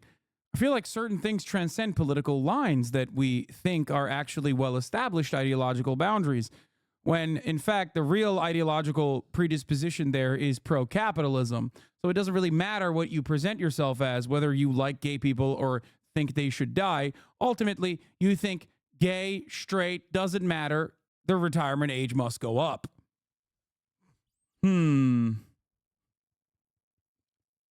Much to consider here. Anyway, Haiti's prime minister resigns under pressure amid gang violence. This morning, Haiti descending further into chaos. After over a week of some of the worst violence the country has seen, the prime minister of Haiti overnight announcing his plans for resignation, releasing this video statement urging calm for the people of Haiti, saying he and his team will resign after the transitional council is created. The resignation coming the same day leaders of the Caribbean nations held an emergency meeting over the crisis in Jamaica. U.S. Secretary of State Antony Blinken flew down to meet with the leaders, saying earlier Monday that Haitians cannot wait any longer for a path to security, stability, and democracy. What we've seen in recent days again should remind us that the already challenging and difficult security situation has now deteriorated even further. Instability has worsened in Haiti since the 2021 assassination of then Prime Minister Jovenel Moïse, and Ariel Henry then came into power. Best-selling author Mitch Albom runs an orphanage in Haiti and spoke to Today in 2021 when 17 members of a missionary group were abducted by members of a Haitian gang. There's not a lot of hope because you're right, the government has collapsed. The police, you can't trust. One of the most notorious gang leaders is a former police officer. But last week, gangs that usually fight each other banded together, attacking the presidential palace, the airports, even the prisons, releasing thousands of prisoners. Yeah, who killed the former prime minister? How'd that happen? Over the weekend, President Biden approved a military operation to airlift some non-essential personnel from the American embassy in Haiti. And we know, according to what consulars were saying last night, a traditional consul will select and appoint an interim prime minister. But the United Nations has said just in the last... There's no good way out of this, by the way. I'm just gonna disabuse people of the notion that they might have that there are like somehow revolutionary figures involved in this. There are none, okay? The gangs are bad. The leadership is bad. Everyone is fucking... Every power player every single power player involved in this, the reason why I didn't want to like cover it too much is that like every single power player involved in this is completely self-interested and also you know, not good people in general.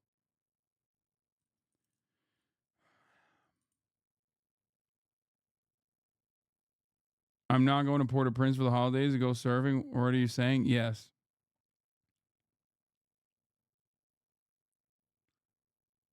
El Salvador's president said he could fix Haiti. Yeah, he personally thinks that he can probably do what he did to MS-13 in Haiti, which is insane. They literally just went into the prisons and broke everyone out of the prisons.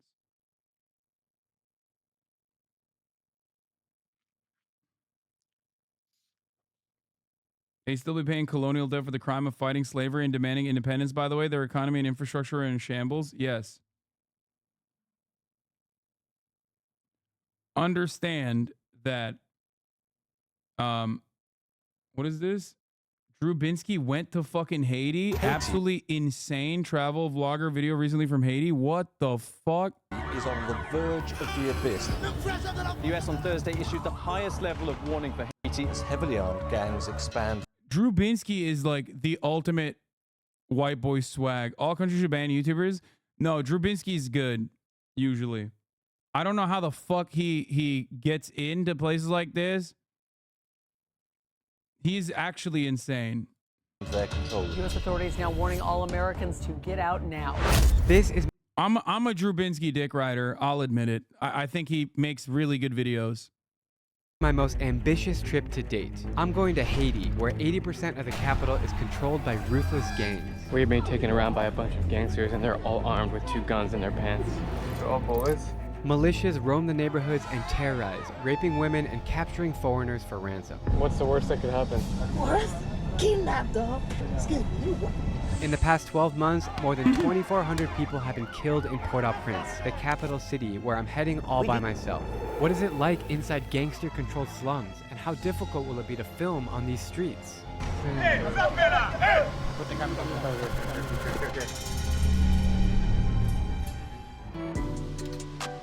Good morning, ladies. He's not just a white man. He is the whitest man. He's like, he's got 0 melanin in his body. Like, he is, it is crazy. And gentlemen, we'd like to welcome you aboard American Airlines Flight to Port-au-Prince.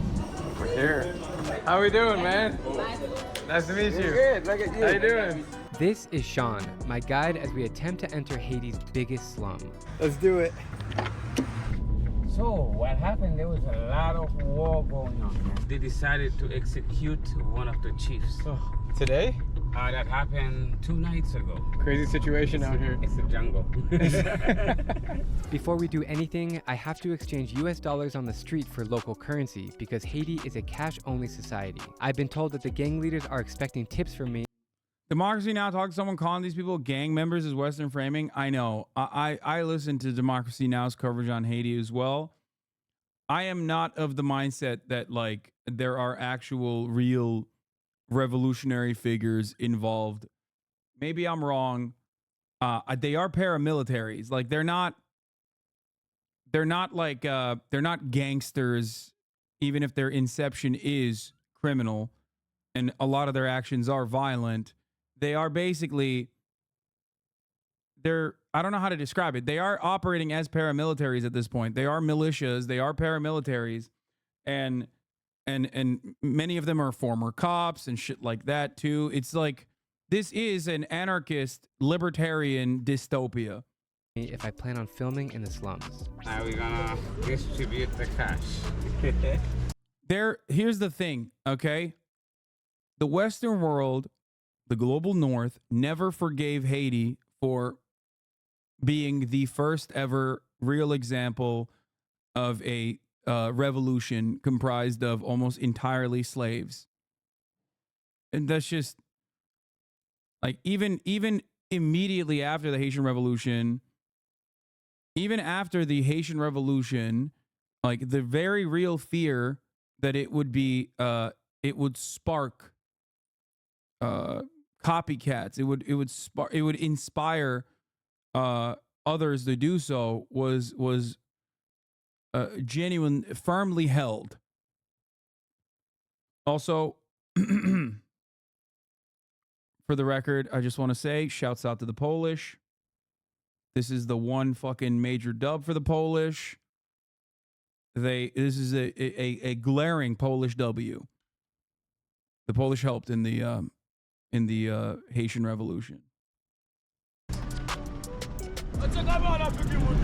Don't film it. Yeah. Look at the police car. Holy shit, that's a big car.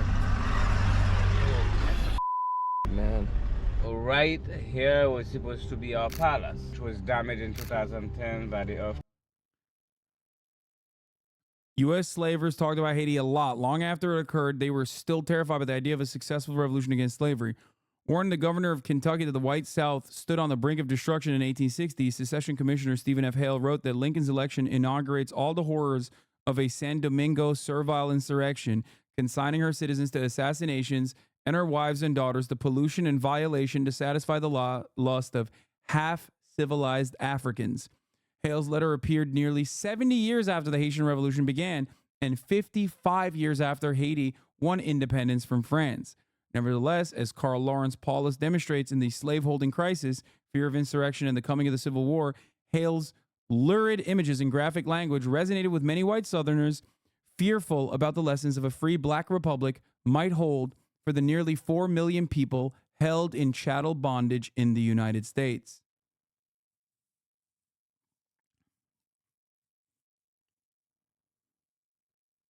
Something to remember.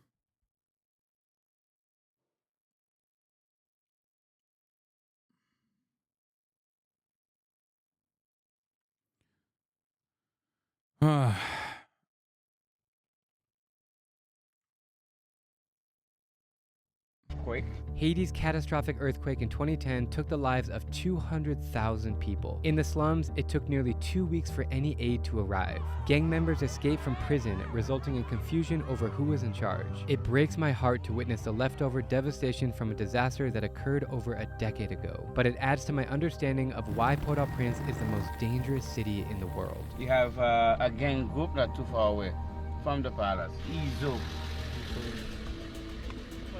How far away? Police check. Papa? Who are you? You got your passport with you? Yeah. Hi. Qui nationalité, monsieur? This is American. American. American? Yes. You like Haitian? I like Haiti. Why? Nice people. That was insane, dude. Full police stop, massive guns. They had masks on, bulletproof vests, and they were like, "What are you doing here? Are you a journalist?" And they asked, "Does this guy have a passport?" I'm glad I have it. Oh yeah. This is ground area. You've heard of the gang group 5 seconds, Izo 5 seconds. So this is the area down here. I feel like we've just entered into a war zone here on this street. Oh yeah? Holy man. So I'm guessing it's not too safe around here? Not really. You sure we're okay on this street? Don't worry. This is a bank, capital bank, closed because of gang activity in a town. Look at that. Bank are closed. I've been a lot of places in this world, and I don't think I've ever seen streets like Port-au-Prince. I'm serious. The smell of that trash burning is horrific. Look at all the chickens in the trash. So the chickens eat the trash, and then we eat the chickens. We eat the chickens. It's getting worse and worse every day, and they're not cleaning it. But what happens when you take the garbage and remove it from certain area and dump it in another area? So it's like they never actually remove the garbage and put it in the place. Haitian chatter here. People forget that main problem is not just the gangs, but how much America and other countries have way too much involvement in the country. And I feel like when people say free Haiti, they mean from the militia groups, but they should be from Western imperialism. I fear our country might be occupied by Western nations again. Oh, 100%. That's why like the major force here is supposed to be the Kenyan coalition created and not like American involvement, because people understandably, like Haitian people understandably have a genuine distaste for that sort of thing.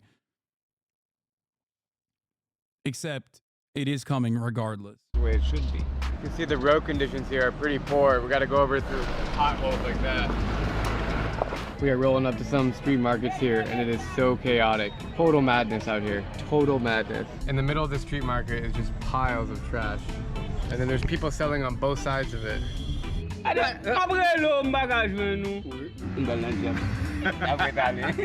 You're popular, my friend. Oh yeah, Shelly! This guy's sharpening a knife on the side of the street.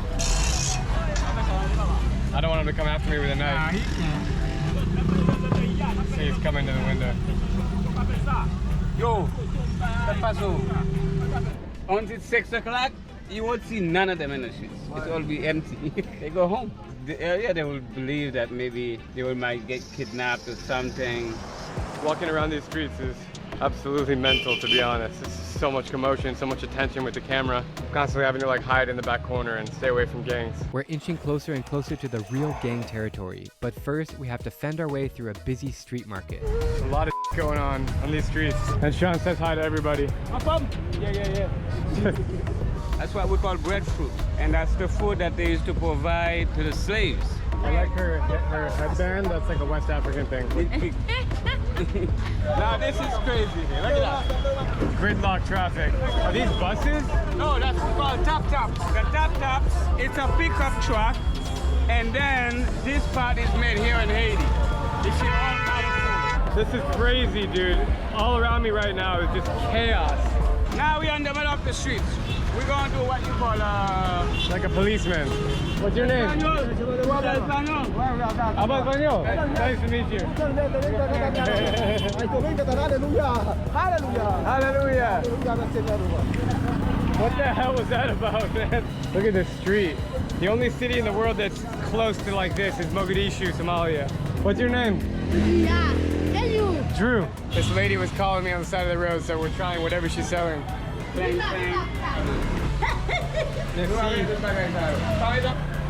you. I'm trying the breadfruit. Kind of sweet. Really good. It literally tastes like bread, but apparently. Yeah, Drew has been into every country in every country in the world, pretty much. Cinemarks is look. All I'm gonna say is, if one of our most wokest motherfuckers in the community is riding for a dude who makes YouTube videos as a person who has also been to many countries as a documentary filmmaker, if he's giving him a seal of approval, if he's giving Drew the seal of approval, I'm gonna go ahead and admit that holds a lot of weight. Did you want to say he was in every country France fucked? Almost. Every country that used to be France. I almost said that. Good dude, overall. I've been to 4 countries filming with Drew. He's solid. So yeah, here, let's make sure that we have, he's CIA 100%. No, man, not every fucking YouTuber. No. Please stop, dude. Please stop. Jesus Christ. I can't tell if, like, this gives DRC vibes like crazy. That places. I wonder why. Oh, I don't know why. I thought you were talking about Dominican Republic for a second. I was like,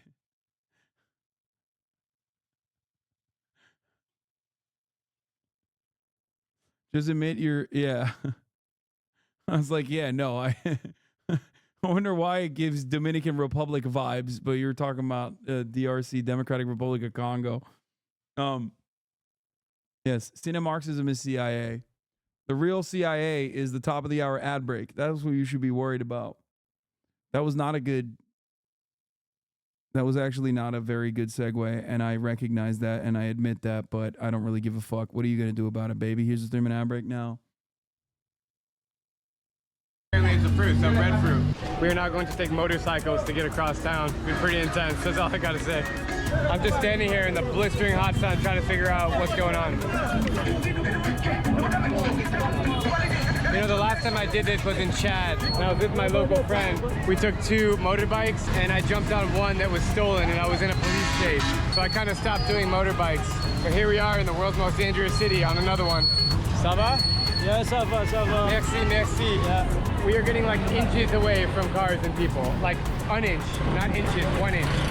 The smell of exhaust, trash, and getting pelted in the face with dirt is uncomforting. Damn, dude. Holy sh**, thank you. I can't even see because of the dirt in my eyes, bro. Only $2 a pop for the motorcycle, not bad. Whew. To better understand Haiti, we have to talk about slavery. The island of Hispaniola is divided into two nations, the Spanish-speaking Dominican Republic to the east and the French Creole-speaking Haiti to the west. Haiti once accounted for more than 1/3 of the entire Atlantic slave trade. Around the time of the American Revolution, the Haitian Revolution became the only successful slave revolt in human history. This revolution freed the colony from the French and sent aftershocks across the Atlantic world. As cruel as it was, it's amazing to see how Haiti's West African heritage plays out in traditions like voodoo. These guys have been drawing for like 15 minutes. I thought it was just gonna be a simple cross, but it's like a whole design. This ritual has a specific intention as the family prays for their son to be freed from prison. Can you explain how the people of Haiti retain their roots of Africa? We believe we're the only country in the Americas that actually connected to our roots. They also believe voodoo was the religions that freed them from slavery. Learning about slavery helps me better understand how Haiti got here, but now I need to prepare myself mentally because we are about to enter Cité du Soleil, the most dangerous slum on earth. And this whole area here, as we're passing, is controlling by gangs. Hey, what's up, fella? Hey! So what happens if the gang finds out that I'm here? Nothing would happen. You with me? It's very empty, these roads, man. That's why, because who will go down there? The only cars and motorbike you see going down there, they've come to the Soleil area. Should we go back?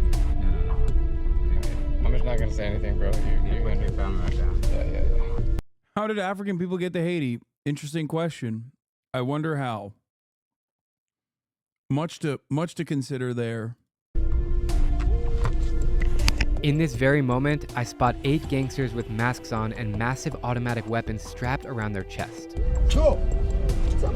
Are these normal people or gang members? These people? A lot of them are there. Yeah, it rhymes with bravery. It rhymes with chatter bravery. We picked up a bodyguard in case Sean is unable to protect me inside the slum. Are you sure we're good? Yeah, we're good. Don't worry. Okay, man. Hey, bro. What's your name? Name? No camera. That was the only checkpoint, right? It was fast? Oh, there was a lot. I don't know if I can handle this. Okay. Are you sure we're gonna be okay, man? Yeah, we're good. Don't worry. I'm just gonna stay calm, but like, those guns are huge, bro. Where's our destination? We here. Oh, we're gonna walk around? Yep. Okay. I literally see only big guns and like crazy dudes, like bandits, like rebels, not like normal looking dudes. Don't feel it. Okay, keep it in my pocket. Hiding my camera, I shake hands with the chief, who is a gangster himself that rules the community. I slap $100 in his hand, and he appoints 6 more bodyguards to protect us as we walk around the chaotic streets. Okay, he's good now. He's mobbed up. This fence is a hospital. That's white boy swag right there. Or it was a hospital. We're gonna go check it out.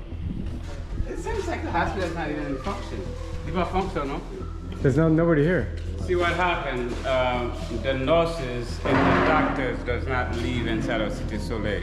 So they come early in the morning. They receive a certain amount of patients, and then after that they left around noon, 1 o'clock. So it does work in the morning. Because of the insecurity, they're not able to stay here.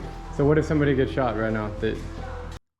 I spent a day in Haiti's most dangerous slum is the name of the video. It's also linked. It is by Drew Binsky, who I am a fan of, and I highly recommend you check out his other videos as well. He's great. You have to go somewhere else. Or die. Or die. Empty in here, nothing in this hospital. So sad. As we are leaving the hospital, our guard tells us to stop talking and stop filming because the chief is walking by. I nearly crap my pants. Put the camera down. Okay. Let me ask you a question. What would happen if we didn't call the chief and we just showed up randomly? I like calling them because I need to let them know that we're coming, just in case anything would happen. But I'm quite welcome to those areas. Gotcha. Because of the type They know you. Yeah, they know me. Who are the dudes following us? Oh no, all of those are Part of our crew? Yeah. How often do you think they actually use their guns? These guys? Often, quite often. Like They to, always to shoot people? They shoot each other. They will even shoot any person in the area that does not bow to their orders. We are bowing to their orders, right? Yeah. You'll get a shot in your leg. Jesus. I see that happen before. So I don't want to make them upset with me either. Of course. So This is also one of the places on the planet, like in Mexico, cartels run areas, but if you're a white person in an area that is like run by the cartel, depending on where you go, you're still, if you're an American citizen, you're still like relatively safe, or they will avoid you. Whereas this is one area where I feel like maybe it's not, being a white person is now a burden, and you will not be left alone, but instead will be used. Didn't that happen to you? No, I was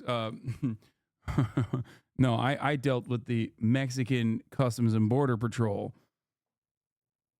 That's a little different. Of course. So we're literally walking on trash. yes, and you see all of those. This is how the people live. There's no running water, no AC, no proper toilets, no electricity. No electricity. And there's like 400,000 people living in. Now it's probably less because of the rival gang fight. Many of them have been dislocated to different areas. So these are just the local people here now, like the people living here. Yeah. And there are some people who can't afford to leave the area, so they don't leave. Can't cross. Really? All right. Oh, yep, me too. Now my shoes are completely soaked in mud. smelly in the car. This area that we're in is controlled by one gang, right? Actually, Ciao is controlling by two different gangs. This part is controlled by Shapiro. Yep. And the other side is controlling by another gang member called... Clip chimp alert. I am now going to say that you're comparing the Mexican government authority to a gang. It's really funny that you say that because according to Mexicans, they are a gang. The Mexican government authority is a gang. In some areas, not as powerful as the cartels, and in other areas, just as ruthless. So, G9. So, do they kill each other, the two gangs? Just recently, there were 6 of them got killed, and they were not killed by the police. They were killed by the same members. Every slum I've been in around the world, they still have like little shops where you can buy food and water. Yeah. But here, I haven't seen any of that. There is no shops. There is not even a small restaurant you can call where they can eat. Nothing. There is pretty much nothing. Thank God we found water. I've been looking for the last like 2 hours. And bags of water. No place to find water, but we got bags of water. Thank you. Can I drink this? Yeah, you can. It's pure, yeah? It's purified. I don't know if this will make me sick or not, but I'm so thirsty. Oh, so good. I'm keeping my camera down everywhere because you don't know who you can meet or who you could piss off with your camera here. How's your bag water? Bag of water. That doesn't taste too good, but that's okay. It actually doesn't taste good. It definitely has a taste, and water shouldn't have a taste. Look at him. He's opening milk with a gun. So it's a hammer too. That's funny. What is he doing? Making a drink? Yeah. They mix it up with a Powerade energy drink. That's condensed milk, I think. That's cool, man. The energy drink. You get strong. What happens when you mix guns and energy drinks? Haiti. So there is one shop this lady's selling. What is this stuff? Now they have hot dogs. Oh, hot dogs are here. They don't look very clean, bro. No. This is sweet potato. He said they don't look very clean, bro. That's hot dog water right there. And this is grapefruit. Would you eat that? I don't know. You just took a hot dog. Dude, homie just took a hot dog. I don't know. I gotta try it. Try it. Good or bad? Pretty good? Sound nasty. It's nasty?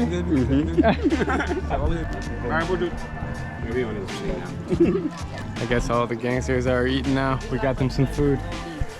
Once you start eating, they all start eating. Yeah. How much was all that? That was for 250 goods after approximately $3. For all that? We bring food to the gate. Bro has Tekashi 69 pants. I'm losing it. Oh my God. Another glaring example of America's cultural imperialism. Jesus fucking Christ, dude. This is a house here, but it's completely empty. I mean, you can see it was a house. Now it's just on the ground. I think that's actually literally that bag. And also, you can see a lot of bullet holes in it. Yeah. People have everything, huh? Bullets, guns, handcuffs, drugs. This guy's walking with a bag of bullets. That bag that you see and his backpack is full with bullets and a bulletproof vest. You say, why are you wearing a bulletproof vest? We're always fighting. What is the bullets? We need them. We actually need more. This is the street life, man. And the ironic thing is we're right by the airport. It's much safer in the city, or no, it's still up. Like, this is way more dangerous in here. This is way more dangerous. Okay, that's what I thought. It's okay. Oh, look at that. Oh, God. That's a mud shoe. A lot of it's just abandoned, like abandoned churches. Yeah, that's a little park which they have. That's why they usually chill, but this is what happens. That's a park? Or like where they actually sometimes they would do their little program. They have their little band would play. It would be happening here. Now it's nothing. That's nothing. It's flooded. The trash is a huge problem here, and if nobody cleans it up, it's gonna get worse. It is. It's getting worse every time, and every year it's getting worse and worse. So the goat has this thing around his body because they don't want him to go in anyone's house. So that way he can't fit in the house. We are on a mission right now to go meet some people, try to document the local life happening here in Cirque du Soleil. Every single house here is completely in pieces like this. Poverty is not even the word to describe this place. I mean, look at this little house that I'm in right now. Hold on to this. Don't do it too hard or it's gonna break. Oh, hello. Someone's in there. Someone's like just laughing at us as we try to walk through here. Man, it's crazy walking here. Oh my God. But that's our rice with nothing in it. Just rice? Just rice. It seems there is no oil. And the feed is feeding that to the baby. At least it's something. It's something, yeah. But this is how they live in. Can I take a peek? Yeah. This is one of the houses here. Just got a few beds and some cups. Holes in the roof, so when it rains, all the houses get destroyed. What is this? And here, they make liquid here to washing clothes. She made them. It would sell. It's pretty sweet. Does she sell it? That's how she make money. Bro, you're so sweaty. I know. Look at your arms, bro. It's like water. Can you tell me what it's like to live in Cirque du Soleil? So it's not too bad at all. That she was born, that's where she raised. Are you scared of all the like gang activity and guns around here? Hmm? She said she's not afraid. Wow. She said she's used to it. Can I see inside of his bag? Would you show me? Those are all bullets? Damn. Whoa. Where do you get these from? Oh, you can't ask that question. Okay, don't translate. Oh, sorry. Ammunition. That's the bulletproof vest? Oh, my friend. No, li ka pa entre li. Li se sou li. He said it won't be able to piece end, but it would hurt him if he get shot. Of course. Yeah. Please don't point that at me. Yeah, he said those would not hurt him. Smith and Wesson. Yeah. Springfield, Massachusetts, from the USA. Yeah, there you go. You got your answer of where they get the guns from. They are American guns. How long have you been living here? It's been 4 years since he took over this area here. What gang are you a part of? Gabriel. Gabriel. And so, how do you become a member of the gang? So he started fighting with his bare hands, and then after that they give him that gun. And then he's managed to do even more with that small gun which he have in his hands, and now he have an AK-47. How do you feel that you walk around the streets armed with guns? He said he feels comfortable, he feels great because they don't bother anyone and all they're doing is controlling their own neighborhood and their own area, make sure that it's safe. They are not involved in kidnapping and they're not stealing people's belongings. So security. So he feels good. I appreciate you keeping me safe because I'm coming in here as a tourist and I feel comfortable with you. That's why we're here. Thanks, man. Do you hope someday that you won't have to carry a gun, that it will be safe someday? Yeah, even today, we can start even today, we'll take the guns. If we have to put the guns down, we will. How do you feel about the police, like if they come here? So they already know that the police are a legal entity and they have to respect them. And they're gonna come, they're gonna put themselves aside and allow them to do their work. There's no battle with you and the police? No, never. Hey, thanks for keeping me safe. Seriously. It's sad to see this is the logical end to conservative politics for the U.S. and chuds are too dumb to see it. Yeah, you'll never be able to convince them because they're black. Conservatives think white people won't, resort to this this level of like systematic collapse because of the white supremacist values that they believe in. Not realizing that the only reason why this level of systematic collapse exists is because of white people, like directly. Question number one, how did the black people get there? Question number two, what happened after those very same black people that were brought there revolted against their slavers, their masters, and why they were kept that way? Haiti pays reparations to France. Something to remember. See. You too. I knew coming here would be intense, but I never expected it to be like, these are real gangsters, real bandits with. You guys did not mishear me. I did not misspeak. Haiti pays reparations to France.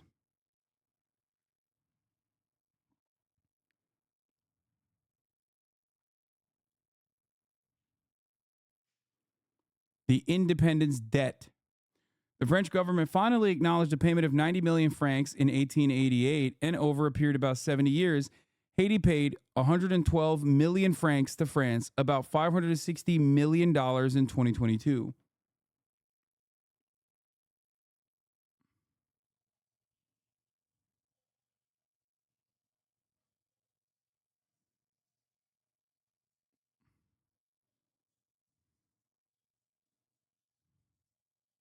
Something to consider.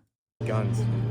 There's way more of them than us. It's just me and Sean. Like if anything went south quickly, we would probably be shot. It's a really scary feeling. To say that I'm shaking is not even 1/100th of how I feel right now. That's why I'm behind the wall. Everyone is armed. Everyone. Multiple guns in their pockets. This is so intense. What's the worst possible thing that could happen right now? Like we just hear a bunch of gunfire? The worst thing that could happen is if another group attacked them. Yeah. That way we'll probably get in between crossfire. Where do we go? Just in a building? But we will be fine. If that happens, what would we do? Just go in someone's house? We'll go into someone's house and stay there until everything calms down.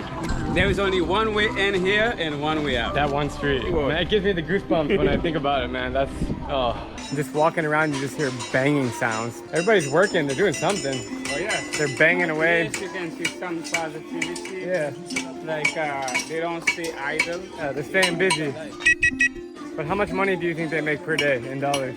It's reparations for the losses of the slavers. France also compensated slave owners for their losses when they banned slavery. Yes, America also famously paid reparations, not the 40 acres and a mule that was promised to the recently freed black men and women, but instead to the slavers as a form of compensation for the loss of their capital.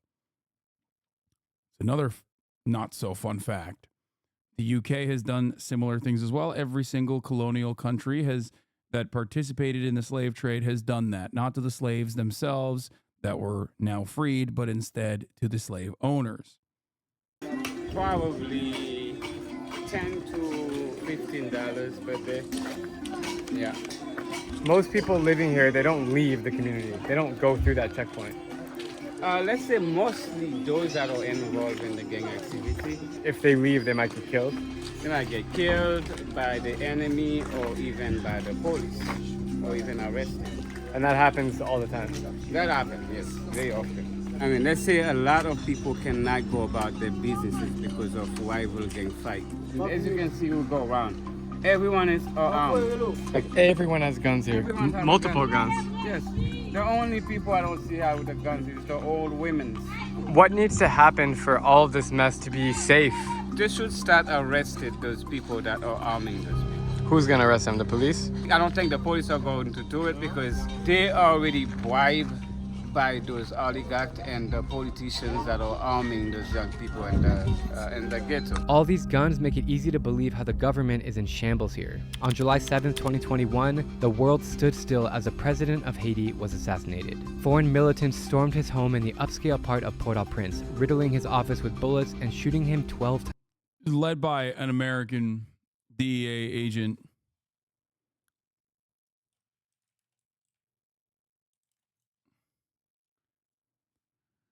Former DEA informant pleads guilty in 2021 assassination of Haiti's president. Joseph Winston pleaded guilty Tuesday to conspiring to assassinate Haitian President Jovenel Moise and faces a maximum sentence of life in prison. Whose killing in 2021 caused unprecedented turmoil in the Caribbean nation. Joseph Winston, a dual Haitian-American citizen who lived in the U.S. and attended meetings in South Florida and Haiti ahead of the assassination, is the fourth of 11 defendants in Miami to plead guilty. He faces a maximum sentence of life in prison on charges including conspiracy to kill and kidnap a person outside the U.S. and conspiracy to provide material support and resources. He was not an agent. He was an informant. According to authorities, about 20 Colombian citizens and several dual Haitian-American citizens participated in the plot. The conspirators initially planned to kidnap the Haitian president, but later opted to kill him.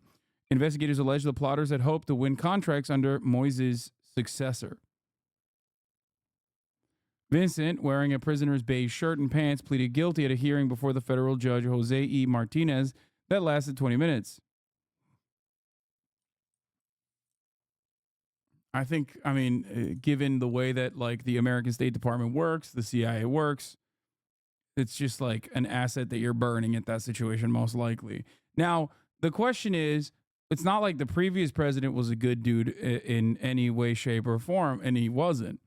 That's why I said, like, every party involved in this, after an entire 2 centuries of getting fucked over by colonial powers over and over again, almost every single entity involved is just simply self-interested and is working, is not working at the behest of some like revolutionary principle.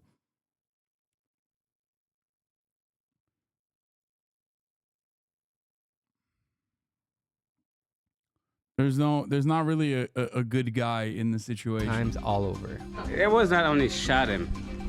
I mean, they threatened him like he was some type of a criminal, the way he was killed. His skulls were broken. Arm was believed to be broken. The way that they assassinated this man, it was worse than a criminal. Meanwhile, a manhunt ensued. Crowds of Haitians gathered at the U.S. Embassy as Joe Biden deployed the Marine Corps. Suspiciously, none of the president's bodyguards were killed during the ambush. So who's the new president? We don't have a president. You don't have a president? 2 years from now, we don't even have a president. There's no president of Haiti. How could we have a president with all those gangs around? This might be the only UN country without a president or a head of state. Has to be. Yeah. You're entering a house here. Oh, that's how we eat. Hello. This is a vegetable called lalo in Haiti. It's very well known, and they consume it a lot. It's like spinach? Sort of. So they sent in the Marine Corps to protect the embassy. They also pulled out a lot of the assets from the embassy and only kept it at like whoever needs to be there, I guess, including just the Marines. What's it like to live in this community? So we're not living a good life here because it's hard to eat. We don't have access to money. I asked her how long she's been living in City Soleil. She says 10 years. 10 years. How come you don't want to leave and go somewhere else? So you won't want to leave here because this is the only place you have to leave. How often do you hear gunshots here? Yeah, very often. He said I'm used to it now. Yes. Yeah, let's go. This is the kitchen? That's the kitchen. Not much food in here. There is no food at all, as I can see. It's a kitchen. As I'm watching as well, the tent sheet, there's a lot of holes in it. And also there is a major hole in here. I'm just thinking when it's raining and the condition that those people must be living, they must be struggling. Because it rains here a lot, right? It rains a lot. And just something to consider that they have no fucking modern tools. They have no adequate housing. The only thing that you see in the video that is modern and you know, that is up to snuff is the weapons. Just something to think about. They have the latest American guns and basically nothing else. Just imagine those holes that you can see. Yeah, it's, I just asked her when it rains how it happened. It says it's all flooded. It's sad that this is the kitchen, but there's nothing in it. And these living conditions are really rough, man. Oh, yes. I can imagine how they are able to live in a condition like this. What did you give her, a few dollars? I give her 1,500 goods, which is approximately 10 US. That's good, man. That's pretty good. Oh! Oh! Mama! Oh no, what happened? Look at that! Oh no. She's flooded! Oh, that's deep. What happened? What did she say? So that's what happened. It's a water that's coming from the top of the mountain, like Petronville and Delma area. The rain? When it rains. Even though it doesn't rain down here, but once the water comes down, so the houses will be flooded. So that's what happened. Oh my God. I'm so sorry. Oh man. Her whole house is flooded, man, like at least a foot deep. I want to help this lady. I feel so bad. Why doesn't she want to leave to another house? She would love to rent another house, but she doesn't have the need. Oh, it's really sad, man. It's deep. Look how deep it is. Her feet. Yeah, it is. Behind me, this man is slaughtering a pig for this whole community, and they're all watching him. When was the pig dead? Oh, it was a moment ago. Everyone's surrounding around here as they're about to cut open the pig.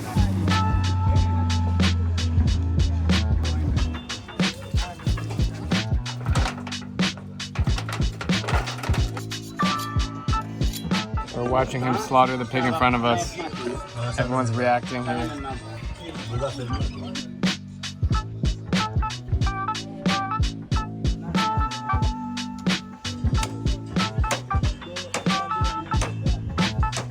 I would love to help, but doesn't. Bro, what is he supposed to do?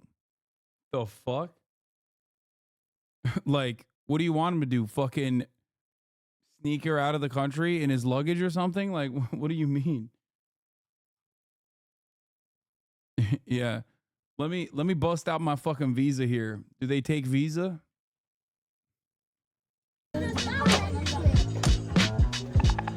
What is it? What is that? Oh! Just a couple of kids here hanging out. Ça va? Ça va?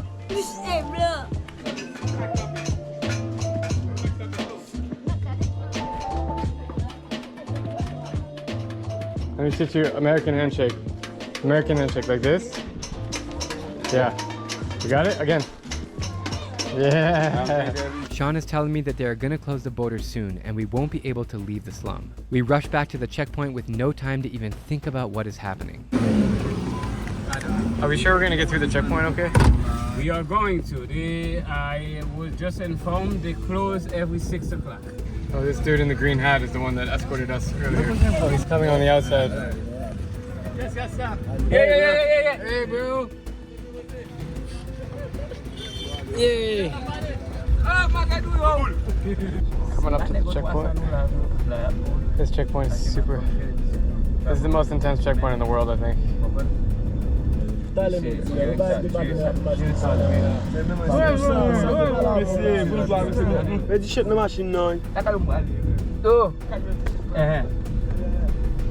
was it? We got through? Yeah. Damn. They all want money, huh? Oh, I'm telling you. Oh, and now we're on the empty road again. Woo! Damn, dude. We got out. We got out. That's crazy. I just got to my hotel room and I just want to say that I am completely exhausted, mentally messed up in the head by what I just... Most intense checkpoint, boy hasn't been to Iraq. Yes, he has, actually. He has been to Iraq, I'm pretty sure. He's been everywhere. This is one dude. When he says it's the most intense checkpoint, he means it. Like, he literally has, you know, it's one of those situations where, like, you know, in one of those situations, you're like, oh, really? Like, as if when he makes a comparison to, like, oh, this seems a lot like Kenya, or this seems a lot like the Congo, most people would look at this guy and go, oh, what a fucking racist piece of shit. No, he literally means it because he's been there. Like, yes, when I think like when I think he's talking about when he's talking about like the instability in Haiti and comparing it to nothing else, basically saying that this is unlike anything I've ever experienced, I think he's personally talking about how literally this is unlike anything he's ever experienced. This is by far the most dangerous place in the world. I thought Mogadishu, Somalia, or Kabul, Afghanistan had the crown, but Port-au-Prince, Haiti is messed up. And of course, I'm grateful for the life that I live. And if you're watching this video, be grateful for the life that you live, because it is not easy for everyone around the world. Thanks for watching this video. I need to go to bed. I'm completely messed up in the head right now. So yeah, nothing else to say. Good night, guys. See you in the next video. Wait, what do you mean? There's a guy who said, like, this dude's gonna end up getting kidnapped somewhere during his poverty tourism, all for YouTube clicks. Bro, I think there's a difference between someone who's like going to different places that are like poverty struck and doing a decent job of like showing the humanity of the people that live there and the experiences that they go through, versus like someone who very clearly is doing poverty tourism.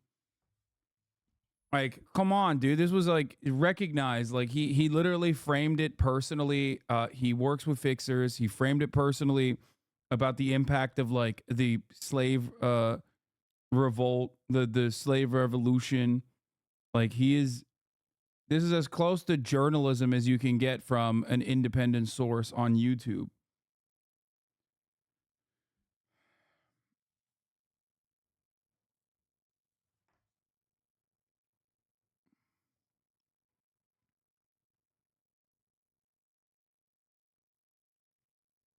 Yeah, it's like looking at 20 days in Mariupol and being like, wow, that's real war.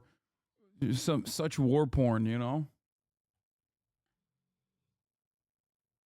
The difference is he's not fucking pogging to completion over the destitute conditions he's currently in. Yeah. Like, remember the fucking Mexican YouTuber that went to the El Salvador prison? What is this? Another reason why Haiti's really unfortunate? Murderous voodoo president, Papa Doc Duvalier. Francois Papa Doc Duvalier was one of the worst dictators both his country and the world have ever. Bro, I can't do this with the fucking like colorful graphics. It kills my soul when I watch shit like that. I'd rather watch like a real video. Problem is the real videos also have fucking TOS in them, so I don't know. 2 out of every 3 guys are going to experience some form of male pattern baldness by the time they're 35. You probably do now, because it's true. For me, it was much earlier. I was 25. Sad, sad days. I wish keeps had been around when I was younger, because advancements in science meant that there are now treatments. So funny. I don't like this guy either, but he will probably do a better job. Brutal history in a kid's video format. GDF is a good video on the Haitian Revolution. Generation. Let me see.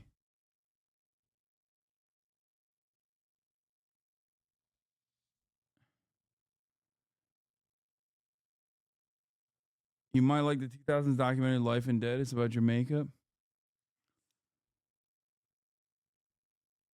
We talking about Papa Doc.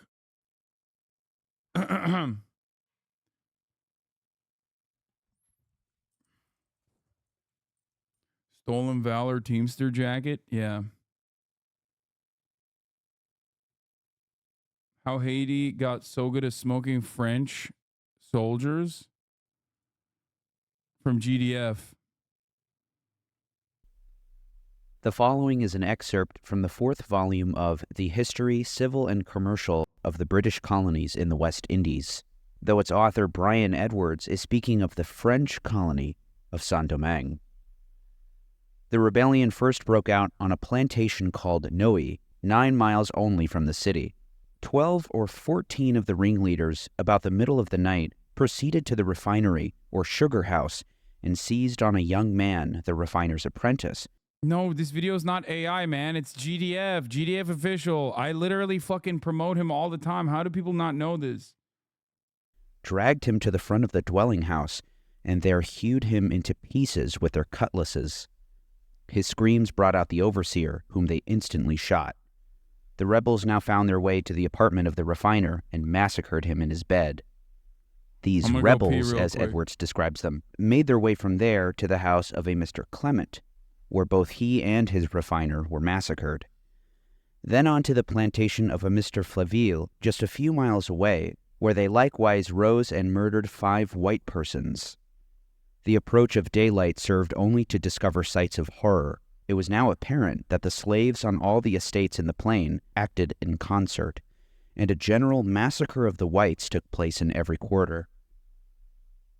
After some time, though, according to Edwards' account, the ruffians exchanged the sword for the torch. The buildings and cane fields were everywhere set on fire, and the conflagrations, which were visible from the town in 1,000 different quarters, furnished a prospect more shocking and reflections more dismal than fancy can paint or the powers of man describe. The night of August 22nd of the year 1791 was one of incredible violence. It was the night that a revolt of slaves of the French colony of Saint-Domingue began in earnest and quickly gained great ferocity. The principal difference with this particular slave revolt was that it can boast being the only successful one in history. It ultimately created the first nation to banish slavery, and further, the first black nation, the nation of what is now called Haiti. Like any responsible student of history, it is critical in understanding the actions of August of 1791 to examine the context that preceded it. It would hardly be fair to begin the story merely with what occurred in August of 1791, now wouldn't it? Indeed, the events which preceded August of 1791 provide important insight into the motivations of the rebels, a fact that is obvious to all of us now, given the hundreds of years, the degrees of separation that allow for clarity, and not judgments based on emotion and political biases. No. I wonder why he's drawing a parallel here. Given what preceded August of 1791, it is self-evident that the slaves of Saint-Domingue had very real grievances, and that their cause was not only just, but moral. The story, in the way that I'd like to tell it, begins in 1493. This was the year of Christopher Columbus's second lib saying it's a Nazi channel? No, definitely not. Voyage to the Americas, in which he revisited the island that would be called Hispaniola. Before long, the indigenous Taino people would be virtually wiped out, according to genocide scholar David Stannard. Just 21 years after Columbus's first landing in the Caribbean, the vastly populated island that the explorer had renamed Hispaniola was effectively desolate. A consequence of not only disease, according to Stannard, but also murderous exhibitions by Spanish troops beginning in March of 1495. Besides disease and slaughter, another crucial import was introduced by Columbus, one that would cement the legacy of Hispaniola for generations to come: sugar. It was this maneuver which helped make Saint-Domingue, modern-day Haiti, a nation comprising the western third of the island of Hispaniola, into the single main destination of the Atlantic slave trade by the late 1780s. Saint-Domingue was what the French would name their colony, which they settled in the early 17th century, taking their name from the island's capital, Santo Domingo. Saint-Domingue's wealth was staggering. No bigger than the U.S. state of Vermont, it was a powerhouse of the Atlantic economy. Did you know that so many people were killed as a result of the colonization of the Americas that global temperatures actually fell? I did not know that. Holy fuck. Really? Damn. Whose exports exceeded those of the United States and were worth more than those of Brazil and Mexico combined. The island produced more sugar and more coffee than anywhere else in the world, and with this immense amount of trade, the tax revenue from this small piece of land alone funded the entire French Navy. Saint-Domingue was a fast-living colony where white Frenchmen sought to get rich quick, working up the slave economy's hierarchy of overseers, plantation attorneys, and ultimately owners, who could comfortably live in absentia in France while their administrators handled the day-to-day. Indeed, Saint-Domingue was home to about 30,000 white colonists, and, as men outnumbered women 3-to-1 among white colonists, interracial unions ranging from the ephemeral and sordid to the occasional marriage gave rise to a large population of mixed racial descent. Their descendants were free, and along with their ex-slave counterparts, free people of color made up another tranche of about 30,000 of the population, roughly equivalent to the white colonists. Yeah. As for slaves, their population was enormous. When he says free people of color, he means the Polish. I'm just kidding. Okay, sorry. Slave traders shipped more than 200,000 Africans to Saint-Domingue in the 1780s alone. On the eve of the Revolution, there were about as many slaves in Saint-Domingue than in the entire American South, nearly 500,000 in all, making up 90% of the population. Control was maintained, as was the entire system of slavery, through violence. Punishments were cruel. r/Poland's going to get mad again? Why? This is like an objective W for the Polish history. If they get mad at this, they're just, oh, fuck, they are very stupid over there at r/Poland. Shit. They won't understand that I'm saying like they played a role in the on the right side of history here. And went unpunished. Slaves, after all, were property by law. Exhibitionist whippings were as much intended to terrorize other slaves as they were to torture their victims. French historian Pierre de Vassières gave gut-wrenching detail of slave reprisals in his history of Saint-Domingue. Pepper, salt, lemon, ashes, quicklime would be poured into open whip wounds. Or perhaps gunpowder would be placed inside their rectum, which was lit with a wick.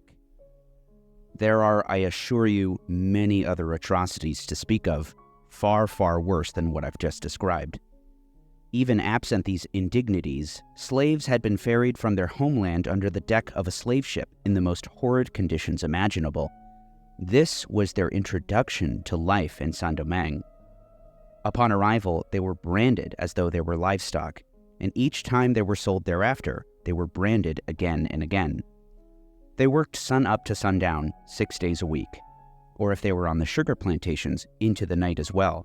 I think this is important to understand so that the rest of the video, which is going to talk about the the slaughter, because it basically gives you the moral basis of what the brutality looked like and why the brutality looked the way that it did. It's just offering you context and a moral justification for it. Digging canals, tilling, planting, harvesting. A Swiss traveler named Giraud Chantin spent a year in northern Saint-Domingue in the early 1780s. He provides valuable insight into slave life free from French colonial bias. On a large, well-managed sugar plantation, the work never stops. Either the ripened canes need to be cut or a field needs replanting after being harvested.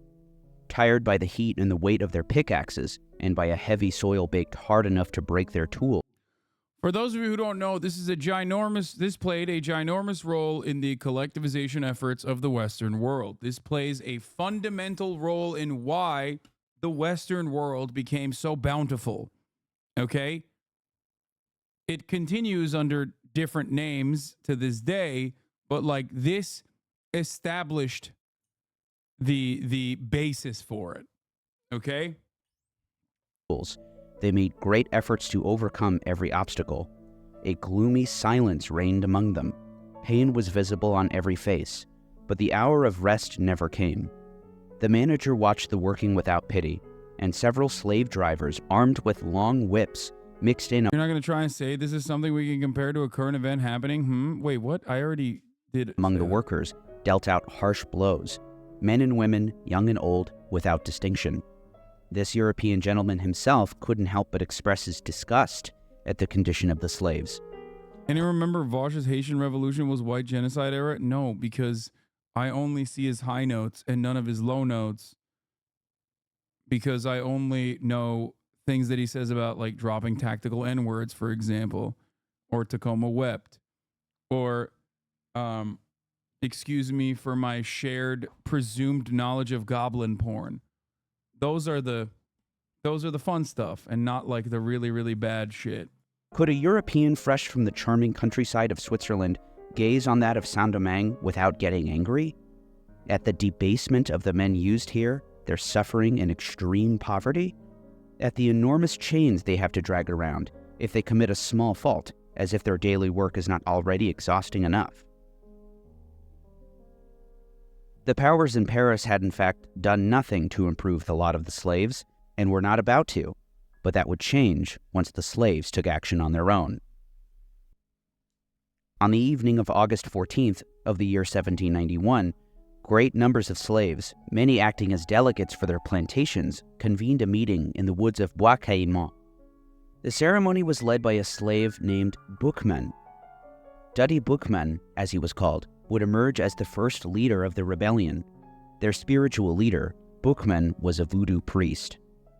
Voodoo's contribution to the revolution remains controversial, but it assuredly included grassroots organization, a sense of solidarity, and of invulnerability in combat, and leadership at different levels. At the ceremony, Boukman was quoted as saying, among other things, the following: "Throw away the image of the God of the whites, who thirst for our tears, and listen to the voice of liberty that speaks in the hearts of all of us." Thereafter, the participants of the meeting swore an oath of secrecy and revenge. The pact would be sealed by the sacrificial slaughter of a pig, whose blood was drank by the attendees. The plan that they had made required careful coordination among large numbers of slaves, who were to rise up and start the burning and killing in unison. The date set for the event was, as best we can tell, the night of Wednesday, August 24th. Perhaps unable to contain themselves, the events which unfolded at the Noe plantation occurred 2 days early. Plundering masters' homes, destroying the infrastructure of the plantations on which they were enslaved, and killing those who had enslaved them were powerful ways to pursue liberty. Indeed, they were the only ways available to most of the slaves. We can only imagine the exuberance and exhilaration the rebels must have felt as they took vengeance, turned the tables on their masters, and saw, perhaps for the first time, the extent of their power. So one thing to always remember is that the colonizing entity, right, the oppressive entity, whether it's chattel slavery or let's say a settler colonial ethno-nationalist apartheid state, right? Just throwing that out there. They set the standard for violence, right? It is their violent means that inevitably require equally proportionate, as to the best of their ability, violent resistance. So that's something to always remember, okay? That's it. And you can maybe even track that throughout the history of, I don't know, let's say Palestinian resistance. Okay? I don't know why I came up with that just now. I don't know why it's in my mind for some reason. But like, Palestinian resistance throughout history has taken many different forms. Okay? It is just simply that its final most well covered and well documented inception of it was brutal. Okay? There were atrocities. It is because the standard of violence has reached that level of atrocity in the daily existence of those who are colonized, those who are oppressed, those who are victims of the violent ethno-nationalist rule. If you understand, it is usually an act of desperation, because ultimately no one wants to fucking be violent. Like, think about your lifestyle. Think about the way you exist in the world right now. You have a very comfortable life, right? If you're on Twitch, you most likely have a very comfortable life in comparison to what we are talking about here. Like, obviously, a enslaved person in Haiti, definitely in comparison to that, you have a very comfortable life. So violence is completely removed from the equation for you in the way that you resist to oppressive constructs. That's why you do like civil disobedience every now and then. You know, you shut off a speaking engagement. You protest the Oscars, things of that nature. Now, if the standard of violence in your everyday existence was up to, I don't know, let's say Gaza, right?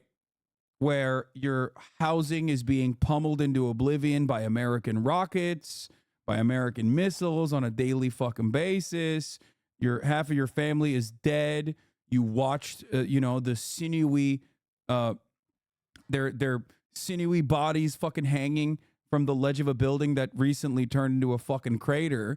You're going to probably want to resort to a violent means of resistance against those who are responsible for that. Perfectly understandable.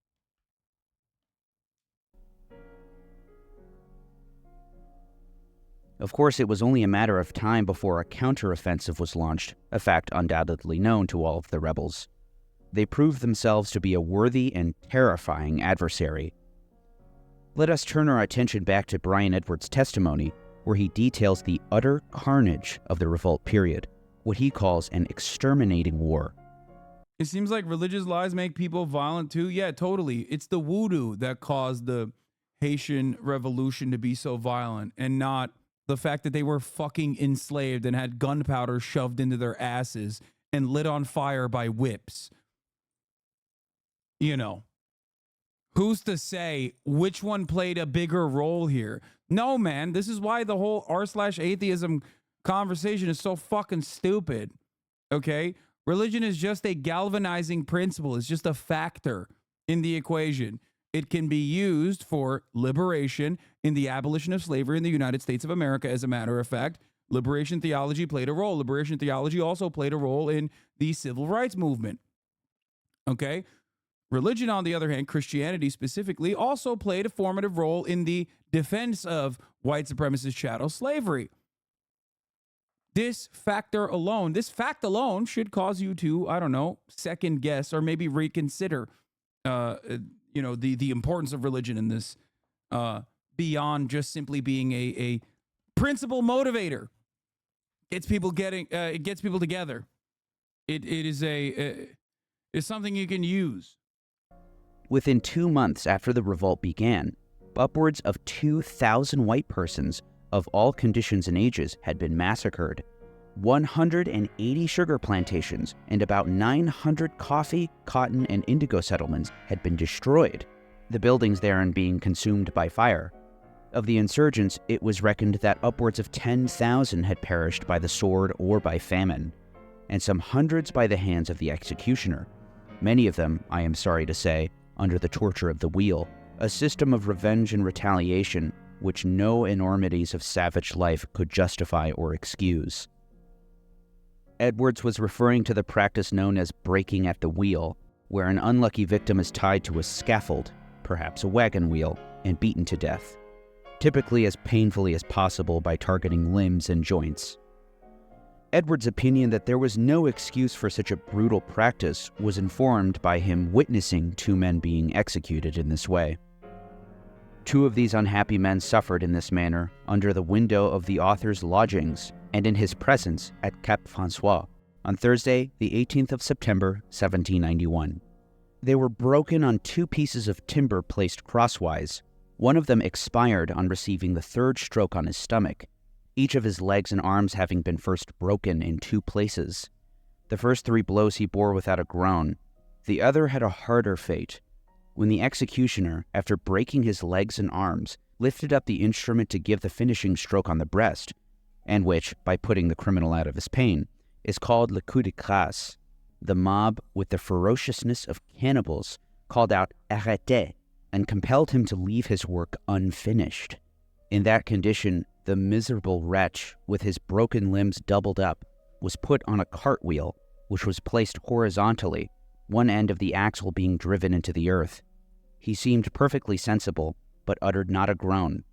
At the end of 40 minutes, some English seamen, who were spectators of the tragedy, strangled him in mercy. A Captain Bickford of Salem, Massachusetts, a witness to the early days of the Revolution, was quoted at the time in the Philadelphia General Advertiser. "The country is filled with dead bodies, which lie unburied. The slaves have left the whites with stakes driven through them into the ground, and the white troops, who now take no prisoners, but kill everything black or yellow, leave the slaves dead upon the field." Though despite these brutal measures, the rebels held their own. Indeed, the French appear to have been experiencing an all too familiar problem that would plague all occupying and colonial powers throughout history, that of the enduring guerrilla. In the words of a Madame de Rouvray, "We kill many of them, and they seem to reproduce themselves out of their ashes." They were armed with guns, knives, sticks, and all the sharp utensils of kitchen and of farm. Some were nude, some in tatters, and some grotesquely decked in the rich apparel taken from our wardrobes. They had, as artillery, 15 cannon taken from our villages. Over time, the rebel slaves came to acquire more arms, until they became well armed with muskets and swords. They organized themselves into regular bodies. They made liberal use of hit-and-run, ambush attacks, and psychological warfare. This has been attributed to a crucial fact about the rebel slaves. On the eve of the revolution, of the 500,000 slaves in Saint-Domingue, 2/3 of them were not only black, they were born in Africa. These were enslaved prisoners of war, and by 1791, only a minority of French troops had ever actually seen combat before. The Africans, diverse in their backgrounds, speaking up to a dozen languages in a single plantation, were a lot alike in this regard. The French as well, up to that point, certainly were not trained in guerrilla warfare and were not privy to many of its central tenets. European armies were only just beginning to learn backwoods practices like firing from behind cover or in a prone position, and scattering instead of standing upright when being shot at. With ambushes, psychological warfare, and hit-and-run tactics, the insurgents compensated for their lack of firearms. They never fought out in the open or bunched together. 1,000 blacks would never confront 100 whites in open country, but they would advance making a terrible noise at first, though after having got quite close to their enemy, but still out of range, they would fall completely silent. They distributed their troops by platoons in all the overgrown places, so that they seemed 6 times more numerous than they really were. The bravery of these Africans is unbelievable. One fascinating letter from a 16-year-old French girl to her American stepmother describes how her own father came under a rebel assault. The parallels are quite obvious. When you are used to fighting against dudes who do not have superior firepower to you, who don't have any weapons at all, you get used to not even looking for cover because you're killing mostly civilians. So when you actually encounter an enemy that fights back, you then quickly recognize, maybe I do have to stand behind cover. Papa left last Monday with 300 men of the National Guard. At 8 o'clock in the evening, Papa was attacked. Some of the guardsmen throwed themselves in the sea.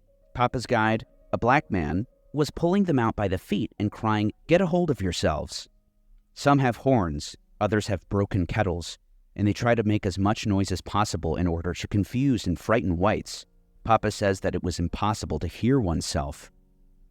Finally, on the 29th of August of the year 1793, 1 year and 1 week after the slave rebellion, a landmark proclamation was issued by Commissioner Léger Félicité Sontonax, the world's first abolition. Or if they weren't fighting against like civilians, they weren't slaughtering civilians, they were fighting against other standing armies. And the conventional methods of warfare at the time required literally fucking basically doing the same shit that they were doing in like the Legionnaire era almost, of just having a shit ton of people stand in a line and shoot against another shit ton of people. It's so funny when you learn about like the history of warfare, where the first guy that comes up with like flanking, for example, is like regarded as a massive, brilliant guy. All things that we obviously take for granted now. But it's literally like somewhere along the line, somebody invented flanking. You know what I mean? And the first guy that did it, everyone was like, oh my God, how did this fucking happen?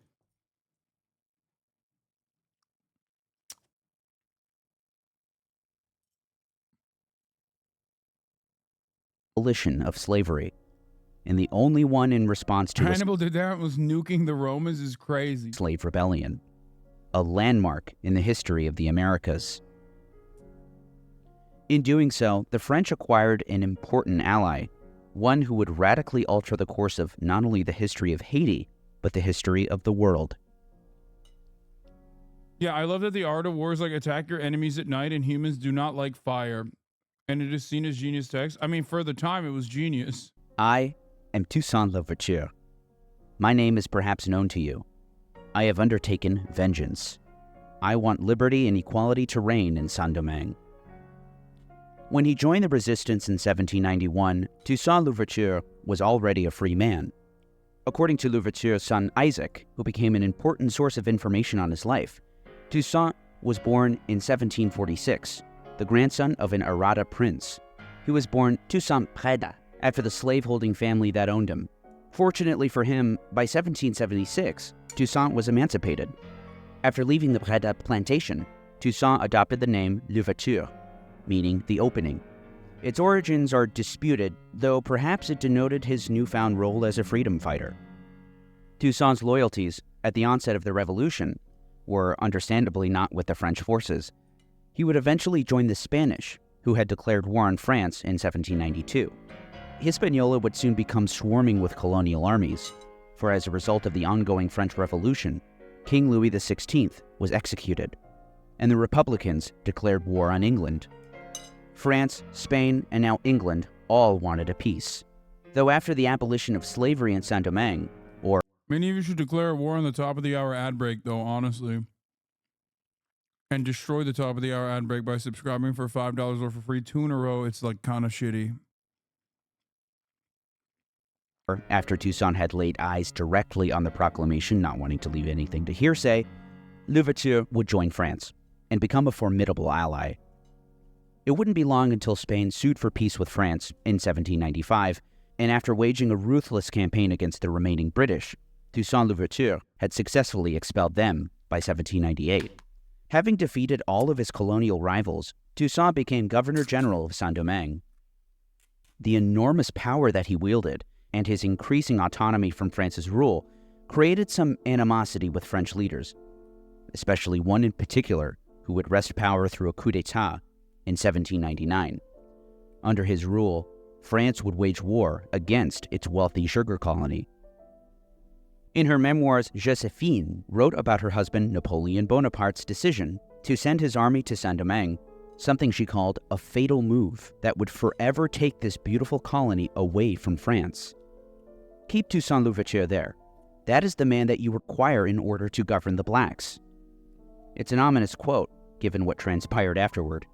It's hardly controversial to suggest that, had Louverture been allowed to govern on behalf of the French, it would have ended far better for them. Indeed, Louverture was hardly a radical. He emancipated the slaves, but he militarized plantation work, making it a crime to leave the plantations in which they were enslaved. The only difference now, really, was that they were wage slaves. Despite his wife's pleas, Napoleon Bonaparte could not stomach Louverture's bold constitution, which he signed in July of 1801, which he then sent to Napoleon directly. In naming himself Governor-General for life, Napoleon said, Toussaint knew very well that he had thrown away his mask and had drawn his sword out of its sheath forever.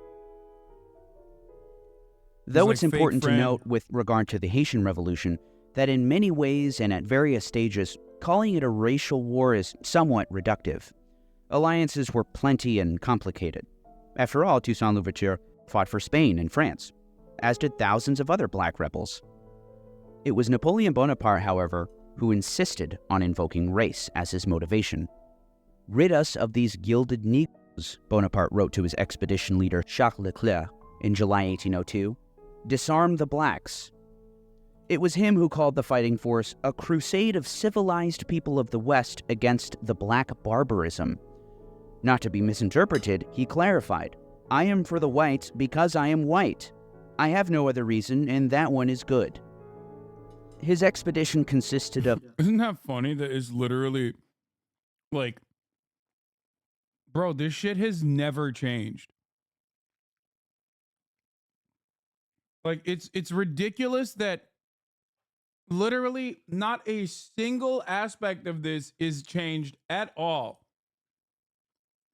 Like, same principles, same attitude, same fucking rhetoric, down to the civilizing of the barbarian. And I'm sure there were libtards at the time who were like, you know, maybe we should leave the black people alone. But we do have to civilize these barbarians a little bit, right? What about the white people? We have to defend the white people.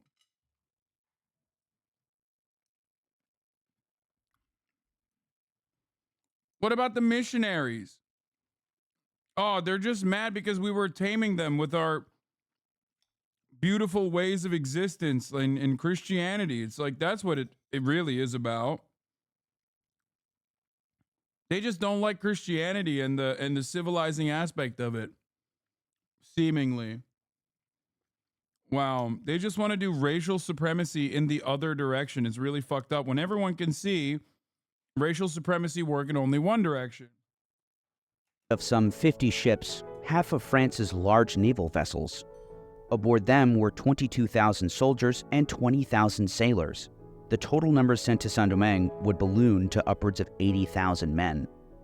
Toussaint Louverture, upon seeing the French Armada, rallied his own troops, perhaps as many as 30,000 by early 1802, aside from the local militias numbering in the thousands as well. After being fired on by black rebels in northern Saint-Domingue, near Le Cap, General Donatien Marie-Joseph de Rochambeau captured the garrison. Rochambeau had lost 60 men and made sure to exact revenge to make an example of the black troops and proceeded to massacre hundreds of them. Rochambeau was only debuting the French strategy, yet another war of extermination. However, the French yet again found themselves ill-prepared for the war waged against them by the Africans. The enemy held nowhere and yet never ceased to be the masters of the country. The French had made devastating progress in a short period of time. After capturing Le Cap, they wrested the northern peninsula from Louverture's forces, though they would take to the mountains and the wilderness, burning and sabotaging as they withdrew. Tear up the roads, throw corpses and horses into all the fountains, burn and annihilate everything, so that those who have come to return us to slavery will always find in front of them the image of the hell they deserve. Though Louverture was a shrewd military planner, he was perhaps eclipsed in harshness by his mysterious underling. In the port town of Saint-Marc, Jean-Jacques Dessalines led his troops by example, setting fire to his own recently completed mansion. Barrels of gunpowder and alcohol were placed throughout the town to aid a rapid flame. Dessalines also took hundreds of French prisoners, and by the time the French arrived to Saint-Marc's smoldering ruins, they also found hundreds of their own scattered throughout. Dessalines then embarked for Port-au-Prince, taking several hundred white prisoners. These included Michel de Courty, a physician kept along for his expertise, which the rebels doubtless thought that they could exploit. He would later write of the horror show that was life as a prisoner under Dessalines. By the time Dessalines had reached the mountains, he had very few white prisoners with him. Louverture questioned Dessalines, "What happened to all of your prisoners?" "Oh," said Dessalines, "they were killed in battle or escaped." But de Courty said otherwise. He said Dessalines slaughtered them by the hundreds. This was corroborated by General Pamphile Lacroix, who said he had found 800 corpses in Verret while pursuing Dessalines' retreating troops. This wasn't the only pile of bodies that he'd find. Seeking to spare his troops from the stench of one group of bodies piled up near their camp and lacking shovels to build a mass grave, he burned them. Instead of removing the odor, this move filled the air with an even more acrid smell, one he was never able to remove from his clothes. Jesus fucking Christ. As surprising as it may sound given the said gruesome details, mass killing was the least of the French army's worries. A more insidious problem plagued them: disease. The yellow fever appeared suddenly, causing sharp pains in the eye sockets, feet, loins, and stomach. A thick, whitish-yellow fluid covered the parched tongue, then the teeth, and soon changed into a black encrustation. The pulse became elevated, the regurgitations yellow from bile, the feces and urine red. He was already a corpse, putrid and horrible from the blood's decomposition. Deaths from disease apparently reached a massive 120 per day, owing to a miscalculation by Bonaparte. Thinking that the expedition would be a quick victory, he deployed them at the beginning of 1802. But the war grinded on. The looming summer months were steadily approaching, until the noxious epidemics ruptured from the earth. Still a prisoner of Dessalines, Descourtis recorded what are some of the only words of his that still survive to this day. "The whites from France cannot hold out against us here in Saint-Domingue.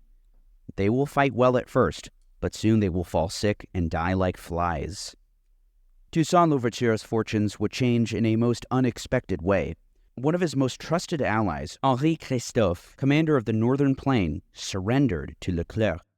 It wouldn't be long until Louverture did the same, finding his position severely compromised. It was a massive betrayal. Louverture signed an agreement at Le Cap, where he would surrender in return for keeping his military rank and returning to his plantation at Annery. Leclerc had pardoned Toussaint, and the latter had pledged his loyalty to France. Leclerc had given his word of honor. It was a lie. Upon visiting the home of General Jean-Baptiste Brunet, General Leclerc entered, accompanied by a large number of soldiers who surrounded me, seized me, bound me as a criminal, and conducted me on board the frigate Créole. As he boarded the ship that would bring him to his exile, he exclaimed, "In overthrowing me, you have cut down, in Saint-Domingue, only the trunk of the tree of the liberty of the blacks. It will grow from the roots, because they are deep and numerous." Louverture withered away and finally died a year later in a freezing dungeon in France on April 7th, 1803. This would prove to be yet another miscalculation on the part of Napoleon, who had sealed the fate of the French. For Toussaint Louverture was merely replaced by his brutal partner, Jean-Jacques Dessalines. I don't get it. Unbeknownst to Leclerc, up to that. Certainly there will be no Hamas too. These are solutions that require, these are problems that require military solutions. Surely the people do not have an unending yearning for freedom, as it is the natural predisposition of man to want to be rid of all of the chains that bind them. No. Certainly. Notice how originally simply substituting from chattel slavery to wage slavery was like most likely a comfortable middle ground of progress for many. And yet one side chose to keep pushing and pushing and pushing.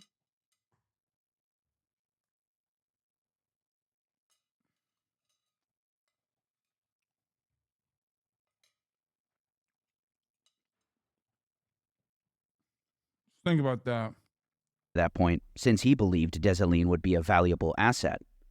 Leclerc even sent him on a mission to disarm the population. However, after publicly confiscating arms, he covertly rearmed the population, all while stocking up on ammunition. Dessalines' belief that he would soon have to take up arms against the French once again was understandable. Indeed, when France reinstituted slavery in the island colony of Guadeloupe, news couldn't be contained for long. This fact confirmed everyone's suspicions of what the true plans were for Napoleon's officers. And sure enough, Dessalines attacked French troops in Gonaives, sending the soldiers into retreat to their ships in the harbor. He told them, "Return to Europe." Leclerc sought to rein in the black soldiers through genocide. "In order to control the mountains, once I have finally completed the job, I will have to destroy all the food crops and a large proportion of the cultivators. I will need to wage a war of extermination." Leclerc's target was the black population of Saint-Domingue, including those who fought in his ranks. In Le Cap, he had 1,000 colonial troops arrested, loaded onto ships, and pushed overboard with large sacks of flour tied around their necks. A contemporary witness, Jean-Pierre Bichot, corroborated the practice. Drowning is the usual way of putting to death black prisoners. I've been told that, on several occasions, thousands... If there's one thing that always works in an enslaved population that withstood genocidal conditions, it's just more genocide. That seemingly also is a really successful strategy there, just like the military solution. And ultimately, the most successful, seemingly most successful military solution is always gonna be genocide. So thousands were drowned at the same time, and their bodies were often seen floating. Like many unsuccessful campaigns against insurgencies, the rebels had cleverly utilized their many advantages: their fighting edge, their mastery of the wilderness and mountains, disease, sabotage, scorched earth, all to bleed the occupiers. This strategy worked. "Half of the officers in this army are dead," wrote Leclerc in summer 1802. "Men passed through and disappeared like shadows," recalled Lacroix. Armed with muskets, the rebels also scored casualties using tactics from the old slave rebellion days. That's why I laugh whenever motherfuckers in the Western world try to portray themselves as like civilized, because this is no act of a civilized people. The act of enslaving an entire continent full of humans is already uncivilized as fuck. They laid traps. Pits dug into the ground were covered with branches, leaves. On the bottom lay boards studded with nails. Rocks or tree limbs might be placed in front of them, prompting soldiers to jump over them, landing hard into the bed of nails. By 1803, Dessalines had effectively consolidated his power over most of the rebels in the colony. Under his command, he'd unify hundreds of local leaders, an astonishing feat, and with their help, they continued to bleed the French, and drove them out of most of the colony. Their coup d'éclat finally came in May, when peace between Britain and France fell through. No reinforcement would be coming for them now. A song from the period was passed down generation after generation, recording the march toward victory of Dessalines' troops. "Dessalines is leaving the north. Come see what he is bringing. He is bringing cannons to chase away the whites." In November, Dessalines directed a final attack on French positions outside Le Cap. On the 18th of the month, I finally realized Hasan is basically the Tucker Carlson of the left. Shit would be so funny if it wasn't so sad. I mean, I want to thank you for saying that. Tucker Carlson is an incredibly successful propagandist for the white nationalist cause. If you mean that I'm an incredibly successful propagandist for socialism and the cause of educating Americans on socialism, and do a pretty good job of like explaining socialism, anti-imperialism, and the like through the framework that is easily digestible by liberals by utilizing mostly liberal language, then yeah, I'll take it. But I don't think you're saying that. I don't know if that's what you're trying to mean here.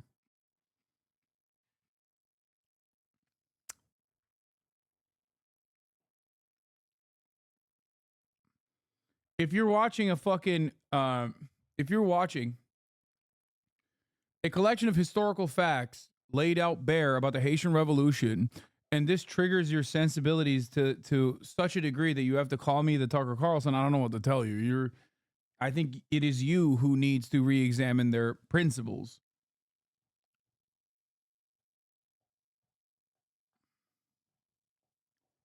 month, Dessalines sat on a stone, holding his snuff box, and watched as his troops took the final, crucial hill, conquering a country, a nation for his entire race. Rochambeau at long last acquiesced and accepted defeat. After negotiating a surrender, several thousand troops, along with white residents of Le Cap, sailed out of the harbor. Behind them were some 50,000 dead. A majority of the soldiers and sailors who had been sent to Saint-Domingue had died. On New Year's Day of the year 1804, Jean-Jacques Dessalines, now emperor, declared independence. Motherfuckers will play Red Dead 2 and still come in here and not recognize what's going on there. How insanely dumb do you have to be to compare Hasan to Tucker Carlson? I mean, I try to take something positive out of it. Tucker Carlson is a massive, massive piece of shit. He is a white nationalist. If he's coming here while I'm talking about the liberation of slaves in Haiti and saying that, maybe he doesn't have a angry approach, even though he doesn't follow me, so I would assume he is.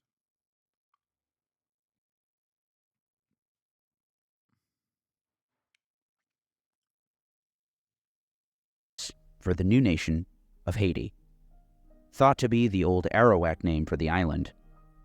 Among the declaration's words were the following ominous statements.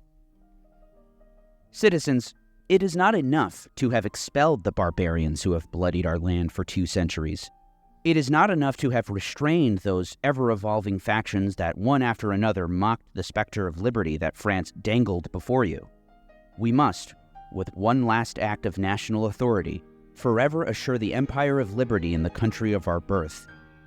We must take any hope of re-enslaving us away from the inhuman government that for so long kept us in the most humiliating torpor. In the end, we must live independent or die. When will we tire of breathing the air that they breathe? What do we have in common with this nation of executioners? The difference between its cruelty and our patient moderation, its color and ours, the great seas that separate us, our avenging climate, all tell us plainly that they are not our brothers, that they never will be, and that if they find refuge among us, they will plot again to trouble and divide us. These tigers, still dripping with their blood, whose terrible presence indicts your lack of feeling and your guilty slowness in avenging them, what are you waiting for before appeasing their spirits? What followed this proclamation is somewhat disputed. He ordered a series of massacres of white inhabitants. Bro said, kill the Yakubian devils, dude. He said, if you're a child of Yakub, it is time to leave. Although precisely how many perished is difficult to establish. Between February and May 1804, several thousand of the remaining French were systematically massacred in 2 waves, men first, women and children afterwards. It was then that the complete massacre took place. The population, stirred to fear at the nearness of the counter-revolution, killed all with every possible brutality. After the first slaughter, Dessalines issued a proclamation promising pardon to all who were in hiding. They came out and were immediately killed. Uh-oh. On April 28th, Dessalines Bro, how do you hide as a white person in Haiti post-revolution? Like, that part I don't even understand. It's like, the fuck were you thinking at that point? You know what I mean? Oh, they won't know. Like, what, you're doing a dude? Is it blackface, actually? Himself had issued a proclamation, which seemed to indicate that something significant had indeed occurred. Finally, the hour of vengeance has struck, and the implacable enemies of the rights of man have received the punishment their crimes deserved. Yes, we have rendered unto those true cannibals, war for war, crimes for crime, outrage for outrage. Yes, I have saved my country. I have avenged America.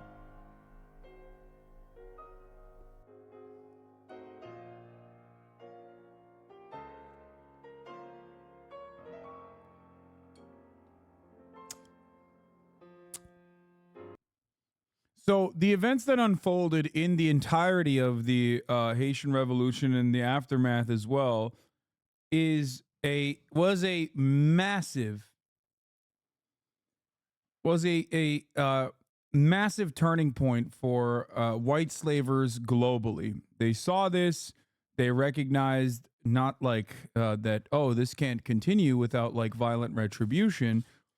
They saw it and were like, actually, as a matter of fact, we got to do everything we can to further suppress the slaves. In the American, God forbid, we're not giving up the slaves. Like, come on now, that's crazy.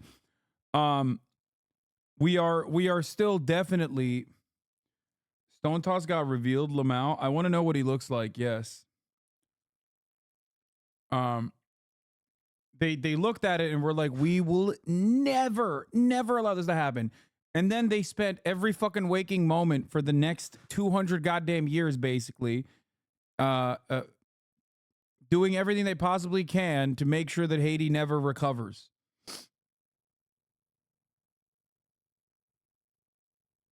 What?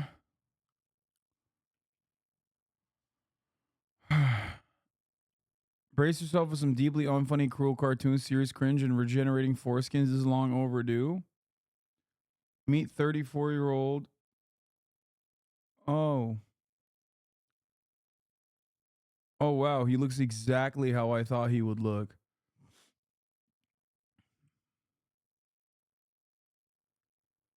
On February 2nd, 2017, the artist Red Panels memorialized his retirement by lowering his character into a molten vat a la the Terminator. His outstretched hand formed the Nazi salute, and his final frame is the final dog whistle, lest his overt fascist sympathies go unnoticed. Then he debuted a 3-panel cartoon showing a buffet of international food that culminates in a pile of shit bearing the various countries' flags. Should the meaning be unclear, rollover text of multicultural comic hammers the point home. So he went from Red Panel to Stonetoss.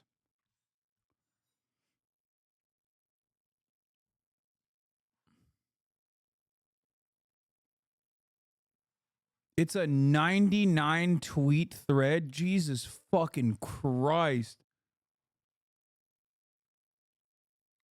He's Puerto Rican, bro. Dude, come on. Come on. Come on.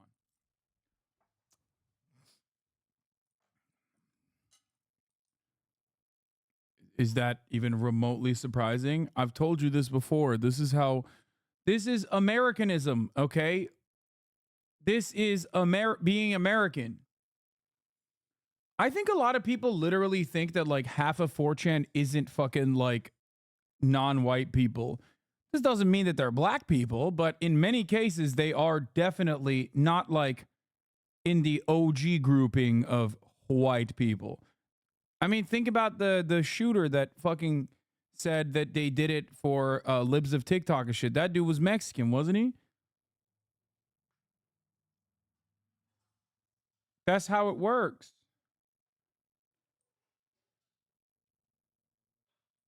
He's an intactivist also. You and Stavi better take that L.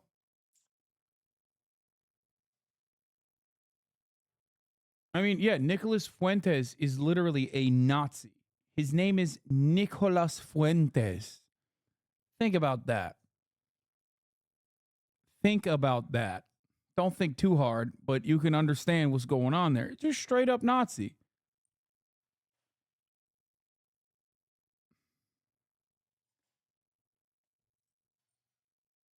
Why are you edging us this hard? Show us.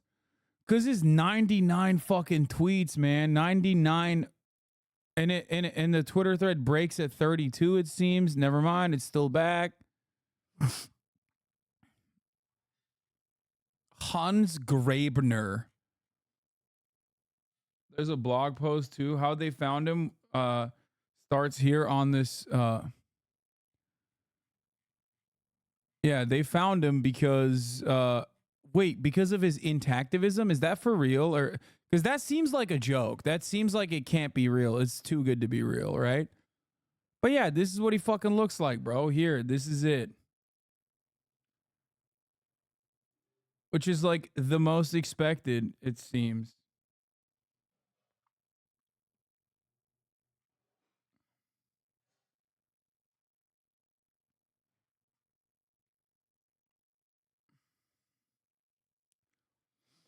Yes, he donated to a group that regrows foreskins. Wait, what?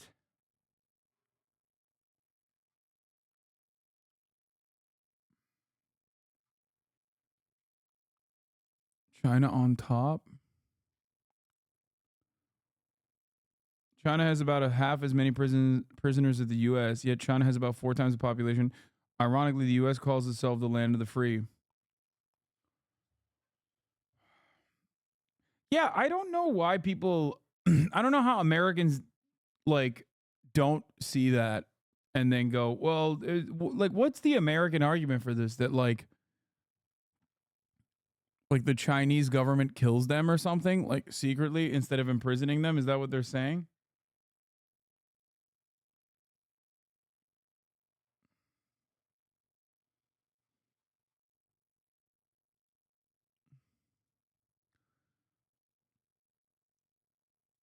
I'm circumcised, but the resulting dryness of my glands, penis, the limited range of sick, my penile skin to glide, and the psychosexual body image dysmorphia makes it difficult to achieve orgasm during coitus and encumbers masturbation.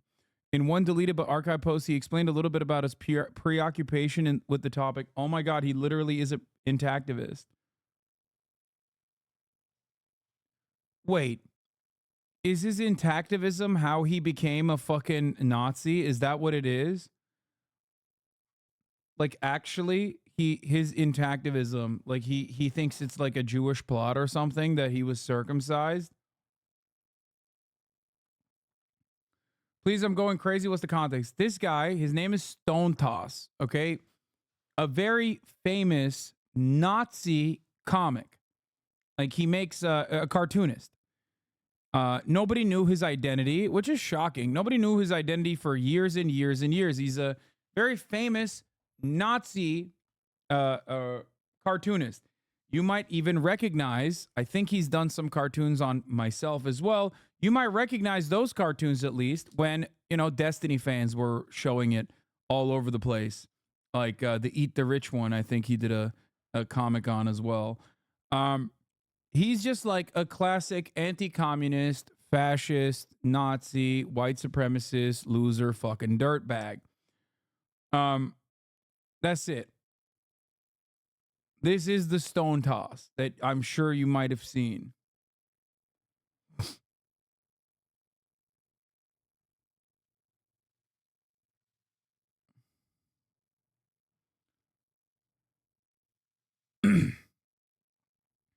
About to have 9,000 plus Nazis in here saying he's not actually a Nazi. Yeah.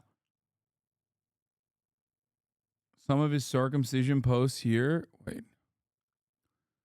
Reddit user Scythe001 also has a circumcision fixation. A deleted Scythe001 comment from March 12, 2015 contains nearly identical text to the August 10th, 2015 debut Red Panels cartoon about circumcision. The teeth-pulling, ear removal analogy seems to be a favorite debate rebuttal.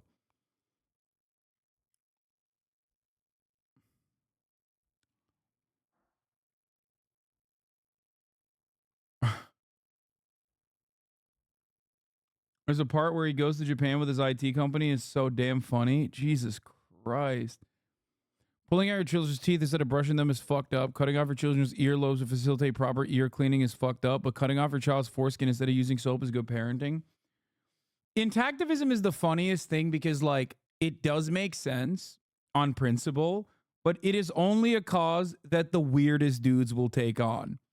Because, like, the moment that you... I can't think of another... Like, I can't think of a single other thing where, like, you are technically right, but it's only the worst people that advocate for it. Does that make sense? Like, I obviously jokingly talk about intactivism. Child trafficking too? No. Child trafficking is not the same because, like, child trafficking is not normalized in the way that, like, circumcision is, like, mass adopted in the US and normalized, even though it is, like, objectively insane. When you think about it, it's like a wild thing that we do here in the United States of America. Obviously, it makes sense for, like, why Muslims do it. I myself am obviously circumcised due to Islam. And America is like one of the only countries where there's mass circumcision adopted, even though it's not like for religious purposes. Islam and Judaism have circumcision. Christianity does not. Wait, why do Muslims do it? What do you mean? It's called sunnat, which is an important ceremony. It's like the bar mitzvah almost. It's like considered like the cutting of age. It's a religious practice. Or cutting of age, coming of age. Yeah.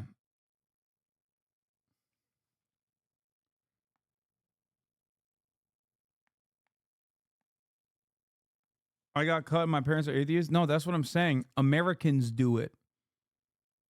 Across the board. Everybody does it.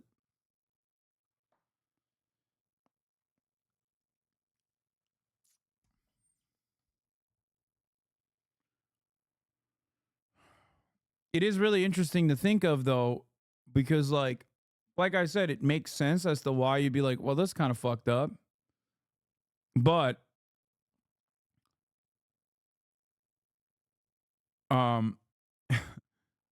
it's only advocated for by the nuttiest people. Whereas child trafficking is not the same. Everybody objectively is like, no, that's wrong and fucked up. Nobody defends or even thinks about child trafficking in a similar way. Do uncut men face prejudice in the U.S. from sexual partners? Man, I don't fucking know.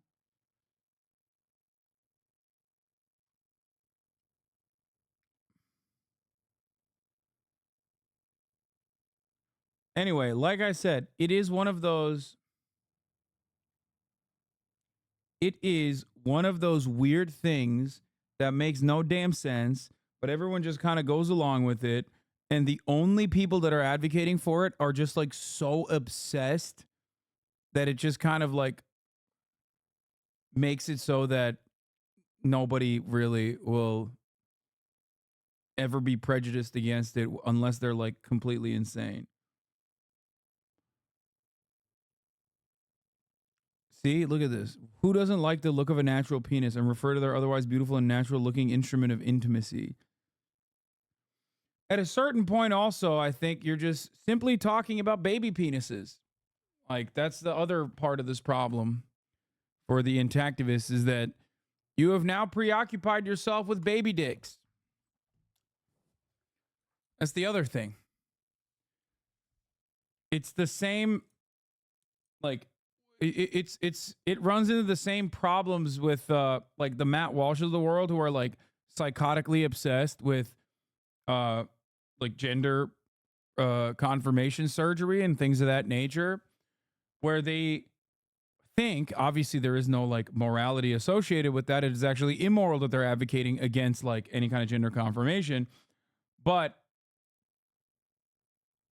having said that, because of their insane obsession and thinking that they're like morally righteous in their cause, they end up coming across like insane people.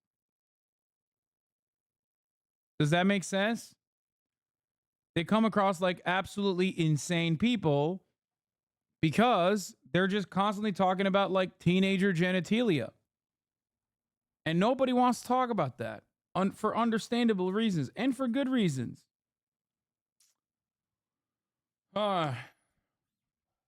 Anyway. Medicaid considers circumcision cosmetic and won't pay for it. Folks below the poverty level scrape together the money to pay for it because it's the norm. That's crazy. Stonetoss in Japan, by the way. Attention, if you're a single white woman living in Japan, I know an 8.5 out of 10 tall white man employed as a programmer in the U.S. who's currently open, but probably only briefly. So hit the DMs for details.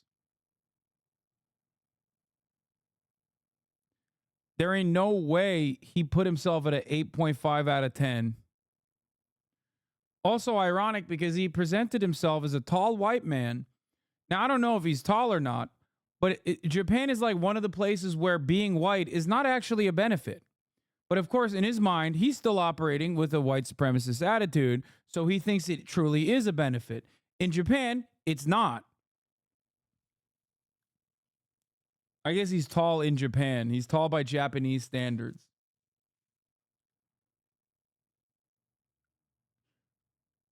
Stonetoss being Latino is one of the funniest reveals I've ever seen. General at White Savior, you're browner than I expected.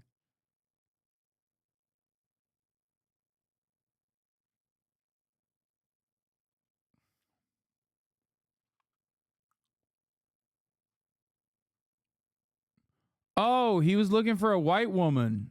Oh my God, I didn't even see that. I thought he was doing the classic libertarian guys with Asian wives shit. It didn't even, dude, my man went to Japan to be like, hey, any white ladies out here that want to fuck? That makes it even weirder. Very weird.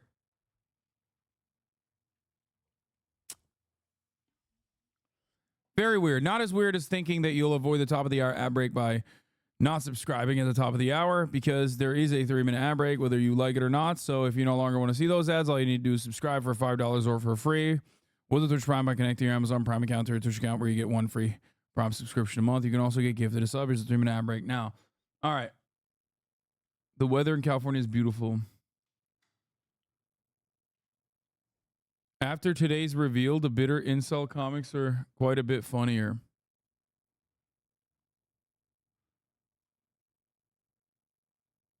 I consent, I don't. And who are you? The man who would have married you.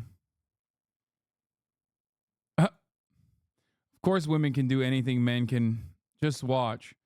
The ability to disagree with a man and not mention penis size, how much sex he has, how much other women want him, or calling him an incel. Oh my God. Oh my God, this is so funny. Oh my God. Oh. Incels, society's most dangerous men. Incels, danger. Oh, he's saying like, welcome to Detroit. Like, black people are way more dangerous because they steal TVs. Sup, babe? Did you fall out of heaven? Because you're ghosting me.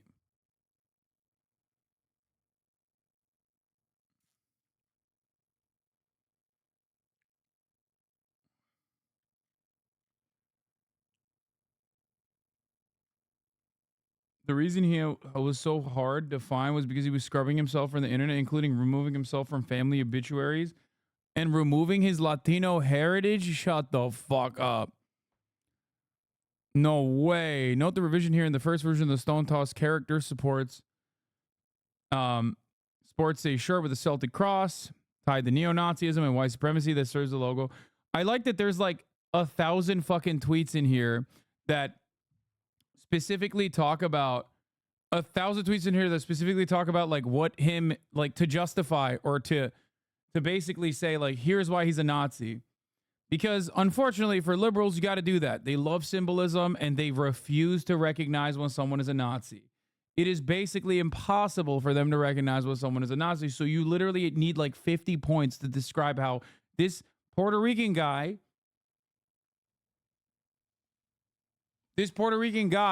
can, as a matter of fact, be a Nazi. Okay, that's just America, baby.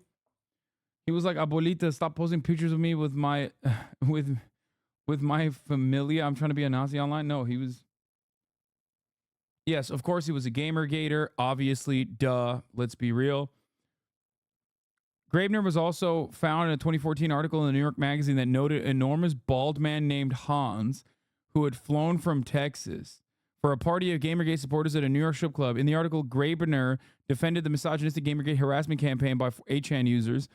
Naturally, accusations of misogyny are thrown around, but as evidenced by the presence of women, of which there are a few, it is a diverse group. Hans paused and winked. By the way, table dances are $10 and lap dances are $75 if you're interested. May I recommend Miss Rain?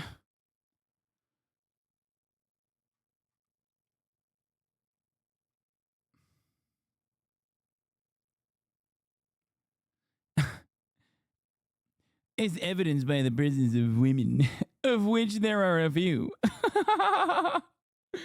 Of course, he's another man who looks like he lactates and hasn't worn a medium-sized shirt since he was 11, always going on about the importance of masculinity and manliness in general. It's never a guy who looks like Daniel Day-Lewis or something. Yeah, you very rarely ever get a dude who's like who is just built up to be fucking normal that demonstrates this level of entitlement and resentment. Oh my God. Yeah, Daniel Day-Lewis, by the way, not only attractive, not only a fucking treasure in the fields, in the arts, but also an ardent supporter of Palestinian liberation. Daniel Day-Lewis once wrote, he visited Gaza in, I think, 2005, and wrote an article from his experiences, the harrowing experiences of the daily conditions that Palestinians in Gaza are subjected to. He is the motherfucking GOAT.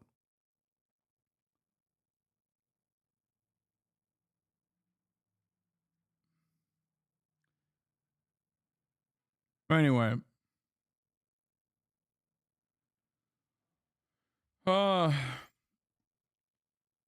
At 34, he's much younger than expected. He is 24 in this image alone. His comics are genuine and expose, and some of the shit that deserves saying, like at the top of the hour, there's a 3-minute ad break. Wait, no, I just ran that. I ran the ad break already. You missed it, my friend. I hit it 5 minutes ago. You're late.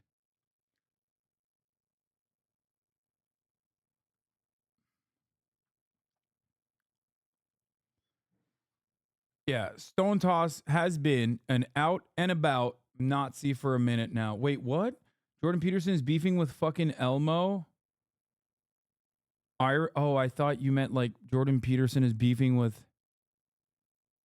What? Kill yourself, you Hamas supporting child abuse? No, this is not real. No, there's no way this is real. No, that's fake, dude. Come on. Jordan Peterson would never say that. To Elmo, at least.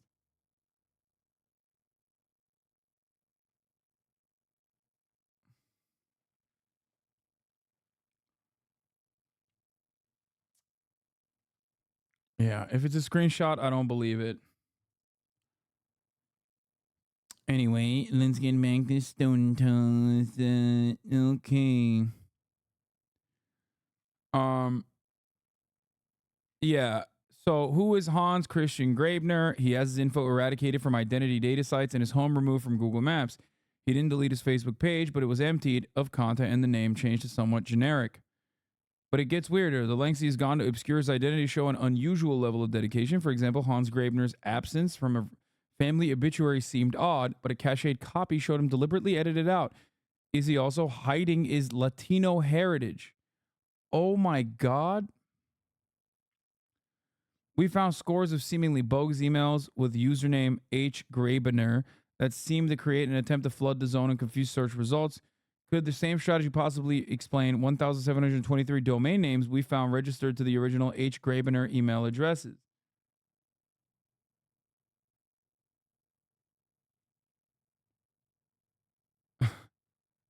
Emma. His home removed from Google Maps. They just blurred that shit out. Now it stands out on his L-shaped street. This is M. Hud posting live, by the way. I asked him to send me a pic of his activities. He's thick as hell, dude. He thick as hell.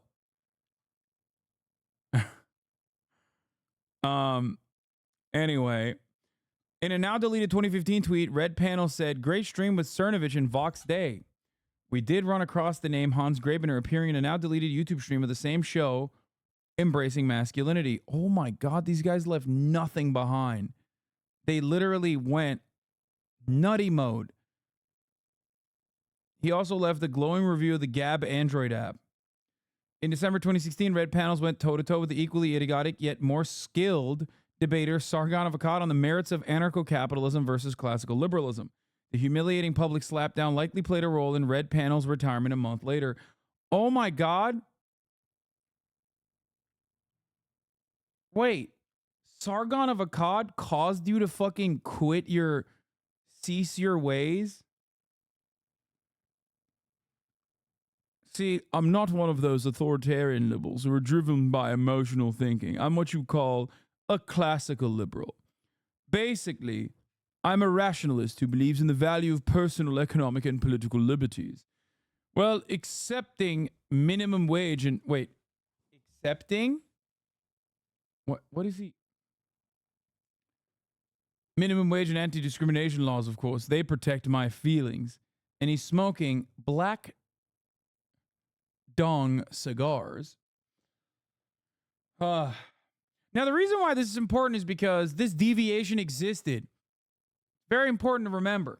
Now, why is that very important to remember? Because these guys, like Sargon of Akkad, who you now take for granted as like out and about white supremacist pieces of shit, used to hide under the guise that they were classical liberals. Now, can anybody in here tell me if there is any debate YouTubers who do similar things? Maybe one that wears a beanie that still claims to be a liberal regularly? Now, of course, there's some other versions of that as well. People that claim to be the real progressives. I have been doing this for 10 fucking years plus now, 11.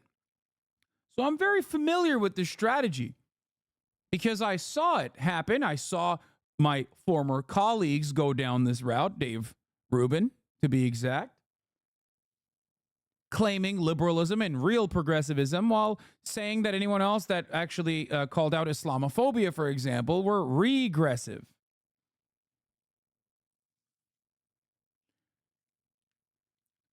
Just saying.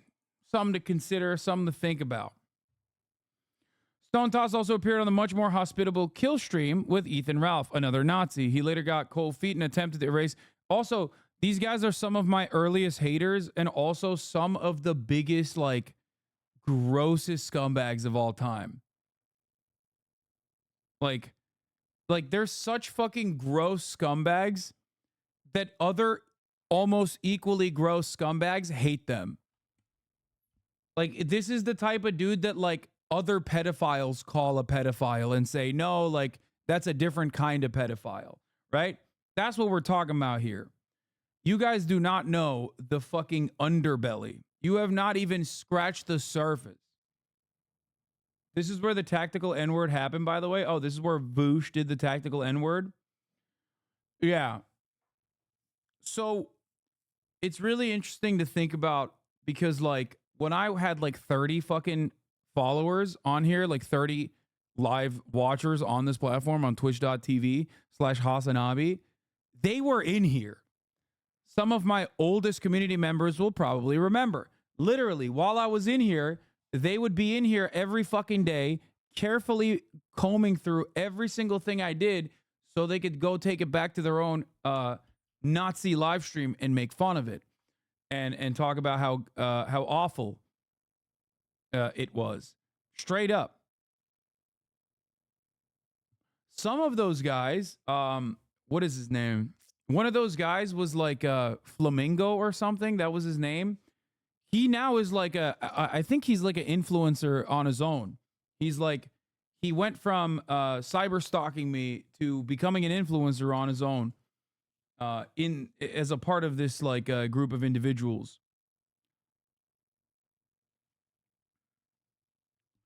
Yeah.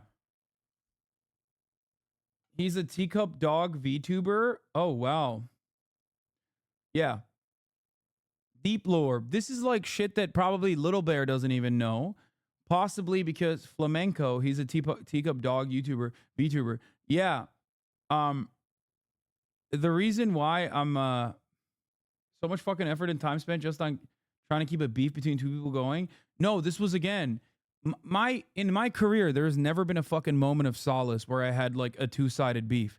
This is all one-sided beef. I avoided them and I stopped talking. I never talked about them. This is the first time I might have even like I have in the past, I have brought them up on stream to like debate them and it never works. But yeah, no, these are people that were in here in perpetuity, like since day one. They've moved on to other targets, I guess. But that's why it's like it's endless. Didn't PewDiePie defend him getting banned or something? Yes, he did.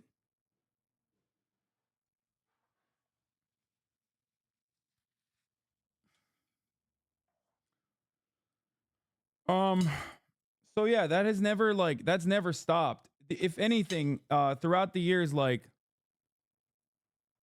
it basically went away in the Trump presidency because it was way more fashionable to present yourself as like a radical, a person with the radical politics. But they've definitely, come back in fashion, especially with like Twitch basically turning it, or not Twitch, sorry, Twitter basically turning into this like right-wing shitfest and 4chan poll. There is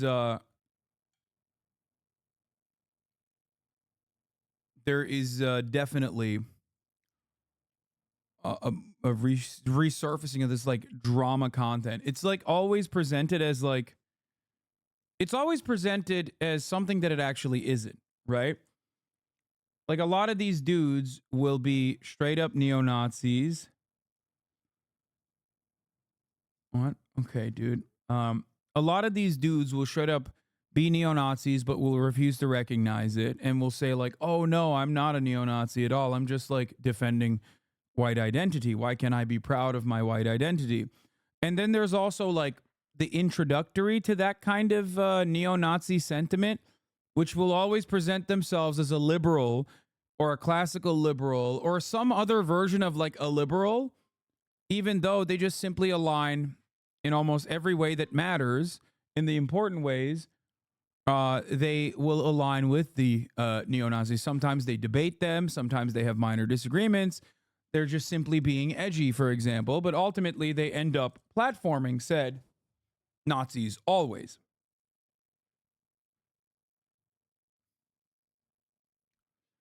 Oh boy, wasn't memeing. How come this community thinks he's a neo-Nazi? I met Sargon. He's not a neo-Nazi. Not sure if you're memeing. Brother, Sargon of Akkad might not be ideologically a neo-Nazi, I guess, if you want to go into the weeds of it.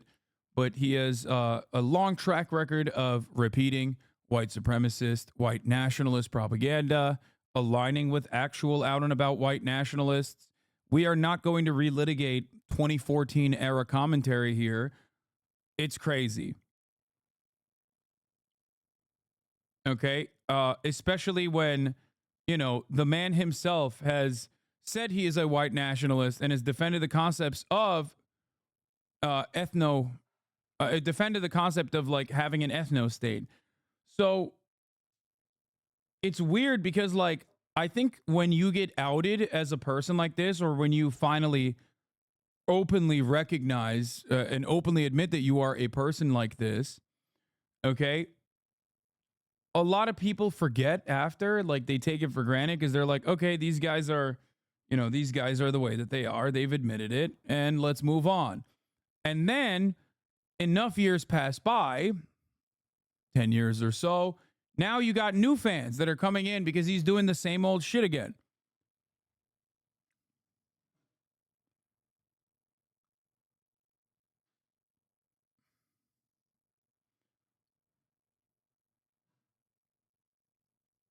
We found Hans Grabener working in the Houston office of Open IT starting in 2017. He was a part of a delegation who went to Japan in May 2019. The photos on the Facebook page were suspiciously awkward, cropped to remove Grabener, but were intact on LinkedIn and YouTube. Did you see the stuff with Sean King, how he reverted? Yeah, I did. I feel like some liberals might have reposted some of this shit back when Facebook was popping and feel guilty about it in retrospect. I think that a lot of liberals, without recognizing, are finding themselves in the throes of the same reactionary fundamentals that got them to be right-wing shitheads that they now think they're not. That's why I always say you got to fucking kill the bigot inside of your mind. But a lot of liberals don't do that, and they simply resort back to their like edgy ways and slowly but surely find themselves in the throes of the alt-right once again. Very sad.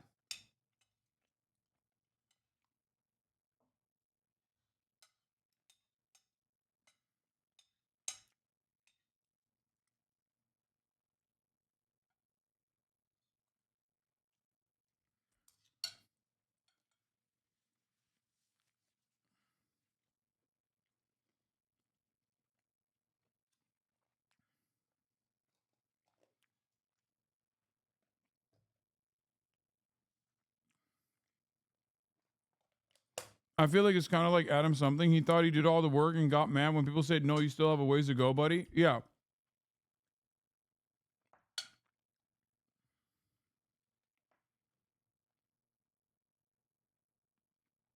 Is there even an alt-right anymore with the popularity of MAGA fascists? Yeah. It's no longer supposed to be alternative. It's just the right.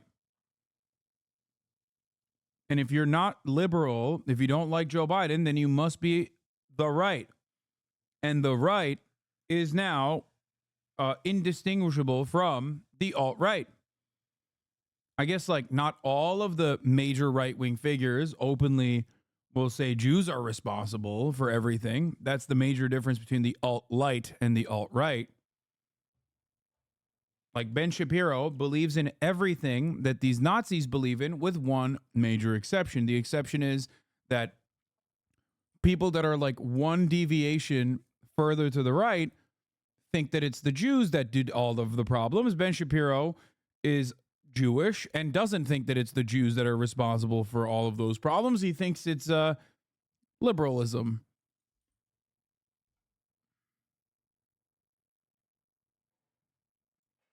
OSINT not breaking the fash allegations. Guy makes edgy comics on the internet. Liberals and progressives on Twitter. Les Dogswell has threatened both him and his family because we're the good guys. Oh my God. OSINT Defender being like, wow, you guys are doxing is pretty funny, by the way. Bro, you do OSINT. You do open source intelligence. But not shocking that you would use the "Are we the bad guys" meme to talk about a literal fucking Nazi.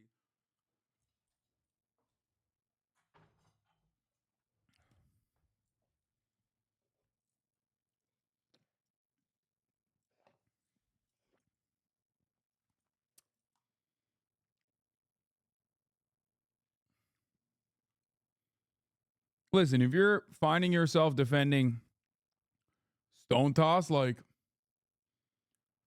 you know, or claiming that he's just edgy, you know, I think you agree with his politics. It's not a stretch to assume that you think his politics are just edgy. His politics are not just edgy. He is a fucking Nazi. Like, literally. I mean, he out and about.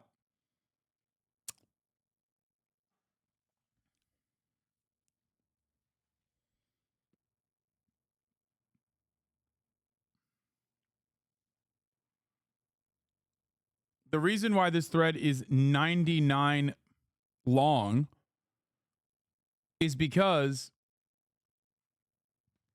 most of the thread details why he's actually a Nazi, using his words and things that he has openly shown throughout the many, many years that he has operated as a Nazi, as a out and about Nazi cartoonist.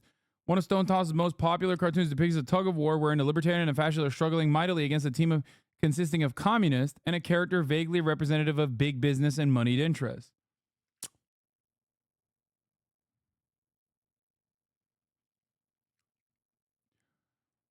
I have often talked about how easy it is to launder fascist ideology by simply talking about anti-communism.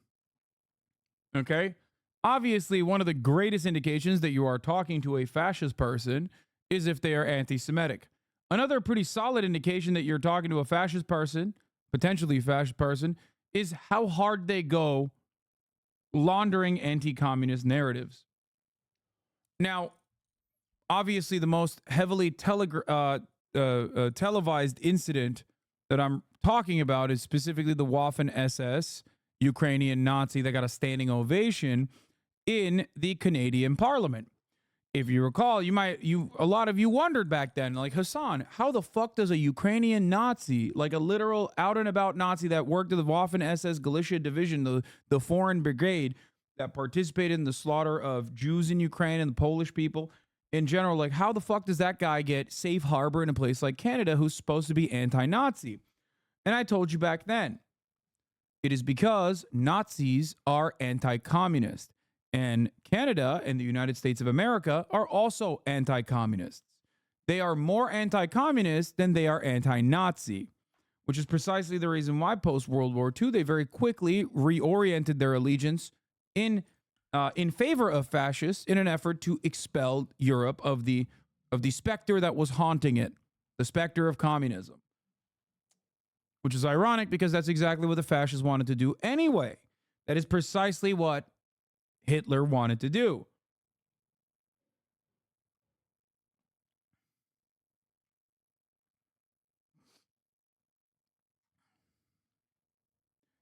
Why he lost the battle, but Nazism inevitably and fascism inevitably won the war. While Nazi Germany may have lost, fascism won. The torch after World War II was carried by the Americans.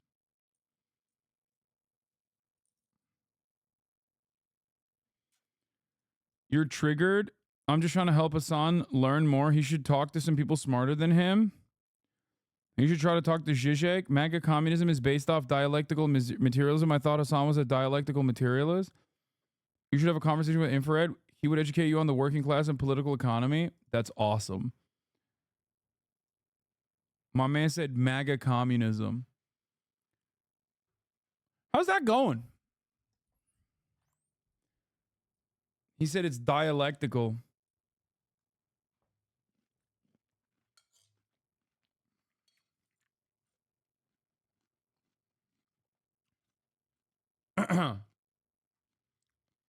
I really hope this guy's doing a bit.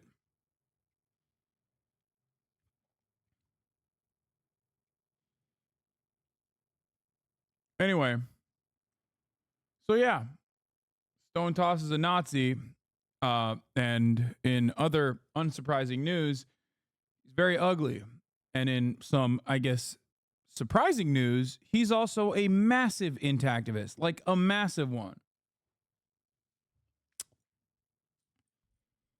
Which is pretty cool.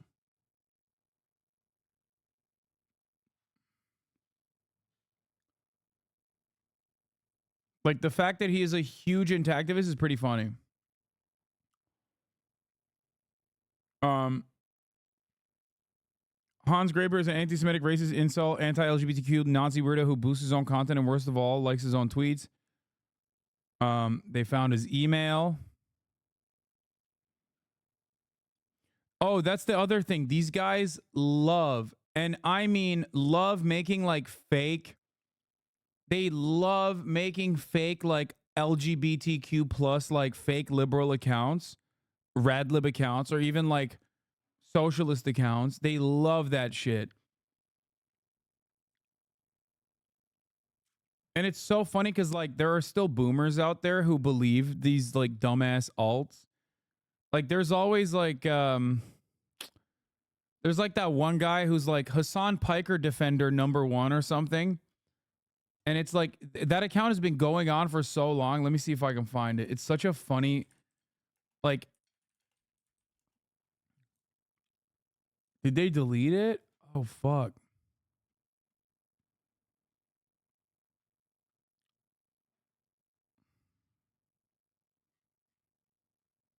I don't know if I can find it. He's like vaccinated 11 times, like that type of shit.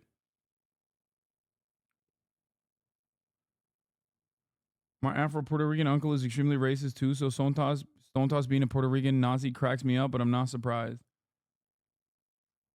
Yeah, it's like Hasan Piker's #1 defender or something.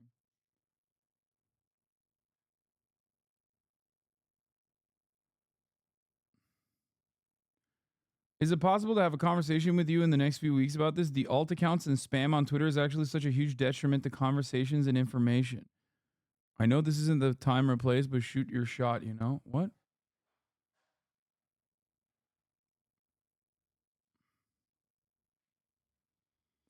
I always see a Twitch chatter named like Hasan is God that pretends to be a fan of yours and is just shitty to women in other chats. He's banned here. The lengths that people will go to utilizing all of the offerings of anonymity online is unimaginable. Okay?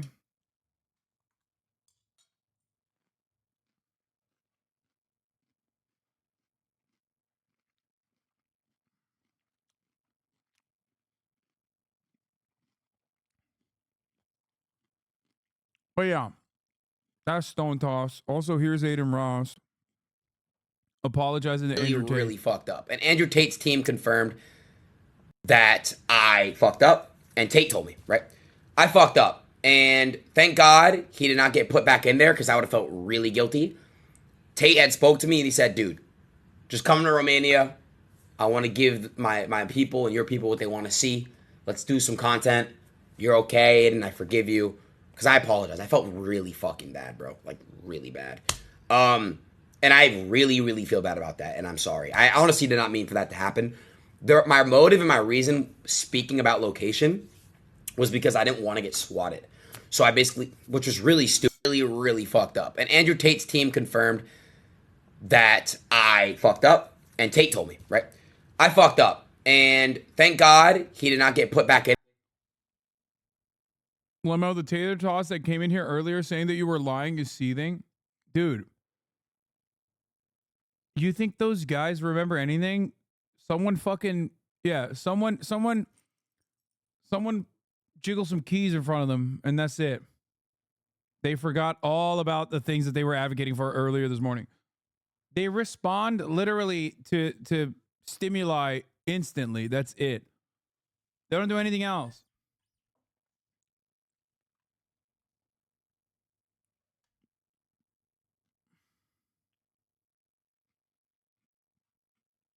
It was probably not tater tots that were in here saying that, by the way.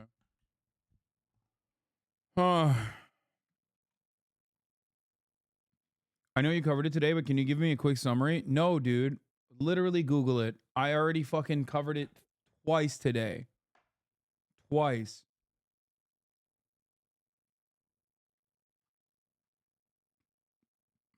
Please. You can find it on YouTube already. Fan accounts have already uploaded my coverage. There's a YouTube video on my channel. Wait, what? I uploaded it. Oh my God. I already uploaded it, dog. Go watch it there.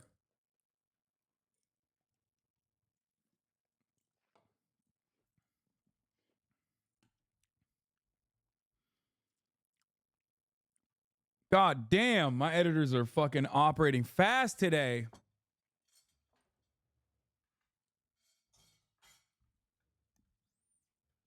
They're going to get 10% less whippings for that one. You know what I'm saying? Finally, dude. Less lashings.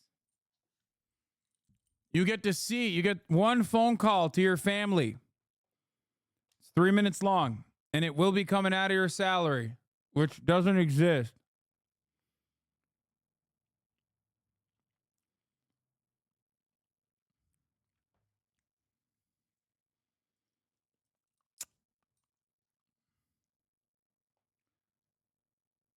They probably didn't beat HasanAbi Productions, though, because HasanAbi Productions doesn't do any extra editing. He just cuts it down. He doesn't add all the shit.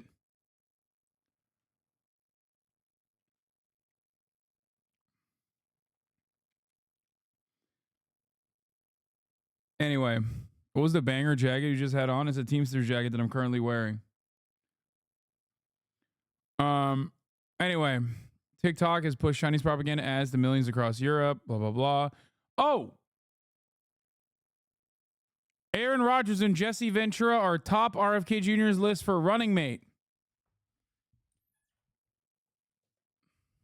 Shouts out to Willard Neff.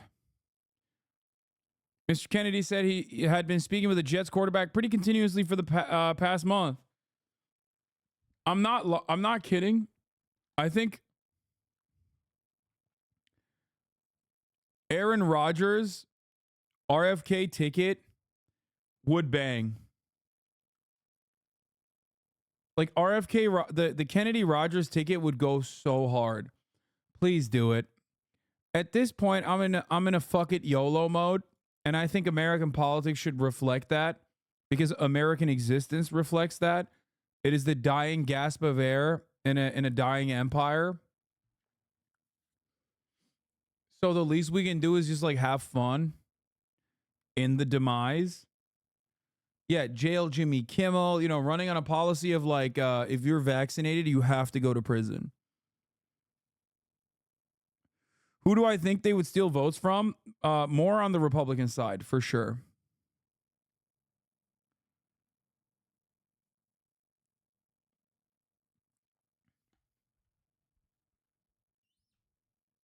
This guy called it a year ago. Oh my God. Jets fans going to be big mad when Rodgers doesn't play in 2024 so he can be Robert Kennedy's running mate. That's incredible. Listen, Al-Gaib. What do you want from me, ma'am? It's about that time when she's starting to get unruly. Imagine Aaron Rodgers having to talk to world leaders and now sound like a dumbass. What do you mean? We had Donald Trump, and we currently have a literal corpse. Guys, every time Lolo posts, you don't have to link it in here. Okay? You don't have to. I don't know why he tweeted this. But he's dead to me. Because he was supposed to come with me and he bailed. So he's dead to me. He's banned from appearing on the stream. Have you thought on having RFK on your stream? He seems open to visit several different themed podcasts, etc. Yeah. There's a complete shutdown on all Lolos coming on the HasanAbi broadcast, believe me.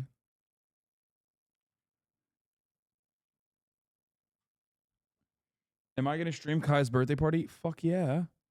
Guys, I'm a 32-year-old adult man who I am not a white woman. I'm not throwing a fucking birthday party for my dog just for the fun of it. I'm doing it for content. Okay? Of course it is going to be streamed. There is not a world in which it doesn't get streamed.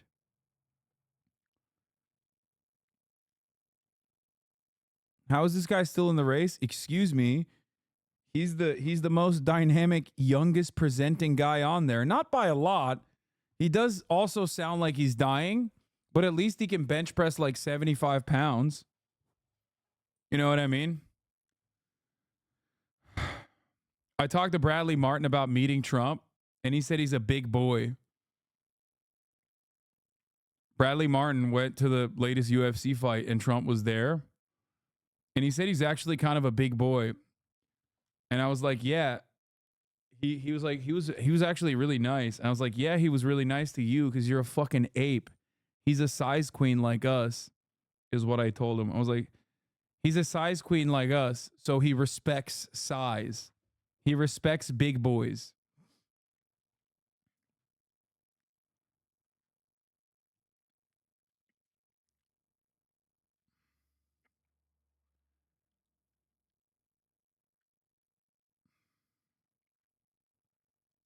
What? Checks calendar. Nope, not April 1st. The city with the highest skyscraper in the U.S. will not be New York, not Chicago, not Los Angeles, not Houston. Houston. This 1,907 tall skyscraper will be in Oklahoma City. Developers secured $1.5 billion in financing and now hoping for a building permit. Why? Bro, there isn't enough people in Oklahoma City to fill this fucking skyscraper. Dude, Oklahoma is so funny because as a state, it is flush with a shit ton of like oil barons that desperately try to make OKC like a fun place for young people to live in. That's why you have places like, I think it's called Dumbo, where, or was that, no, Bricktown. Sorry, not Dumbo. Dumbo's in Brooklyn. Bricktown, where like you go to OKC and it literally looks like, a hollowed out Brooklyn. And it's very funny because it's like, it's very clearly built so that young people will go there. It's perfect because it's considered a low-cost site for all matter of different kinds of commerce, because like less regulation, you can get away with like a lower cost of living, so you can get away with like lower wages in general, and it's actually very cheap for factories and shit to like, you know, exist there.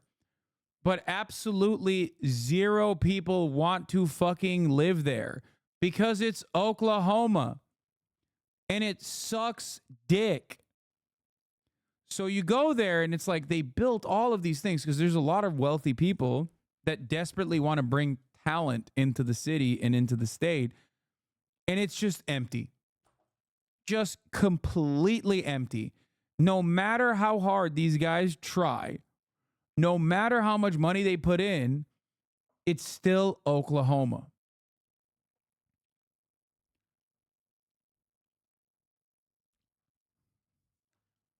I'm here and you're not wrong. Yes, because I've been to Oklahoma many times. My opinion, I love Oklahoma. It's a fascinating place. Oklahoma is when I realized, like, I think you have more in common living in Paris or living in Istanbul or living in any fucking actual city on the planet with a guy living in Los Angeles than you do between Los Angeles and Oklahoma. Straight up. I think that you have shared lived experiences living in a fucking city, no matter where on the planet, than you do living in like the rural part of Oklahoma. It's not an insult. Only people that live in the rural parts will take this as an insult because they think like, you know, that somehow means like that somehow means that like people living in the rural parts are like barbaric or something. I'm not saying that at all. I'm not even remotely saying that. I'm simply stating, don't succumb to your inferiority complex. I'm simply stating that cities, by and large, if we're talking metropolitan cities, you absolutely have more in common globally with other people living in cities around the world than you do with someone living in a rural part.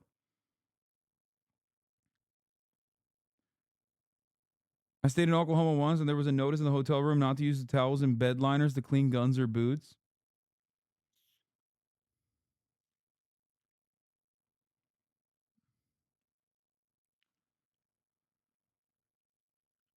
While storm chasing, we drove past a herd of zebra in the middle of Bufu, Oklahoma. Wait, what? Zebras?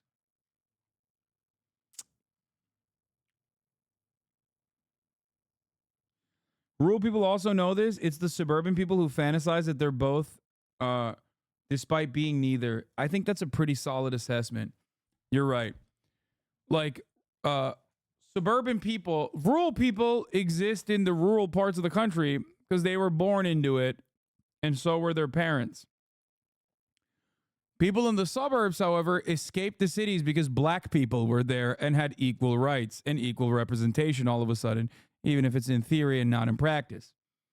So the suburbs are the actual areas where all suburban people think that they're like rugged and real like the rural people, and as civilized as the city folk, but somehow better because at least like there's no black people in the suburbs. So that's why in many instances you see a lot of people who are LARPing as though they are living in like rural neighborhoods, but they're actually living in suburbs.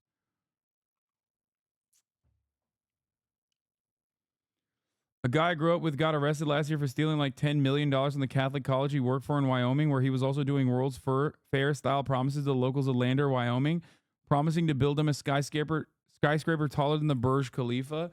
That's what I'm talking about, dude.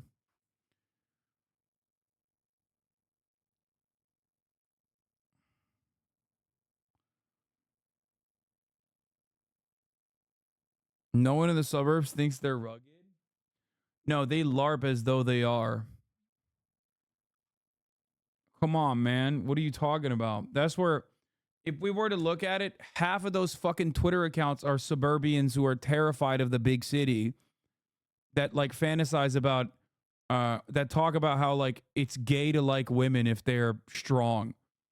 That's the dudes that we're talking about. The Groiper fucking Nazis who claim that they're like who claim that they're using their pickup trucks in the cul-de-sac. Exactly. Yeah, Naperville motherfuckers for the most part being like, I want a trad wife to present the traditional lifestyle.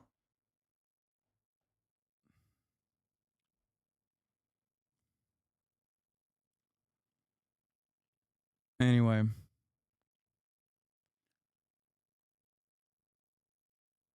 I don't understand this because won't this just get torn the fuck down by the first tornado? Yeah, there ain't no way that's being built, dog. Come on.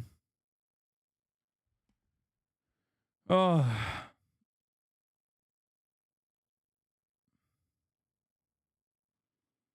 Yeah, the suburban cowboy. A Tale of Two Islands.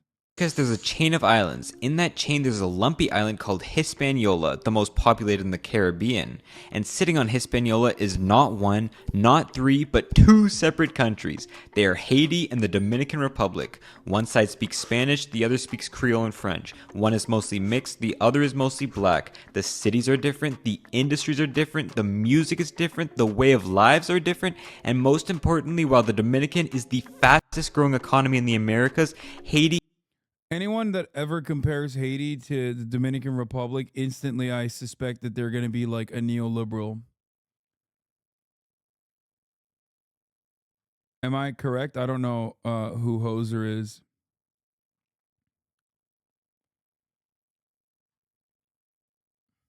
Like almost instantaneously.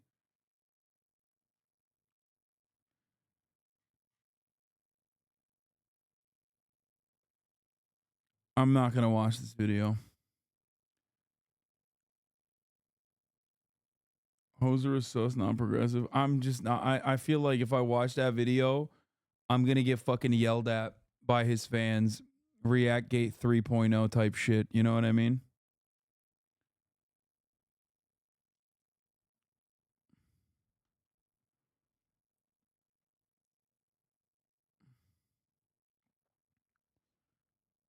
When are you going to watch my video, Hasan? Shits and gigs, podcast animation. If you're shifting, I'm following. Probably never. React to this drama. Kill me, fam. Kill me, fam blocked me.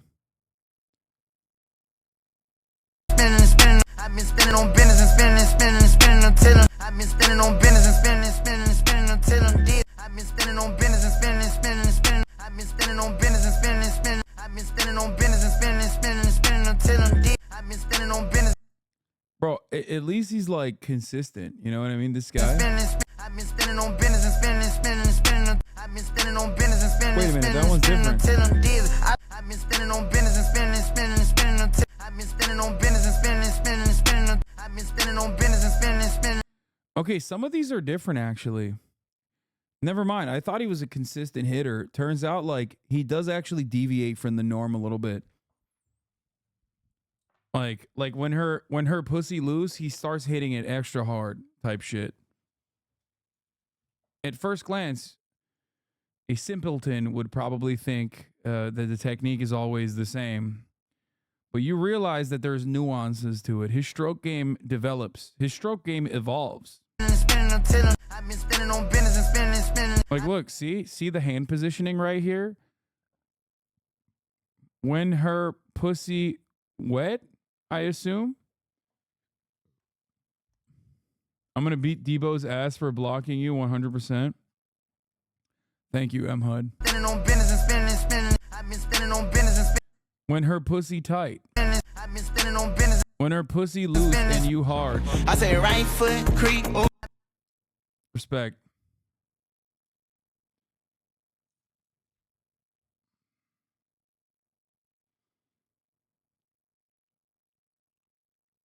This is what the internet has led to nowadays. I hope he makes his parents proud with this loser. Why are you mad, bro? This dude is fucking. I think he's just mad because he's piping. He's piped up. And this guy, this blue check mark, is getting none of that. All right, we're going to watch. YouTuber falls in love with obsessed fan, instantly regrets it. This is a M. Hud certified. In love with a fucking stalker. And how dare you? And you know what? Go to sleep tonight and sleep on your pillow and know what you did to this woman. The one in my crack says the world is my oyster. In my crack. Leave it up to YouTube, you know? I don't get it. She's the YouTuber or is she the obsessed stalker? Leave it up to YouTube. This is Morgan, better known to her thousands of online followers as Unstoppable Morgan. And in the summer of 2023, she proves that the name is earned. Taking some time off from her usual travel videos, Morgan immerses herself in a summer romance that turns into a living nightmare of venomous allegations and twisted mind games involving money, reputation, and even I informed her with a text message John showed me in photos posted claiming he gave her the black eye and how she demanded $400,000 for her sons to go away. Morgan stated, I know what it looks like, but he knows. And violence. The question, is Unstoppable Morgan the innocent victim of this madness, or is she the architect? And now he has my dogs. Now he has my dogs. Now he has my dogs. It's August 16th, 2023 in Sparks, Nevada, and the Washoe County Sheriff's Department gets a very unusual call. Hi, I'm calling to report a crime. Okay, what crime? Extortion. Okay, where did this occur? It occurred online. I had called the FBI last night, and they told me I needed to notify the... I love this account for obvious reasons. One, because they always have the fucking watermark in the most gruesome scenes. Two, because they take their job very seriously and write stuff like stock imagery posed by model under the 911 dispatcher. And last but not least, they have the vibe of a Super Bowl commercial when also talking about gruesome crimes. It's pretty funny. They always have like the yes, and then this family of 4 was executed ruthlessly by the killer. And it's like, damn, dude, why do you have that same level of energy for every part of this video? You know what I mean? Their qualified forensic analysts are often very biased. Yeah, no shit. Wow, shocked. That's how every criminology account looks like on YouTube. Local authority. Oftentimes also shoveling the boot down the throat too. But it depends. It depends. Some of them are either like based ACAB guys. As well. Okay, is the computer at your house that this happened? No, it's being done via social media. Okay, what is her relationship to you? She's my ex-girlfriend. Okay, and what exactly was the extortion that she made? She wanted $400,000. She made a post saying that she got a black eye, but she didn't say how or that it was me. She alluded to it and made several other posts after that, and actually did again say she wanted to be quote-unquote paid out. She said, buy me out like the last chick you f***ing bit. $400K. It's not every day that a call comes into 911 reporting an alleged online extortion, but as we'll soon hear, that's only the tip of the iceberg when it comes It's to wild John's. because it's like 911. What's your emergency? I'm being extorted. Seems kind of wild, you know. I feel like that's a non-emergency hotline type shit. Extraordinary story. Okay, and I'm not on that property, by the way. It's only her. Where were you? I've been sleeping on a dirt road up in the desert up north of there. Okay, we need you to meet with our deputies to take a report, so where do you want to meet at? Could we meet at my office? Okay, sir. The dispatcher has deputies meet him at his office later that morning. It's there that John shares the stormy tale of a romance gone sour. We also find out that this isn't John's first contact with the Washoe County Sheriff's Office this week. Yesterday, I responded out to the house for a wellness check for her. I was here. She was kind of in an emotional state yesterday, so it wasn't super clear. So just kind of when you guys started dating. We started online dating, phone, distance relationship, and how did you meet her? Online. She's a YouTuber. Okay. She has an online presence. Okay. John goes on to explain that just like thousands of her followers, he was a fan of Unstoppable Morgan's YouTube. Damn, she got 156K subscribers. YouTube channel. The pair met online and started dating. Soon, he invited her home. She had these ideas about, you know, what she wanted to do for her next project, for her channel and this and that. I got space, why don't you come on out this way? So she came out this way, stayed for about a week. She went up to Idaho for a couple of weeks to... She fucked a fan? Yeah, do not get any fucking ideas, you psychos. You understand me? Don't. Go tour some hot springs and film content for her YouTube channel. We had still been talking on the phone. You know, I was working on things. Okay. Yeah. She was like, okay, well, I'll come back. But John tells the officers that things quickly deteriorated from there. The only dick I got is for your moms. She just progressively got more unstable. And so I was like, look. Bro, that's crazy. So the stalker guy's like, yeah, I was stalking her, but like she was the unstable one. That's insane. You gotta be extra unstable for that. You know, still love you as a friend, but I don't think we can, you know, have a relationship on any kind of romantic level. Then started going online and doing stuff. One day she was like, oh yeah, we broke up, and she took a bunch of stuff out of my house and was posting a live on YouTube saying that she stole my dog and she stole my Rolex and all this stuff, and was driving around live streaming it. As John relates the story to deputies outside his office, the details of this shattered romance grow. Wait, why does... Oh, I thought it was a fucking police office or something. Wait, this motherfucker has an office, but he's just laying on the side of a dirt road in the middle of the desert? That's where he's sleeping? Why doesn't he fucking sleep in his office? Hello? Grow more and more outlandish. Their living situation in particular has been a major source of conflict. The officer asked John when Morgan moved into the home's mother-in-law suite. She was never really fully in the mother-in-law's. She was in my room. For quite a bit, and then moved into the mother-in-law's after the first call, when your partner said, look, you know, I checked the house, she can lock the door. He told her, you stay on that side, you stay on that side. And what was the reason for that call? I've kind of read through it a little bit. Right. Like, what was the whole issue with that? So the whole issue with that was on Sunday morning, my sister had said, hey, I was just made known to me that there were some live videos that Morgan had recorded inside the facility. She signed the NDA saying that she wouldn't film or take photos or anything, blah, blah, blah. Can you ask her to take it down? So I asked Morgan, you know, hey, I talked to my sister. She's asking if you take this video down. She flipped out. Tell me what time, what timestamp, mother, blah, blah, blah, going off. John explains that Morgan had posted several videos of the inside of his family business setup, despite signing an NDA regarding pictures or videos of his work when she had visited the facility. John says that his sister then came to him wanting to know why Morgan was still living at his house. I was like, I've been trying. I've asked her nicely. I've told her this won't work as a romantic relationship, yada, yada. And she's like, okay, fine.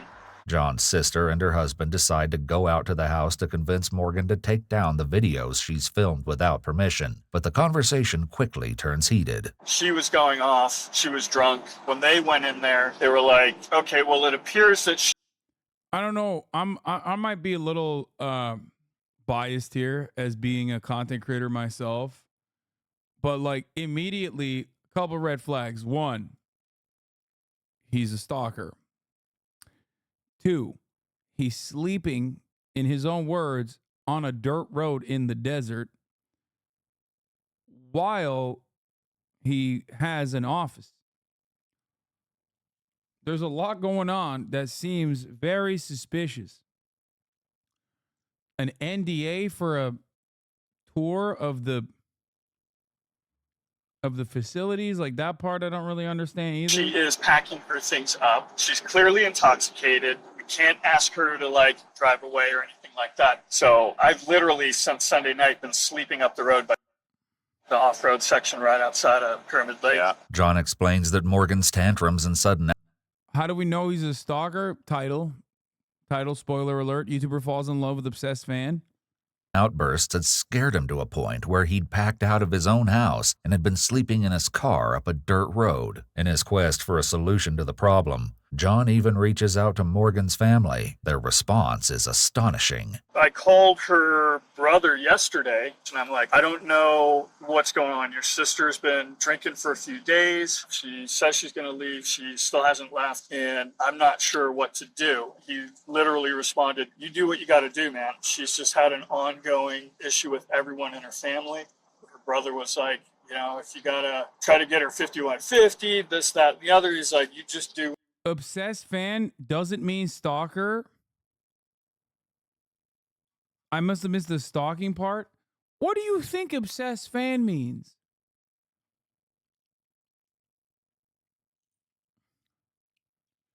Obsessed fan that actually physically meets with the YouTuber is definitely stalker territory. How else? Do you think it was a meet cute? Brother, it says obsessed fan.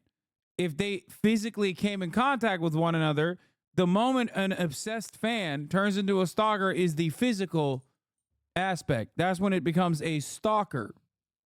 What you got to do. 5150 is a reference to laws that allow for the detainment of persons experiencing a mental health crisis. Meanwhile, John tells the deputies more dark details about the messages Morgan has been sending. No, I want $400K for my silence. I'll leave. We had a text exchange about her demanding money and then saying...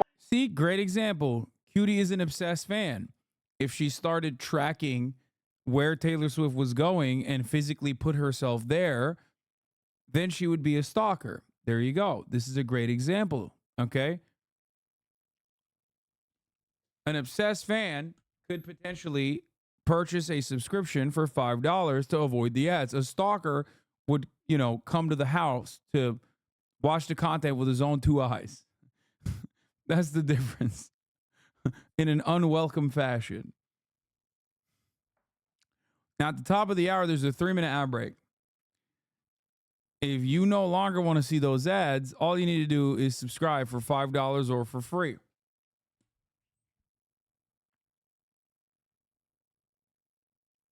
Well, I know you're broke, so I'll settle for $20K for my silence. What is she wanting her silence for? Well, she's claiming that she'll ruin my reputation. With serious allegations hanging in the air, deputies must consider all possibilities. Is John trying to get out ahead of the story with a tale of his own, or is Morgan inventing accusations for financial gain? John tells the deputies his... King Henry IV, thank you for the 20 gifted subs. Here's the 3-minute ad break now, by the way. Version of what happened. So I went and knocked on the door. I actually thought she might try to pull some, so I had my phone recording in my back pocket, audio only.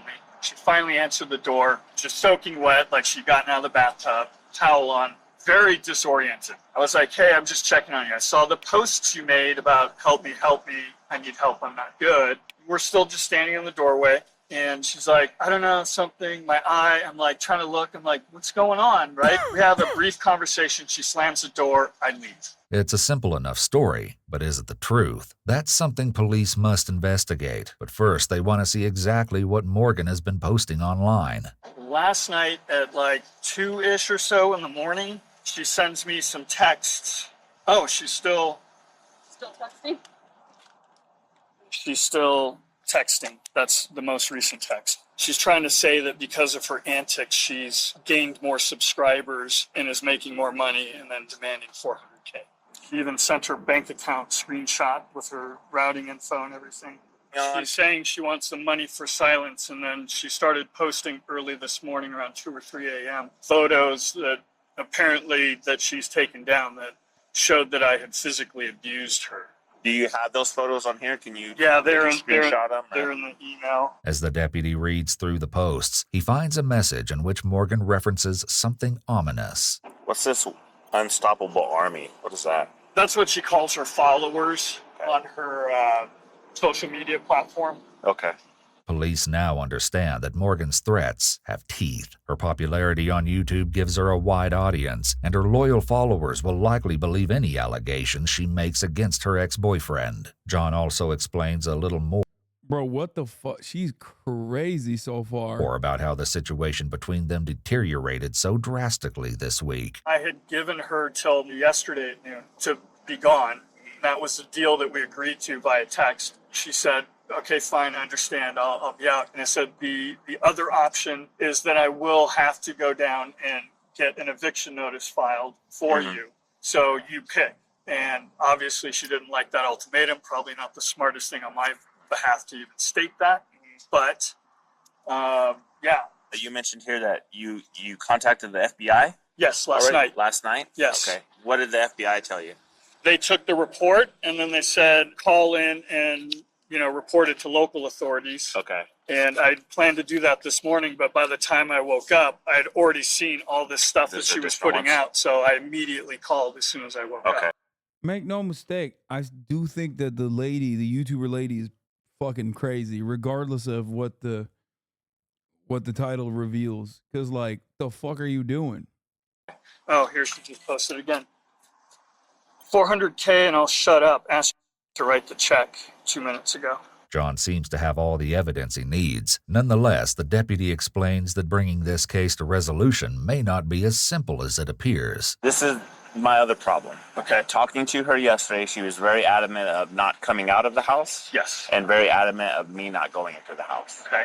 Even if I have probable cause to arrest her for extortion. Yes. People's, rights outweigh my ability to go in, so I can't go into the house. Sure. I can't rip her out of the house, even if she answers the door. Like, there's a threshold there. Like, I can't violate that. Right. So if she refuses to come out to talk to me, then I probably won't be able to arrest her today.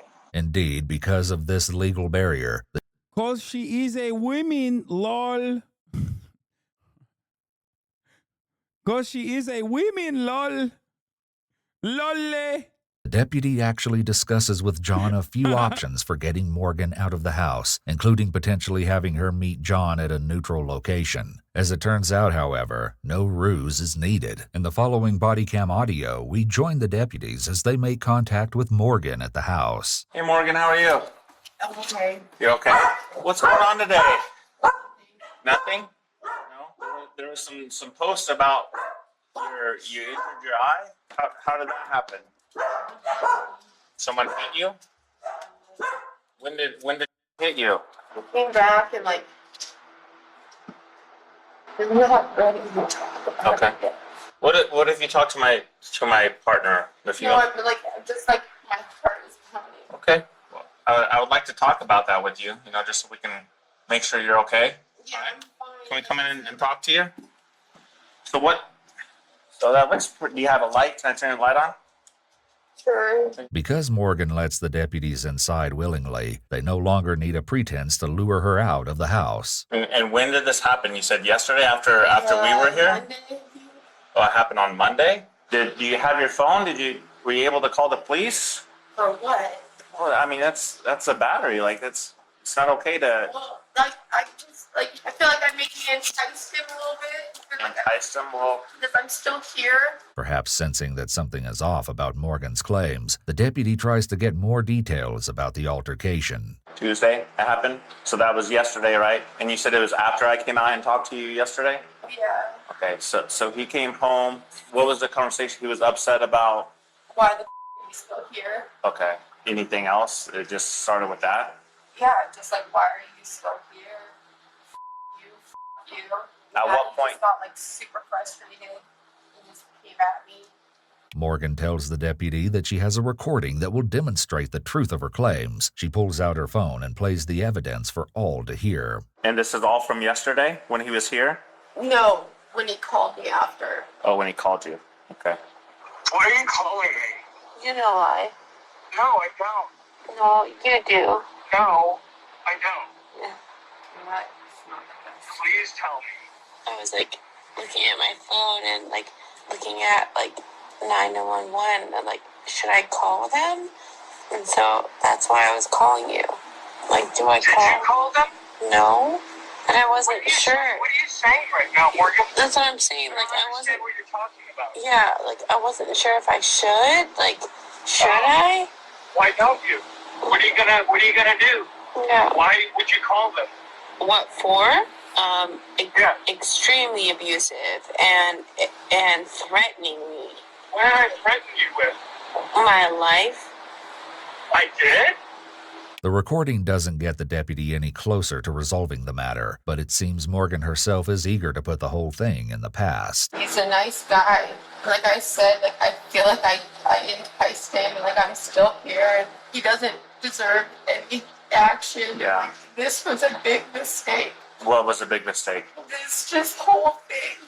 Like coming here or dating him, or what part was it? No, like the hitting me thing. Okay. It was like just a big mistake. Has he ever been like No. violent with you in the past or physical with you?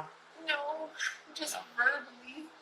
The deputy clearly isn't impressed with Morgan's evidence, but he continues to ask about the altercation and its fallout, warning her to take the matter seriously. Her response shows that there is more to unstoppable Morgan than meets the eye. Like, it's fine, everything's fine. Like, he's gone and he's left me alone. And But what happens if he comes back? Because he does live here. So I have a gun. you have a And I'll gun? shoot him. Can I? If he comes in here, I will shoot him. Can I? Well, I'm staying if you feel like your life is in danger, you do have a right to defend yourself. But So I'm not recommending that. Dude, I love cops. Cops are so funny. Like, in the same breath, they'll be like, so how did this happen? Is there domestic violence or not? In the same breath, they'll be like, well, you know, you do have a right to kill the person coming into your house. Like, if you don't believe the domestic violence accusations and you think that she instigated it, then why are you simultaneously saying you should kill the guy?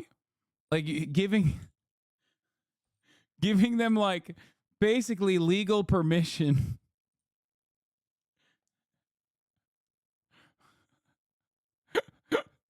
It doesn't make any sense. He's playing... It's his house. I know. I'm saying that, like, cop is like, good news. She's not planning on extorting you anymore.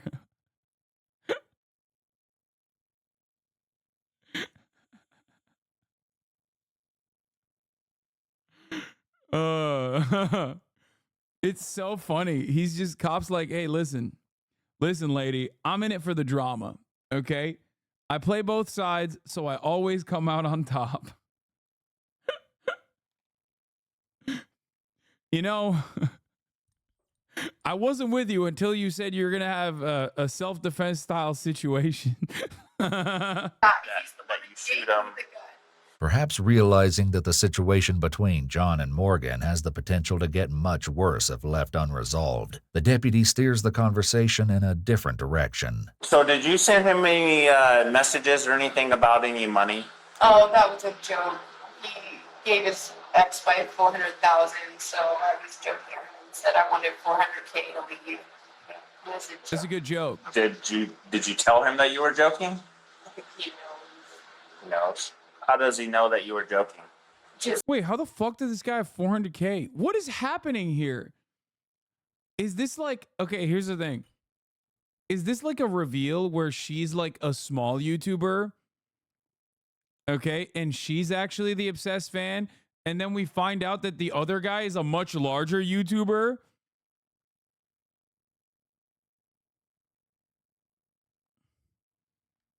And he's actually the YouTuber in the title? Much larger YouTuber falls in love with obsessed fan, much smaller YouTuber, instantly regrets it. By the context of it all? Well, I read all the messages, and I've seen all the posts. They don't seem to be joking. I know what it looks like, but like, he knows.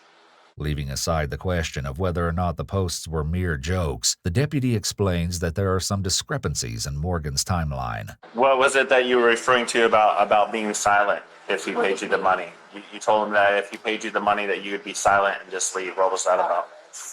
About that injury? And that happened yesterday? Like I said, I'm a little confused. Okay.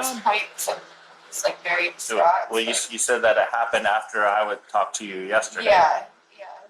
some of those messages. Yes, bro. I know Stonetoss is a Puerto Rican man, and no, he's not living in Japan. He's a Latino living in Japan trying to find himself a white European chick. No, he is. Stonetoss is a Puerto Rican dude living in Texas who presented himself as a white dude. And one time he went to Japan, he was looking for white ladies to have sex with. Were before yesterday. What were those about being silent and just leaving?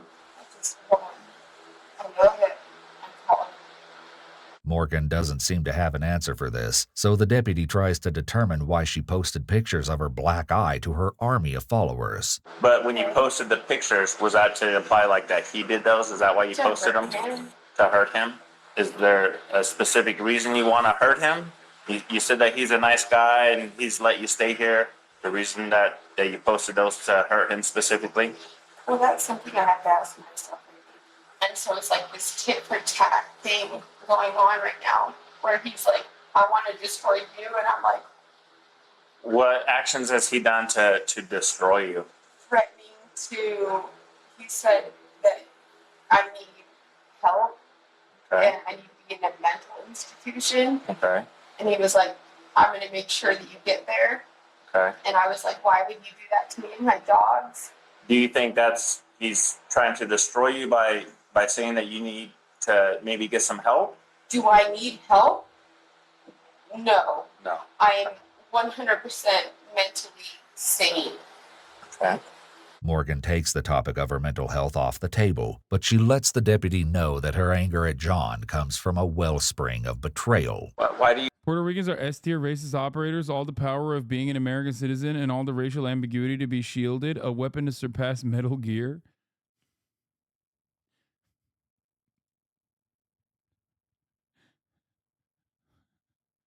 Ridiculous take. Puerto Rican vegan socialist, not true. I mean, Puerto Rican hogs are some of the greatest of all time. I'm Puerto Rican, Lamau.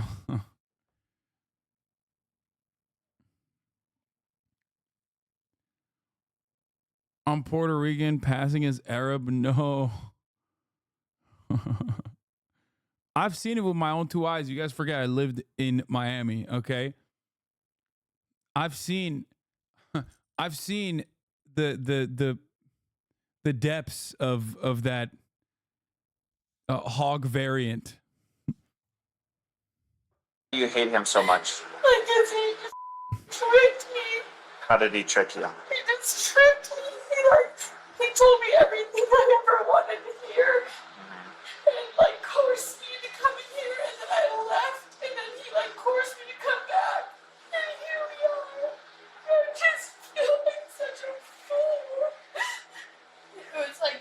It was just me lying about everything. I wanted a family, and I wanted a baby, and we were having unprotected, and he's like, let's not try to have a baby, but let's not try to have a baby, and he just fooled me. As dramatic as these details may be, the deputy is more interested in hard evidence of wrongdoing. He makes one last attempt to get the truth about their supposedly violent altercation. How many I'm times so confused. There's curveballs in either direction here. Why did they fucking present this as YouTuber falls in love with obsessed fan, instantly regrets it? If she's not... Everything the guy has said and has presented himself as seemingly makes him look like the victim. And everything she's done so far makes her look like the villain of the story. I don't understand. There's we're 20 minutes in and it looks like he's the victim. Is he the YouTuber? Did he come over here yesterday? No, he didn't come over. He's just been driving past. So he didn't come over at all yesterday? Like I said, I have to look at my phone when it comes to the altercation, but after that, he's been gone. Will you look at the phone and... Guys, don't do the why does it lie. Clickbait used to fucking at least be tangentially related to the heart of the story, okay? It's clickbait if it's the exact opposite. Okay, you could say obsessed fan falls in love with YouTuber, instantly regrets it. That's still a unique and compelling plot point. Okay? That's still very clickbaity. this is literally the exact opposite, seemingly, of what happened, unless something crazy happened here. And see when the altercation happened? Because yesterday when I talked to you, you didn't have the black eye or anything. Right. But now you tell me that he didn't come over here yesterday, so I just... No, I didn't say that. I feel like I need a lawyer. You want a lawyer? You don't want to talk to me anymore? Okay. Morgan is clamming up, but the deputy reveals that he knows more than he's let on thus far. Would it surprise you to know if I told you that John recorded that conversation because he thought that there might be like some allegations, so he recorded his conversation with you when he came home yesterday? Okay. And in the recordings, it doesn't sound like he was being violent or anything. Right.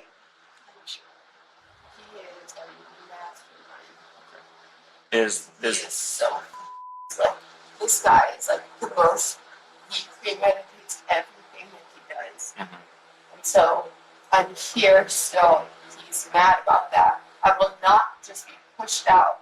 There's a detailed account of John's recording in the official police report. In that account, it's said that John knocks on the door for approximately 8.5 minutes before Morgan answers. John says he's just checking on her, and Morgan replies that she is good, but her eye is not. Observing that she's all wet, John asks if she slipped in the tub. Morgan says no. John asks her, "Did you slip on the floor?" This time, Morgan says, "Yeah." John attempts to get more information about what happened, but Morgan simply says, "You tell me." The police report notes that the audio conversation is consistent with John's verbal statement. Unfortunately for Morgan, the recording is not consistent with her story of John hitting her. The deputies know that she's been lying to them, and the next step is inevitable. Do me a favor, ma'am. Go and stand up for me, please.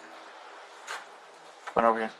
Why? Ma'am, please just stand up, okay? No. Ma'am, I don't want to do anything. What are you doing? Like, just stand up for me, please. Stop! I have Just 3 stand up. dogs. Okay, I understand that. Hands behind your back. Wait, what? No. Ma'am, relax. You are not doing this. What are you doing? Morgan, just relax. Why? Cops at one speed, bro. He went from, hey, you can defend yourself with a gun to like, you're actually under arrest. I decided.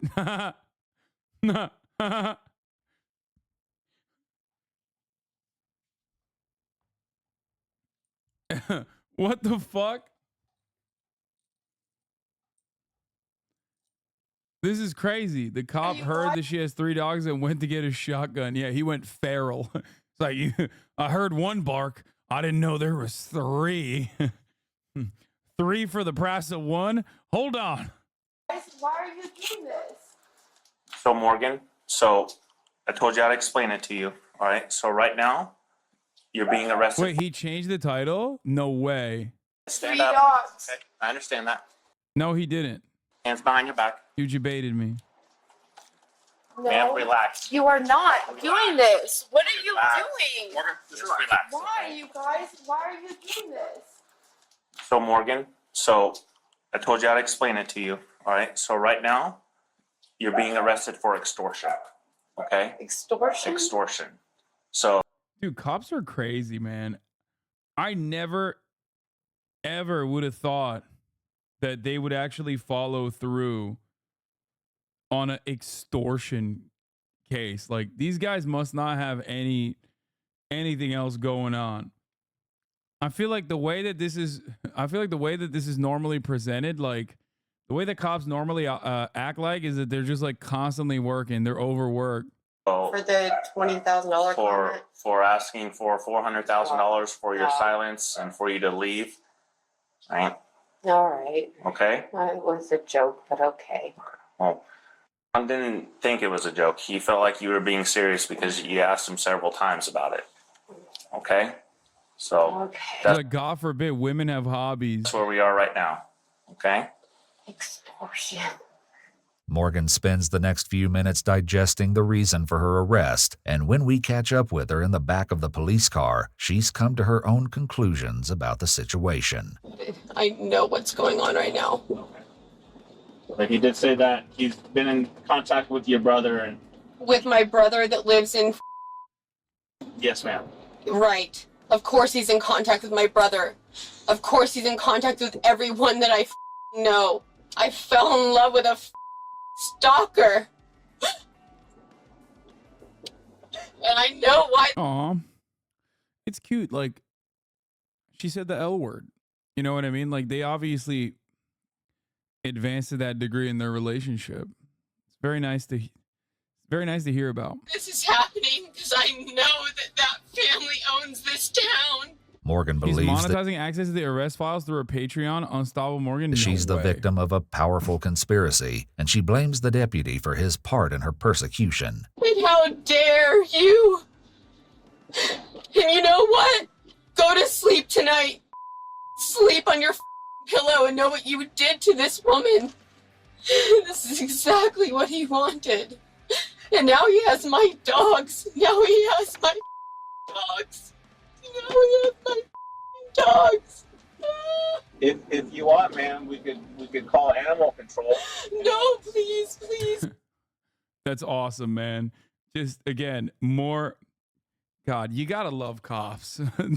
They have only one speed. He's like, yeah, we'll bring pest control. They'll murder the dogs for you. Okay, don't worry. He won't have the dogs neither. We'll send in animal control. Send those dogs to the pound real quick, ma'am. Please, I mean, no, if you're concerned with him having your dogs, we could call them and... No, he'll be good to them. And that's what he wants. Morgan's emotions run from sadness to anger and back again on the long ride to jail. Yeah, wave hello and say goodbye.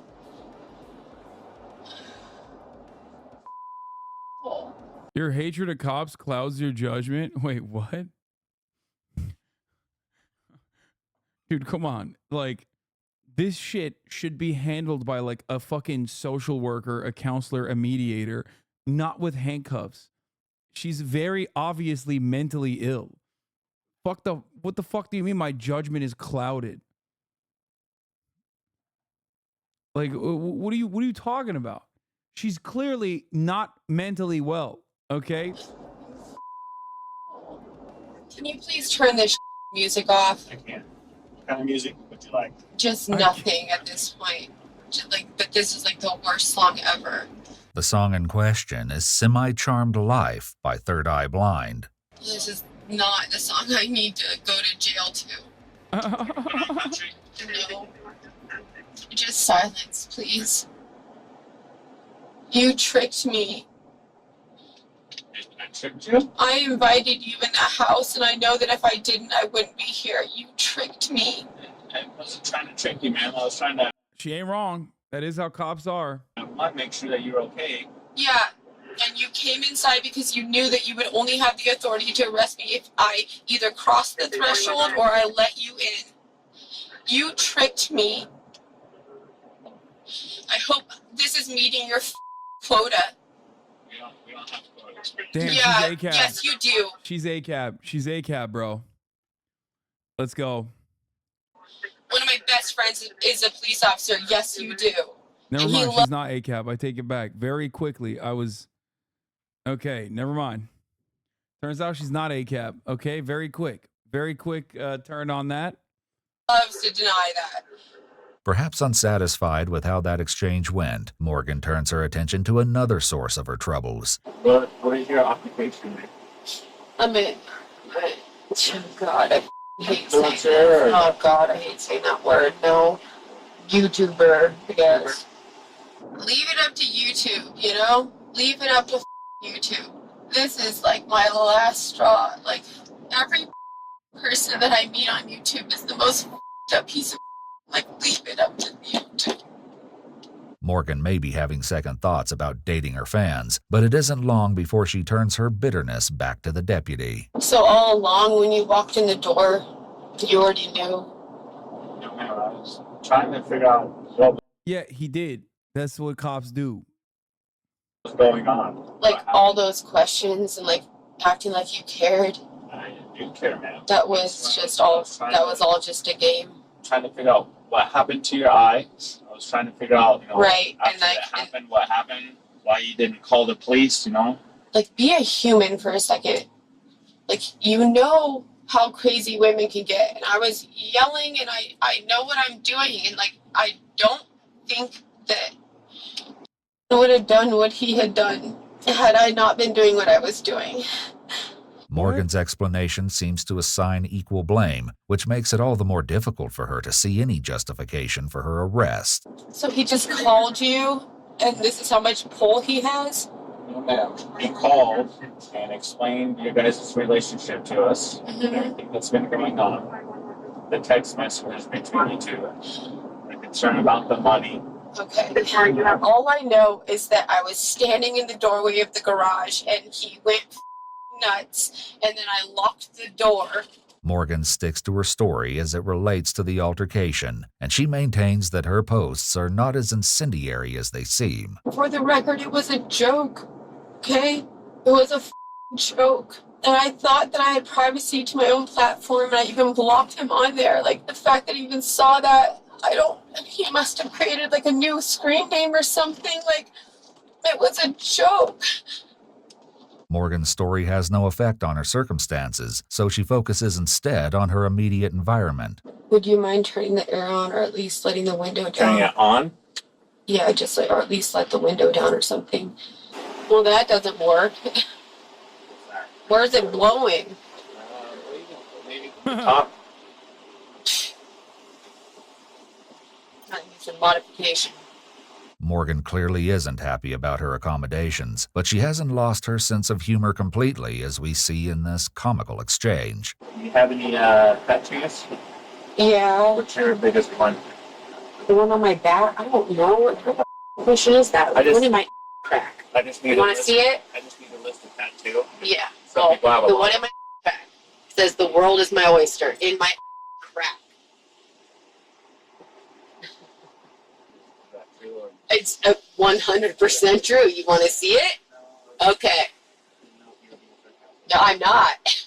Worst tattoo. Wait, is she being for real? She literally has "a world is my oyster" in her ass crack? What is happening? Dude, she's great. I don't know what else to say. She's fucking great. You ever got? She also reveals that this isn't her first run-in with the law. I have assaulting a police officer on my record. Yo, what the 10 years ago. I don't want to say the same scenario, but like, I drove drunk and I purposely rammed a car with my Bronco because she was driving too slow.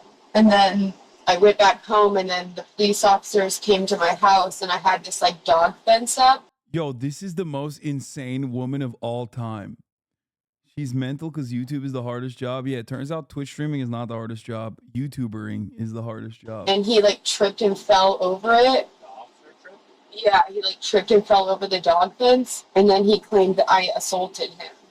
If Morgan is able to see the funny side of her troubles, her sense of humor vanishes when the deputy tells her that John is taking out a protection order against her. Protection order? Over what? Whatever. I protected him. But this mild display of anger is nothing compared to what we see inside the sheriff's office when Morgan realizes that police intend to comb through her cell phones. Do you give me consent to go through your phone to acquire that information related to this case? No. Okay. Go through my phone for, excuse me? For the text messages, the conversations, the things that you were posting about, do you give me consent to do that? I feel like I need a lawyer. Okay. It's just yes or no. No. Nope. She said the magic words. Uh-oh. Guys are like, oh, I just need a yes or no. Okay. In this scenario, lawyer up, dumbass, what are you doing? Requesting a passcode instead of a fingerprint or face scan is seen as testimonial under the Fifth Amendment. While courts differ on this, the Supreme Court has yet to address it directly. That's insane. It's advised not to share passcodes to protect one's Fifth Amendment rights. However, under the Fourth Amendment, searching a phone without consent or a warrant is generally deemed unreasonable. Law enforcement must obtain a warrant based on probable cause for a phone search without consent. Well, you can log on there if you want to. But we're going to download it all. Okay, I will help you do that. I just asked I if can you... sign on to Patreon right now, and you can see the post if that's what you need. Like, Log on. I gave you my phone password. You did, and I can't download them here. I have to take them What upstairs. do you mean download? Like, I'll send it. I'll send it to you. We're just going to download everything off that phone. You for the case. cannot. There's over 6,000 videos. Okay. We're only going to be getting the videos that are related to this case, you're not all your other videos of your YouTube. But there are no stuff. videos. It's a post. And Okay. so I was telling you, if you open my phone right now, we can screenshot the Patreon message. The post that I put on Patreon, we can screenshot it.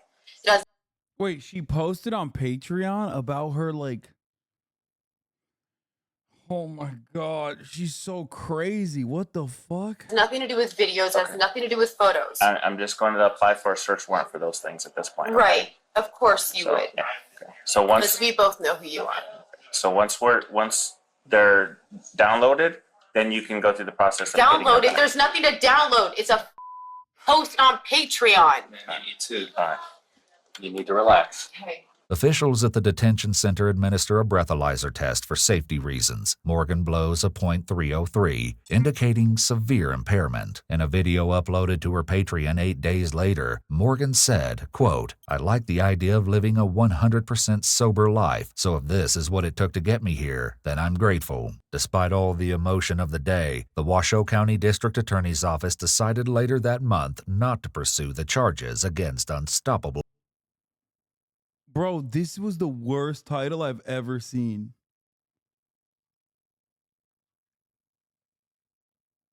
.303 is wild. So it turns out the dude wasn't a fucking fan at all. Was he even a fan?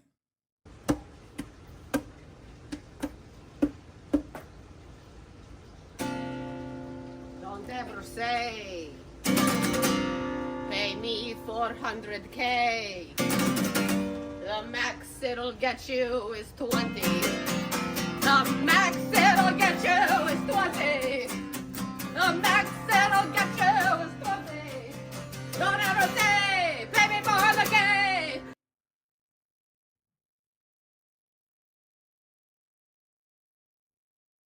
She has a new channel now. If you'd like to watch her make a burger 3 months ago.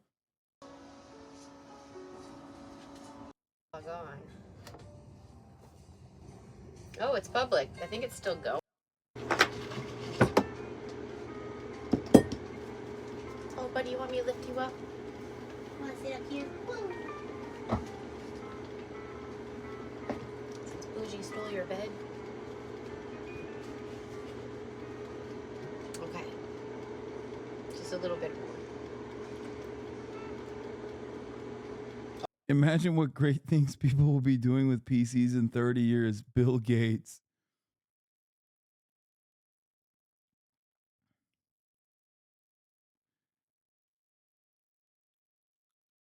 Dude, what the fuck? Bro, I just want to know what happened with the dogs. We just saw them. She has the dog still. I think that I was just kidding. I was just being a little gal. Can a lady have hobbies? Defense worked. It probably, my assessment is she's very clearly mentally not stable. Duh. She is a YouTuber after all, and a YouTube live streamer. And the ex-boyfriend probably felt bad and didn't want her to go to jail for fucking being just a little unhinged.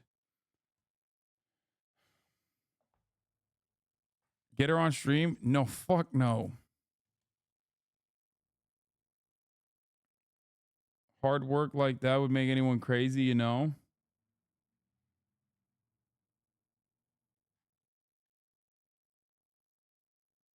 The Daily Wire's new show. What you're about to see is not so much a history documentary as it is a horror film. The scale of the crimes defy imagination, so cruel that it defies understanding. Welcome to hell. How can you talk about how 7 men could murder 20 million people without understanding the system that put them there and allowed them to commit such a crime? Both the race-based genocide of the Nazis and the class-based genocide of the Soviets killed Class-based genocide of the Soviets? Yo, oh my God. So many liberals are going to be Daily Wire Plus subscribers after this. Is not even funny. Without even a shred of like,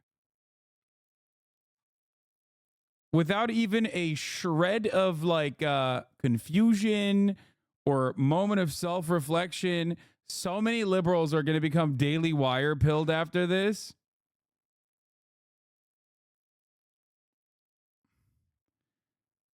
Every single fucking liberal that's always like talking, oh my God. Millions of innocent people. Terrorism, spying, mass murder, torture.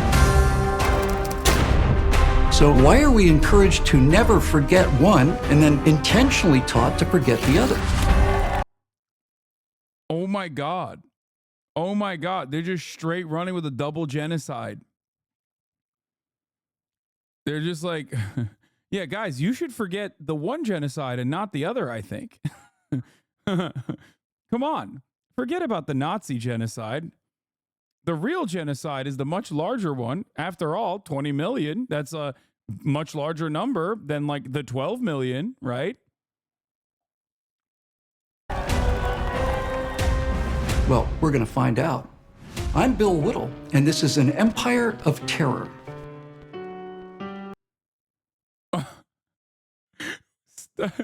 Trotsky, Lenin, Stalin, and then Putin. Yo. Yeah. Oh my God. Famous communist Vladimir Putin.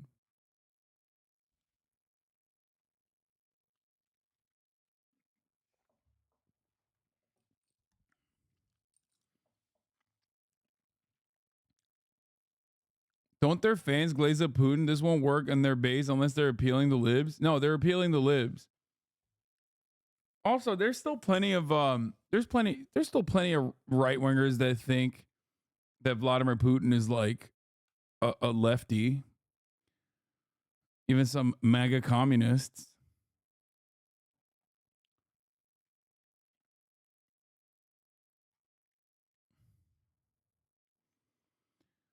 About a future presidential candidate, Steph Curry for president. Can you please stop linking me Steph Curry running for president potentially? I don't care, okay?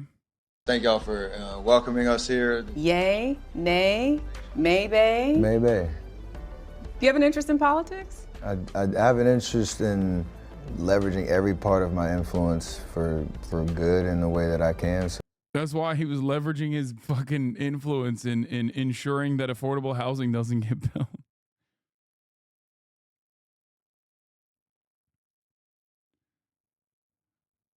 Neterai Karta, an ultra-Orthodox group that supports the liberation of Palestine, arrived at the protest happening now in Cedarhurst, Long Island. At first, Zionists cheered their arrival. As they joined the pro-Palestinian demo, the Zionists went ballistic.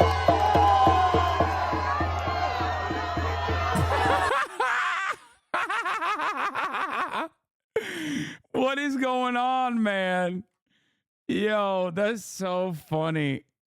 Oh, that's hilarious, dude. Look at this. By the way, that is like, this is the Jonathan Glazer story. Obviously, he's not Neterai Karta, but like, what, like this sequence of events, by the way, this is so straight up Curb Your Enthusiasm. Like, this literally is the most Curb Your Enthusiasm moment of all time. But it is pretty funny. It is pretty funny because this is exactly what happened with like Jonathan Glazer's Oscars acceptance speech.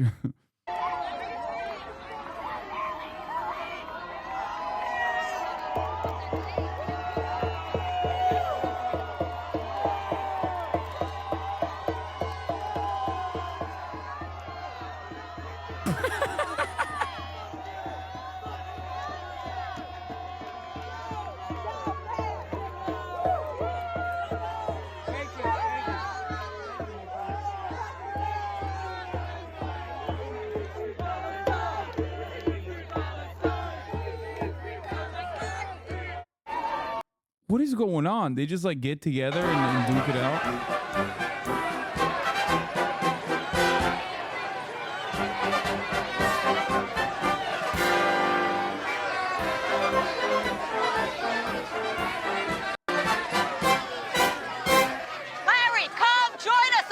here. Come with us. You're a Jew. No, Larry. Come to this side, and I'm yours. Larry, I'm yours whenever you want. Come over here. Larry, you belong with us. Come. There's no decision. Get over here. Larry, I have a sister. You, me, and Yasmin. The three of us. All right, that's enough. Just get the fuck over here. Just get the fuck over here. Stop being an idiot. Larry, come over here. Larry! Don't be Get a over dick. here. No, Just don't be a listen to dick. them, Get Larry. there. Get over You're here. embarrassing. Anything you want, Larry. Anything you want. I mean, come on. Very easy decision.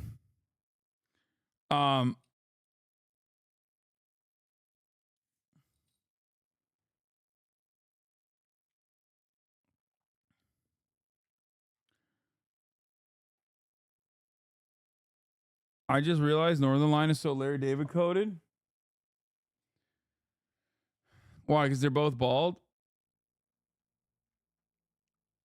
Where are they? This just seems like a random street. Yeah, I don't know what the fuck's going on here at all. I don't know why they're doing this. The energy on the two sides is prominent. A man walked past the pro-Palestine crowd eating a watermelon to antagonize, and a Nassau County detective firmly scolded him and made him leave. Cops are facing towards the Zionists, backs to the pro-Palestine crowd.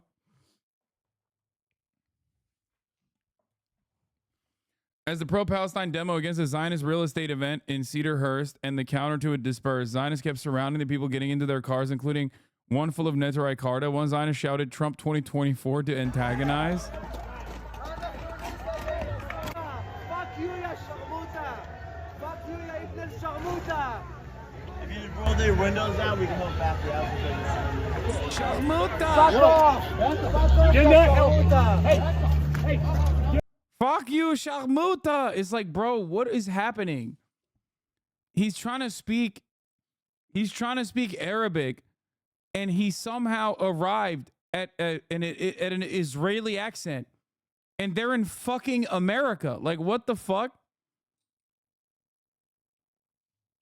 How is this even possible? Everybody out! Everybody across. Wait. Is it Hebrew? Is Sharmuta in Hebrew as well? No. He is Israeli, and Israelis use that word now too. Wait, what? No. I did not know that. Yeah, I think it's in North Carolina. No, HasanAbi, I speak Arabic and Hebrew. Don't stop saying Israel invented sharmuta. God damn it, I can never get a fucking clear answer in this stupid fucking chat. Oh my God. Stop. I think they're in North Carolina, but I don't know. Maybe they're not. Oh no, it's Nassau County. It's Nassau County Police Department.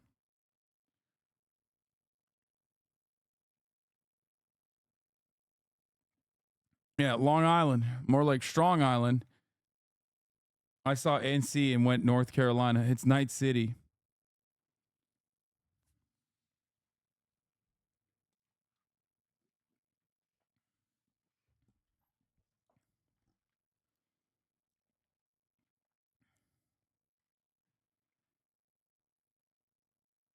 So Sharmuta is originally Arabic.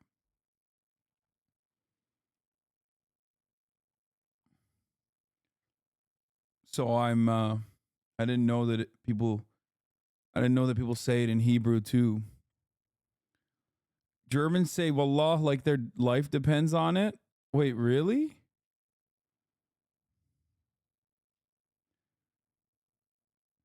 Wait, kus immek? Israelis use kus immek?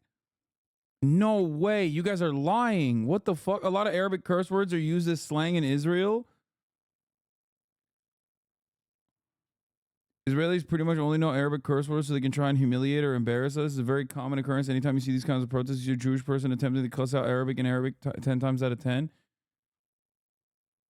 Wallah, brother.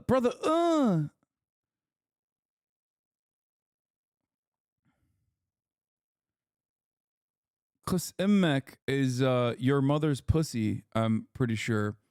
Kusochtek is your sister's pussy. Gapa is whore, right?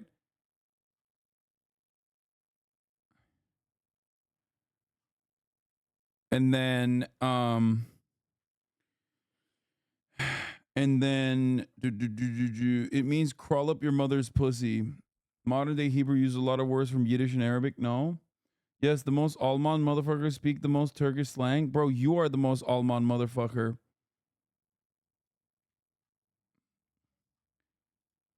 Alman means German in Turkish, for the record. And that is a German chatter who knows what that means. Alman. Almancı is what we say to Turks living in Germany. Almancı.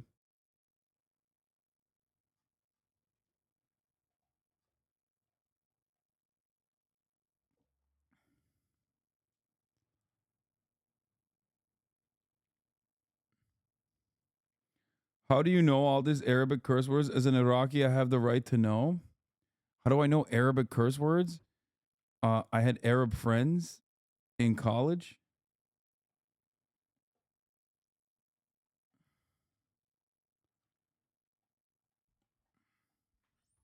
I know Urdu as well, like benchod, madarchod.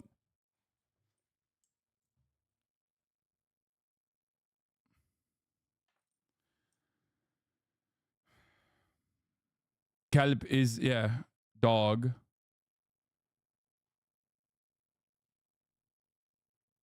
I don't know any Farsi.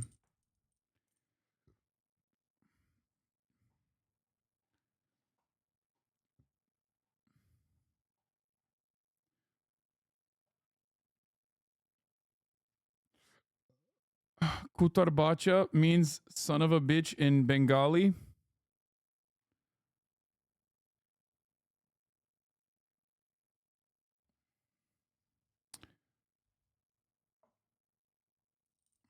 Ooh, fuck! I just spilled all over myself. Ibni Kelp means son of a dog.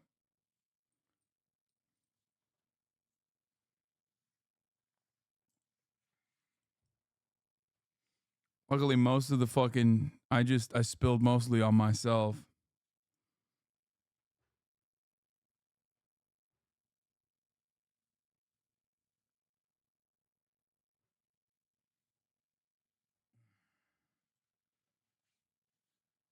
Now it looks like I pissed myself. Oh, man.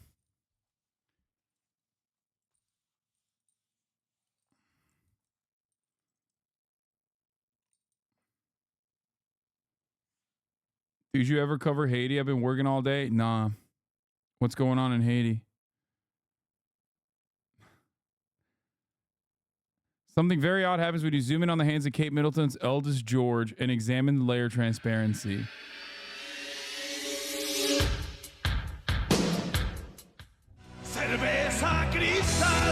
That, god damn it. Fucking stop, dude.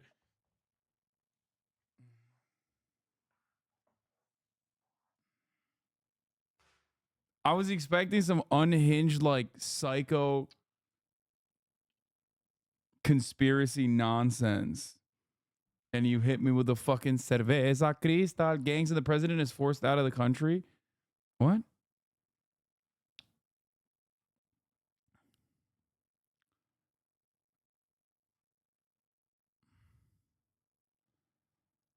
Japanese man rents himself out, offering nothing in particular. We're going to skip that. Oh, I wanted to watch this. M for mature.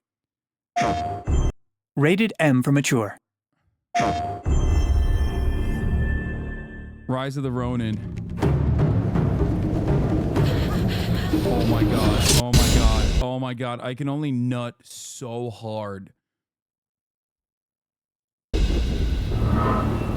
Oh my god. Oh my god.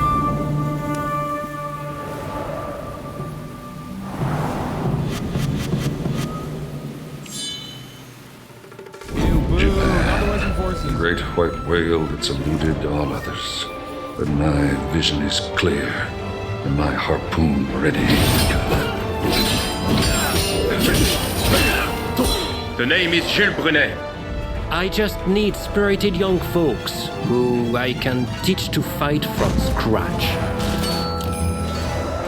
As an interpreter, I have many contacts, you see.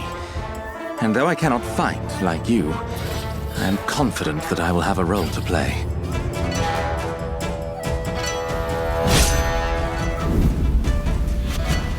The dubbing is ass. What can the I'm pro shogunate. people possibly do? They must stand behind the shogunate, or we all fall to the foreigners. I have some contacts in the shogunate. If you are interested in doing a favor for them, I could make the necessary arrangements. By all deeds, our name will ring out over Kyoto. I'm expecting you to play your part as well. There are things one cannot accomplish alone, but a strong bond makes both parties involved stronger. Yeah, I don't know why the audio is so bad. I don't know why the audio is so bad. Since those ships arrived, Japan's been in turmoil. The thing is, we're not... Bro, this straight looks like Sekiro. Have you seen the new Shogun show? Come on, bro. Please don't ask me questions like this. Do I breathe oxygen? Do I need water to survive? The answer to all three is yes, brother. What a question. Like, how do you come to my motherfucking chat and ask me such a question? Do you know me that little? Is that what it is? It's crazy. Brother, Not really part of either faction. I know that whichever path we choose, we'll be doing it for Japan's future. Now is the time to show the world the tenacity of our place. The day of reckoning is at hand. Frankly, need all the help we can get. I'm going to need you on our side.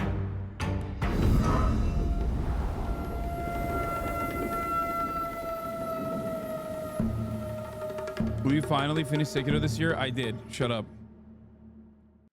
Not gonna lie, this does not look the best despite being about a very interesting yet horrible time in Japan's history. Yeah, I'm gonna be honest with you.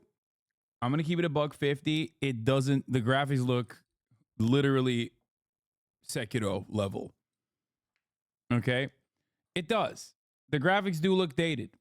But knowing what I know about the developer, the combat system will probably be relatively difficult. The fights will be relatively difficult, but good overall. And that's not what the game is supposed to be for. The game is probably going to be not like a visual masterpiece or anything, but it's more so for the gameplay. Yes, I did play the Neo game. It was very hard. I didn't finish it.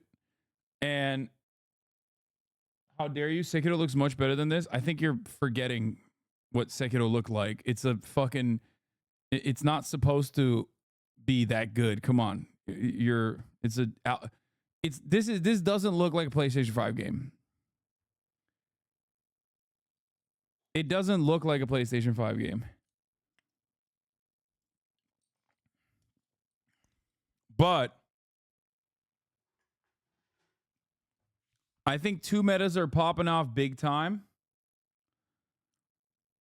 Okay, with Shogun, obviously, like, this period, like Shogunate era Japan, that is like a huge period. I think that's that is going to seep into mainstream culture more than ever before, and also Arab meta and Japanese meta with like Dune and this kind of stuff. I think is definitely going to make a lot more normies invested in the culture. Looks worse than Ghost of Tsushima on PS5, bro. Yeah, I know.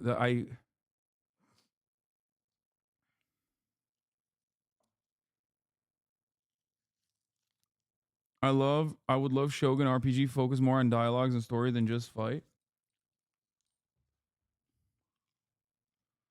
Yakuza Ishin, I played it. It was incredible.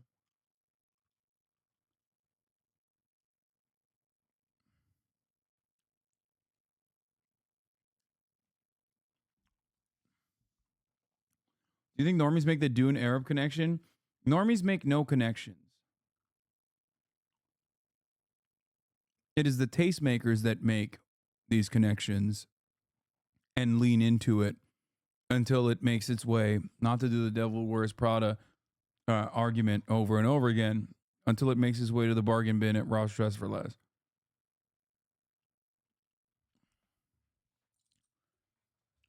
Some normies will make the connections, but it's usually not the normies that make something impactful, like make something have cultural impact. It is the taste makers. You had that, that hard do is going to take off like the Vikings bun. It's like the opposite somehow amount. No, I don't think that people are going to do this hairstyle.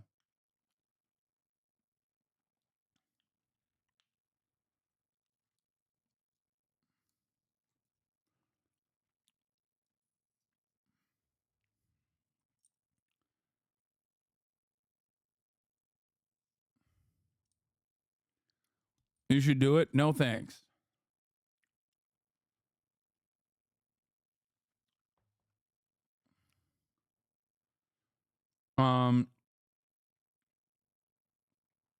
I'm balding, so I have this hairstyle already. Mr. Fortunate just hit another lick again. I said I never trick again. The lie just didn't stick again. I booked it at the Ritz again. I chose the one with tits again. Turns out we're not done with the 90s, okay? Because the United States is the GOAT at destabilizing other countries and then being xenophobic when their citizens try to immigrate. I couldn't see to watch it flip again. The motor knew the frame was older. The drink was warm, the ice was colder. Stumbled on the 3. Shoes that pull no bitches. We got shoes that pulls no bitches. We already did the hoodies that will leave you celibate, but now it's time to do the shoes that will leave you even worse. Let me know in the comment section you ever wore any of these shoes before. And let's do it. Yo, y'all niggas with Rick Owens aren't fooling me, bro. Y'all spend $1,000 on a pair of shoes and talk to no bitches. Don't get me wrong, I fuck with how Rick Owens look, but how y'all niggas be acting after y'all put these bitches on y'all feet? Y'all be moving mighty weird, bro. Go outside all black on some opium shit, go to a party and lean against the wall. Bro, get your little weird ass on. I'm not taking no slack for any niggas who wear Crocs. I know your bitch count gotta be mighty low. Females, let me know in the comment section if a grown ass man, not a little boy, a grown ass man. Ludwig. Oh my God, he's coming after all my friends. The comment section's gonna vouch for me, bro. This is some kid shit. I put Rick Owens on the list. I gotta put high top Vans on the list. These bitches are actually horrible though. Now when we was in like the 8th grade, middle school, these shits was cool. But gang 2024, you can do better than this. If you own a pair of phone runners, let me know in the comment section. Are you in a relationship? God. I know the answer gonna be no. And on top of that, I got a homie who be wearing these bitches with no socks. Fair. It helps his feet breathe. That nigga foot smell like death. This is put on all black Air Maxes. Y'all aren't here for the bitches, bro. You might as well put a hoodie on your head. I mean, come on now. This is a good shoe. This is a good shoe. I think he's being disrespectful to the Nike Air Max Plus here. You might as well put a hoodie on your head and a ski mask because your ass is here for the violence. Okay, fair.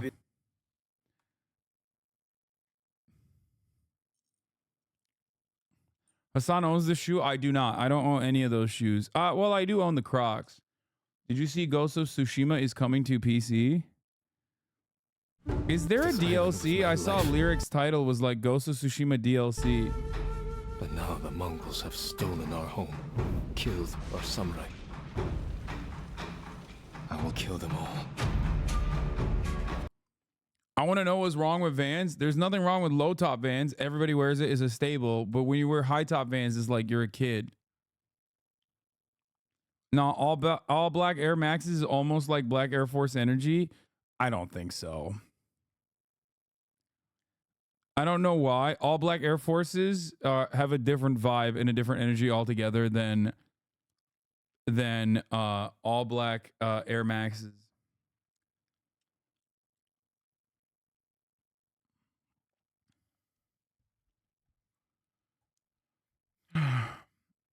High top Vans have the same energy as Osiris shoes.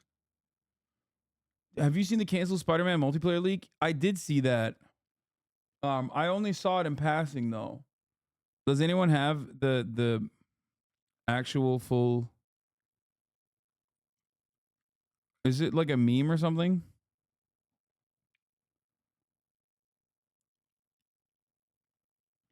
Whether it's all black Air Force Ones or all black Maxes, you only put those on when you have chosen violence for the day.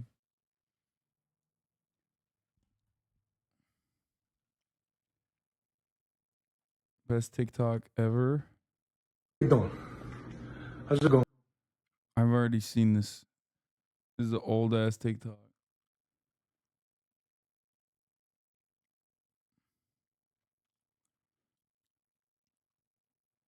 I finally memed your right-wing incels talking point. Go back to tradition, motherfuckers. Them in the tradition. Yeah, get in the fucking hole, dumbass.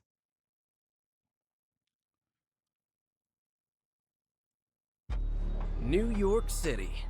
Nothing in the whole world I wouldn't do for this big, beautiful apple. One moment, you're scarfing down a slice from Vinny's. The next, you're stopping a supervillain prison break.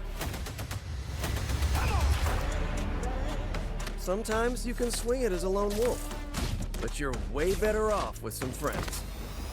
No fucking way. It's PvE? Saying Vans high tops is Osiris means you never skated once in your life. Couldn't be more different. Bro. God. Talking about being a poser. I'm a 32-year-old man, bro. Are you really coming in to the Twitch chat of a 32-year-old man talking about being a skater poser? Bro, you think I'm in high school? Are you crazy? I'm about to be 33 in a couple months. Do you know how far removed I am from being a skating poser? Bitch, if I even tried to skate right now, I'm thinking about skating right now in my mind, immediately my knee buckled, okay? It's over. I already tore an ACL thinking about skating. I've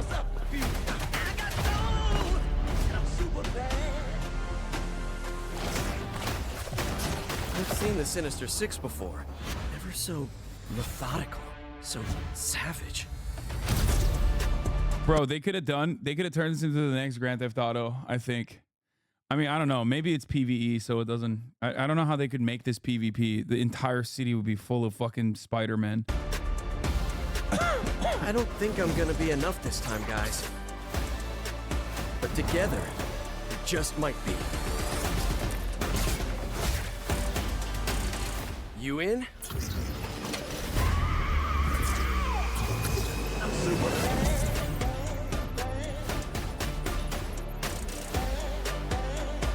How have you developed a community of debaters while not debating and being so anti-debate law? It's because I've said this before. Everyone is always looking at like one opportunity, one angle that they can fucking come in. Because I'm in a more so educational position every day of the week. But the one time where they feel like they can fucking new Cardi out.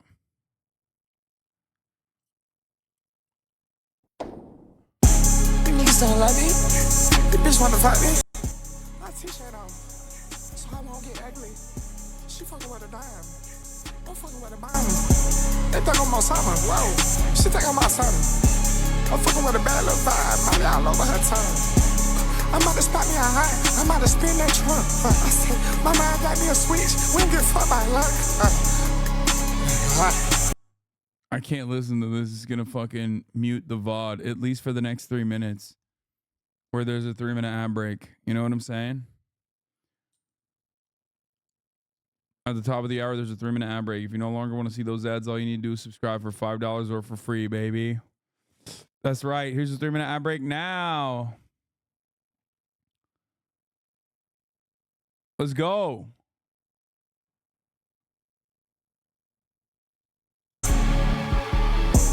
I said my body, I'm the coolest. Trampoline jump for a cougar. Jump out the jungle, go hectic. I'm leaving that boy in the... Did you just say you don't know nothing about gangster shit? Are we... Is Playboy Cardi gangster shit? Like, what the fuck? I feel like that's gotta be a white supremacist take, right? Like, you have to... That's like... That's not just like a white guy. That's like an old white guy. That comment... that comment basically... That comment literally is so white. You are the type of person who locks your door when you see a black person in the neighborhood. 100%. Cardi has gang ties in New York. It's not racist. Man, shut the fuck up.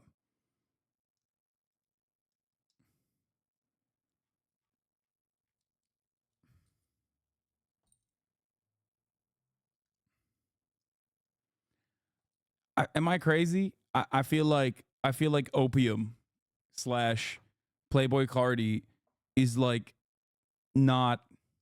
First of all, I don't know who the fuck says gangster rap. Okay. Also, I think it's Lil Yachty who's singing here. It's not even who's also not objectively gangster shit.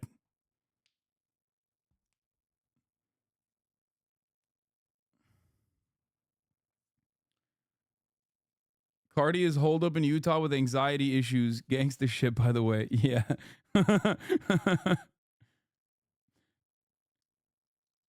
Yeah.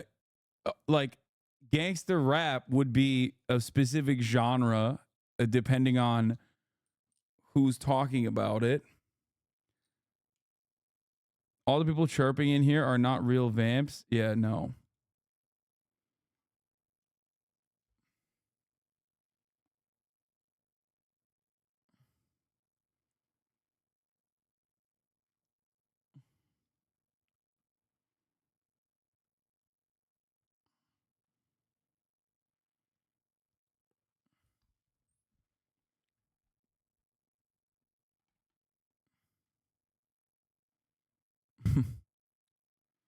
Anyway.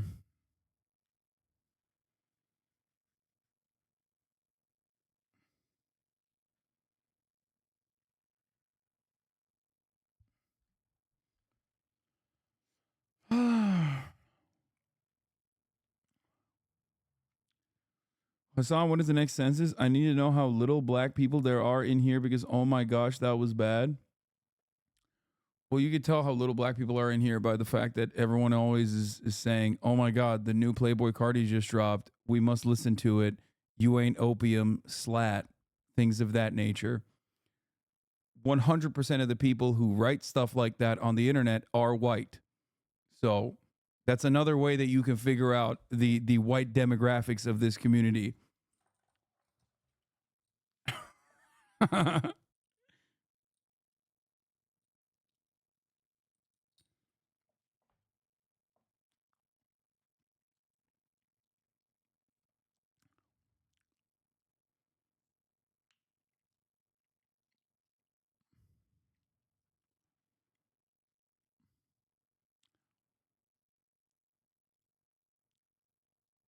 Bruh, I can't hear you. I'm stuck in an ad break. Also not white.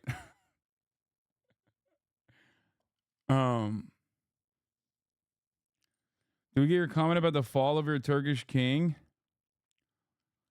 Sources tell me Alperen Şengün suffered a grade 3 right ankle sprain. He will miss several weeks. Tremendous sigh of relief, but this likely ends his regular season. Dude, they hit him with the heart attack gun, okay? They saw what he did to Wemby, and they hit him with the fucking heart attack gun. I swear to God, they do not want to see a Turkish king thrive out here. It is fucked up. It's fucked up. That's what happened. That's what happened. I know it. 45 points on Wemby. Boom. Got to take him out. It's too much. It's too much. Let's use the ligament gun. Also known as the Ligma gun.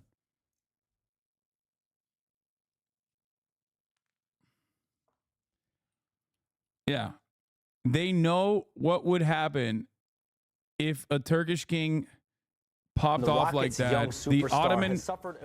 The Ottoman Caliphate would be restored like that. Tremendous sigh of relief is he's avoided any damage to that right knee. He's avoided surgery, but this likely ends his regular season. Houston is 5 games out of a play-in tournament slot. Şengün, though, he's had a breakout season. 21.1 points a game, 9.3 rebounds, 5 assists over 63 games. And when you look into the offseason, he will be eligible for a 5-year, $225 million max contract. And Alperen Şengün has put himself in that category of being a max contract player.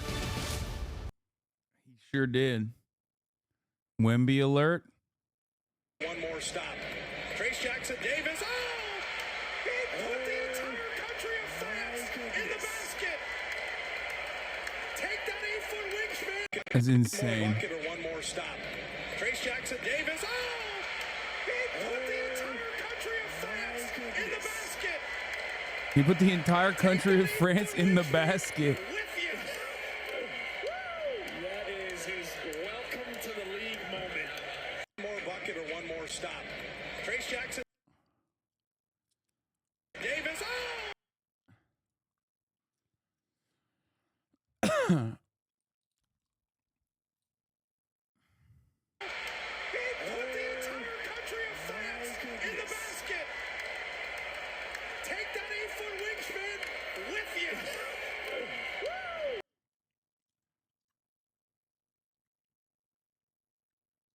What?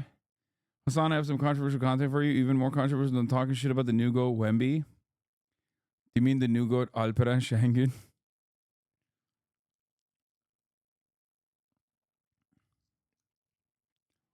Do you fast? I do not. I'm too fast, too furious. All right, guys. I'm going to hit you with it anyways at this point. I think that about does it. Goated block. Better than LeBlanc.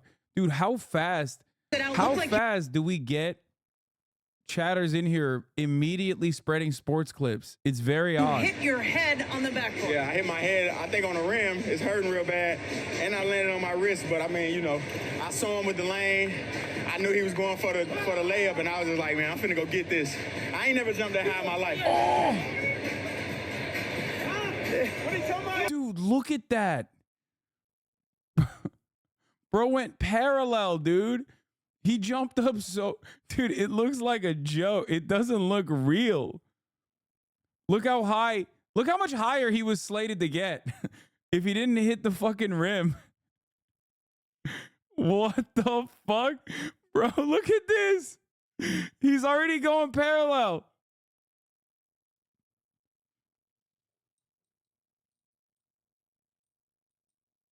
That's crazy. That looks like a... That literally looks like a glitch. What are you talking about?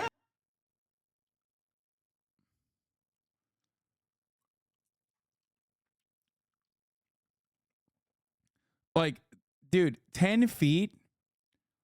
Like falling... That's like falling off of 10 feet, okay? That's falling face down from like 8 feet. Like, look at that. Let's not say 10. Let's say 8 feet. You're falling face down from 8 feet. That's literally like... That's insane. That's insane.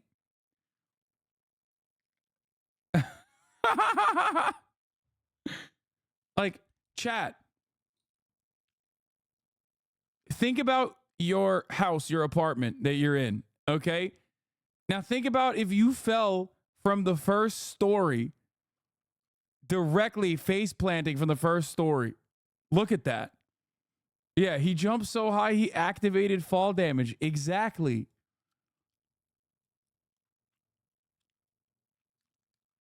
Your face falling from your ceiling to the floor.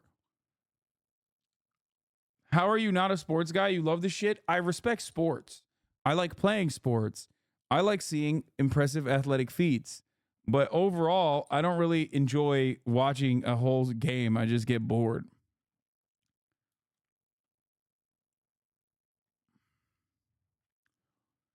Bro is horizontal for approximately 2 seconds, and he's still above other players' heads. That is insane. Okay? He is horizontal above other players' heads for 2 seconds as he's falling down.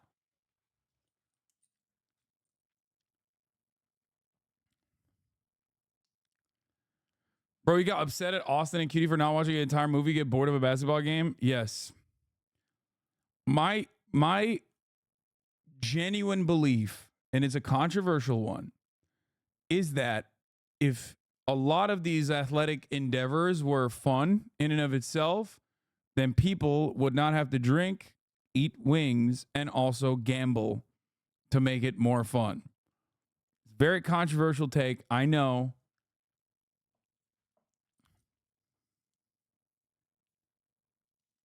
I think like I can raw dog a movie, but I can't raw dog a basketball game. And I love basketball.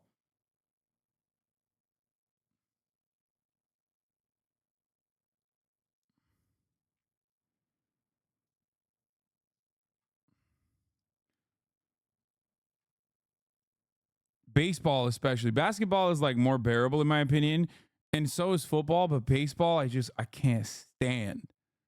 Oh my God. I'm sorry. All right. I'm out on that bad note. On that low note, I'm out. Okay. That's the last thing I'm going to say before I call it quits.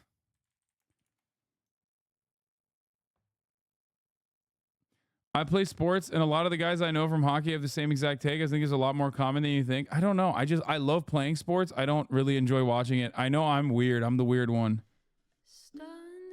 I do love playing sports, though. I'm very invested. Anyway, love you guys. I will see you tomorrow. As always.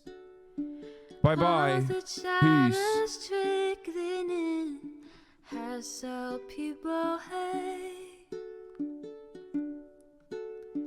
Sunny Los Angeles, California, says Hasan. The starlock to the topic just begun. There he is again, Hasan is streaming. Hasan is streaming. There he is again. Hasan is streaming. Hasan is streaming. Reviewing the P.O. box, Uncle Uger's face. Sudden Discord agitprop, great names take embrace. Tiny Bernie Sanders, LGBTQ Air Force. The whole left at your fingertips, Ane at your door. H3 crowded debate, the Young Turks online show. 3 full fucking years of this, plenty more to go. 90-day fiance, talks of champagne bourgeoisie. A Trump rally live reaction, a mass riot at DC.